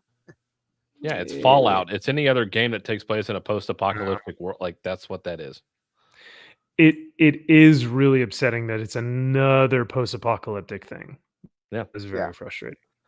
But so I'm curious, Max, what are your two favorites from this? Ooh, Drew, you read my mind, because I was actually going to ask you guys, which one are you looking forward to most? For me, Redcoat, and the second is Hyde Park. Yeah, this one down here. Wait for it. Yeah. Yes. Or Hyde Park, Hyde Street. Hyde Street. Oh, I'm thinking of Hyde Street. I'm thinking of Hyde Park in England. Yeah, Hyde Street. Yeah. Dude, Hyde Street looks dope as hell. It looks like Twilight Zone. Yeah, exactly. Yeah. Hyde Street was my favorite for sure. Yeah. I'm here for Hyde Street all day. Like, yeah, this is the guy who's kind of monologuing the whole thing. It's very Twilight Zone. I like it a lot. Yeah, I dig it. And Ivan Reese on the art. Fuck yes. Take my money now. Yeah, take my money. Give it to me. Inject it into my veins. And we've been looking for, I mean, there hasn't really been a good like horror comic in a while. So yeah. So yeah, no, I could see that. Redcoat was also super fun. Redcoat is like I picture Chris Pratt playing this character, right? He's very much a likable like anti-hero-ish. And a bit of a doofus, kind of. I was gonna say one of the Hemsworths. There you go. Yeah. Yeah, he looks like a Hemsworth, but he acts like a Chris. Like he acts like Star-Lord. I think he acts like Thor and Thor: Love and Thunder. Oh, yeah. No, Thor, he's British, so I know they're Australian, but I feel like Brit. It's like he kind of has that schwarmy. Yeah. Oh, hello, governor. Let's all go. Oh, yeah. And cheers to America. Yeah. Well, aggressively relaxing. I hope you were aggressively relaxing and enjoying the stream, brother. Have a big stretch like the Catsy Watsy. Yeah. Like having a big stretch. He says, "How you doing? I searched comics and now I am here." Well, Nice. enjoy, brother. So every Friday night, me and my co-host, we go through all the comics that we have read for the week, modern books, and we also look at some books from like some back issues as well. We do some show and tell stuff, and every now and then we'll cover some interesting topics that are like hot within the news. So right now, a lot of Rippaverse and Comicsgate stuff is going on, so we talked about that. But yeah, so hopefully you enjoy and enjoy aggressively relaxing. But the Geiger story for me, it's a reprint. We've already gotten this. Yeah, I swear we've already gotten this. Yeah. It's just a character that sounds great and looks great, but you have nothing to say with this character. Like, it is just, you can tell you have nothing. You had a concept, and it's like, that's it. Yeah. I want to like this character a lot. However, I think we've already talked about it multiple times. The best thing about the Geiger book was the different factions in LA or Las Vegas. And if they touch on that, the book will be good again. But until they bring those things back, it won't really catch my interest, unfortunately. And the other thing about the character himself is that he's not very charismatic. He's just black. And that's what makes the red coat interesting. That's why I like the red coat, because he's charismatic, he's charming, he's got wit, he's silly. It's like I like this character. He's got character. Yeah, well, and every time he dies and comes back, it seems like he's forgetting and trying to remember things. It's like there's something to his backstory that makes it interesting. You know what's fun as well? We get to know who he is within like the first few pages, which I really appreciate. Like, he's like, this is who I am. I get killed and get resurrected all the time. These are all the people I know. You know what I mean? Like, he's talking about Davy Crockett and stuff like that. That's a lot of fun to kind of give a backstory of who he is, not necessarily like what his power set is, because we know it's just immortality. Yeah, like if you go to the character pages, like I read those, they get to lay out each character, like that. It goes into detail about who he is and what his powers are. Immortal being, simply can't die. Yeah. Okay. And these were cool. These are like little cards, little baseball cards that you can read. Damn, but this is a big motherfucker. 6'3". Yeah. 205 pounds. Yeah, you're a big dude. Junkyard Joe, your favorite. This is your favorite character, Kyle. Right? Hey, he'd fit in that Punisher Born comic, fucking mopey whiny bitch. Wow. Would he be killing the general with Frank? He'd be like, Frank, this is what we need to do. Yeah. No, he'd be sitting there contemplating whether or not he should live or like self-terminate like his CPU board or something, and he just sits on a fucking log the whole time while action is happening around him. That's the whole comic. That's how I see it. Okay. Damn, Geiger is not 6'2", 245. That's like a professional. Oh, shit. 245. 245. He's a $160 soaking wet. Jesus. Yes, 100%. Wow. Yeah, I pictured him being like 5'9" also. Like, he's way smaller. And they always try and depict him as like this, like really, let them cut. Like he's like this. Oh, I'm so powerful. Like I'm this badass, and it's like, I do not see that from this kid. I don't know what it is. They can't get me there to believe that he is like a badass. I don't know. Everyone finds him. He doesn't find anybody. Everyone runs into him. He's not doing anything. He's literally just walking around. That's true. Well, I mean, how could they miss him? He's a big green neon light Right. in the sky. But no, you're right. This character sounds great, looks great, charismatic, charming, doofusy, fun, but also has depth. He's got the shit dad or whatever. It's like, oh, okay, he's got a backstory. He's got some interesting powers. I'm here for Redcoat. I think that'll be interesting. And there's stories you can tell through history about him, different occurrences, different people through centuries, and unfortunately some publishers don't find time travel stories interesting or past stories interesting, and I want to keep them in the present. I'm not going to say who, but I find that very interesting. What do you guys think about the Northerner? Is this just going to be another slavery, or do you think they'll actually do something cool? I think so. I'm expecting some very heavy-handedness with this. Yeah. He's a black man. that's the character trait. Yeah, that's his power. Just also ability. History. He's black. History black. Abilities black. Strength black. Weaknesses nothing. Impervious to everything. Oh man, I hope I'm wrong. Yes. Sarah Nash. I mean, Hillary Clinton. Sarah Nash. I did not read this, but I don't know what that looks like. This I am interested in. I know it's cliche, apocalyptic. Cool character designs. They're cool looking, but it's like very beautiful. That's all there is. It's just whatever. Yeah. They're What do you think about their power sets? I didn't read any about their fucking Man, it's like they're able to tap into a certain animal power, and it's like, okay, he chose birds, and he chose. It's like whatever. It's a choose your character class in a video game. Like, what character class do you want? Do you want a sniper? Do you want a heavy-handed like brawler? Do you want a quick mage? Do you want somebody that shoots arrows? That's all they are. Yeah. And these last two stories, they're not for me. That was TLDR. I was just like, I don't care. This is, you get everything you need on this one. It's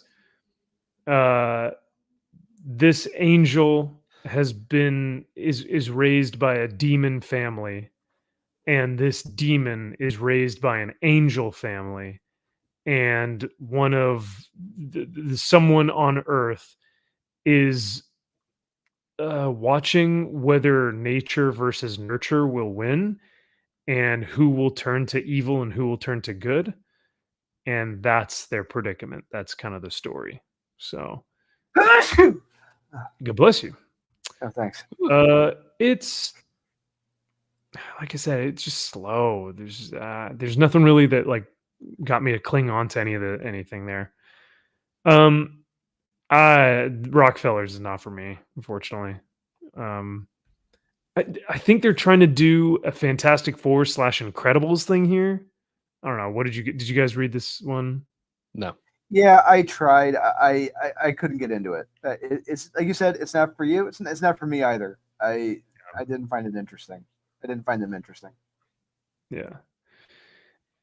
Yeah, I don't know what they're trying to do here. I don't know what it felt very much day in the life, and we've gotten enough of this in Marvel and DC, and I don't want more. Yeah, it's a lot of hey, aren't we quirky? Because everyone wants something different. She wants vegan, she wants turkey.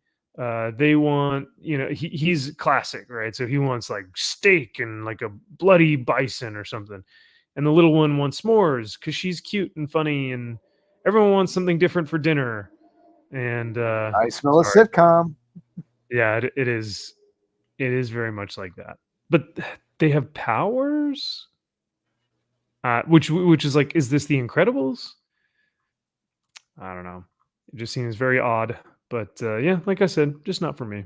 But yeah, it was too long, and I saw nothing happen. Then I'm like, done. It does. I do like the fact that they're kind of covering their bases in terms of like genres. They really are almost going to cover every genre with this, which I think is cool. Yeah, trying. So we'll see. Well, I think that's it for this evening. I'm sorry to keep you guys. I was going to try and keep it to 4 hours. Well, initially I was like, oh yeah, we'll do like 3 hours tonight. You know, we'll watch EVS afterwards. But then I was like, we got to go a little bit longer because we got to go over these books. And I was like, oh no. So I kept this over the mark. I apologize, but that's all right. Let's see. Let's go ahead and share this one more time. And if you guys want, you also, I put the link in the description to this video. So if you guys want to check out Drew's backer kit, you guys can go check this out. I've been seeing some of the covers and interiors for this thing, and it is fire. So make sure to go grab you a copy of this bad boy. And anything else you guys want to say before we dip out for the evening? Thanks again for having me. And thanks again for showing up on Holy Nightmare. I appreciate it. And if you're still watching, and if you haven't backed it yet, I encourage you to check it out and reach out to me if you want to talk about it and see if I can see what I can do to put you in an issue of Unholy Nightmare #1. Hey, amen to that. Yeah. Kyle, are you still sticking with Ultimate Spider-Man for being your best of the week, or Punisher issue 3? Both. Equally good. I'm going to say Marvel Meow trumps all of those, and it is the pick of the week for me this week. If I have some stuff for show and tell for next week, watch out. Watch out. It's going to make Marvel Meow look like gold. The cat piss that it is, yes. Oh, right. Okay, never mind. But yeah, no, thank you guys again for hanging out. And we will see you guys next week. Yeah, we should have a big stream in terms of like, there's going to be a lot of show and tell stuff because I think I'll have some original art. And Kyle, I think you said you'd have your biggest book that you may own or most meaningful. Yes, by far the most important book I will probably ever own. Damn, that's big time. It's huge. So yeah, you heard it here first, chat. You do not want to miss that. But as always, thank you guys for watching. Thanks for hanging out with us. And what do you know? Maybe next week we'll do another member stream afterwards. So if you guys want to hang out with us after and watch some videos, hang out with us and just chit chat, maybe we'll do another member after party after this. So let us know in the comment section if there were any books that you guys liked and which one of us chose the best book for this week. Was it Kyle, Drew, or I? Was it Adventures of Superman, Ultimate Spider-Man, or Born, issue #1? I don't know. I think Born is the better written book, but I think I had more fun reading Adventures of Superman. I don't know. So. All right. Well, enjoy the rest of your weekend, and we'll see you soon. Thanks again, guys. Bye.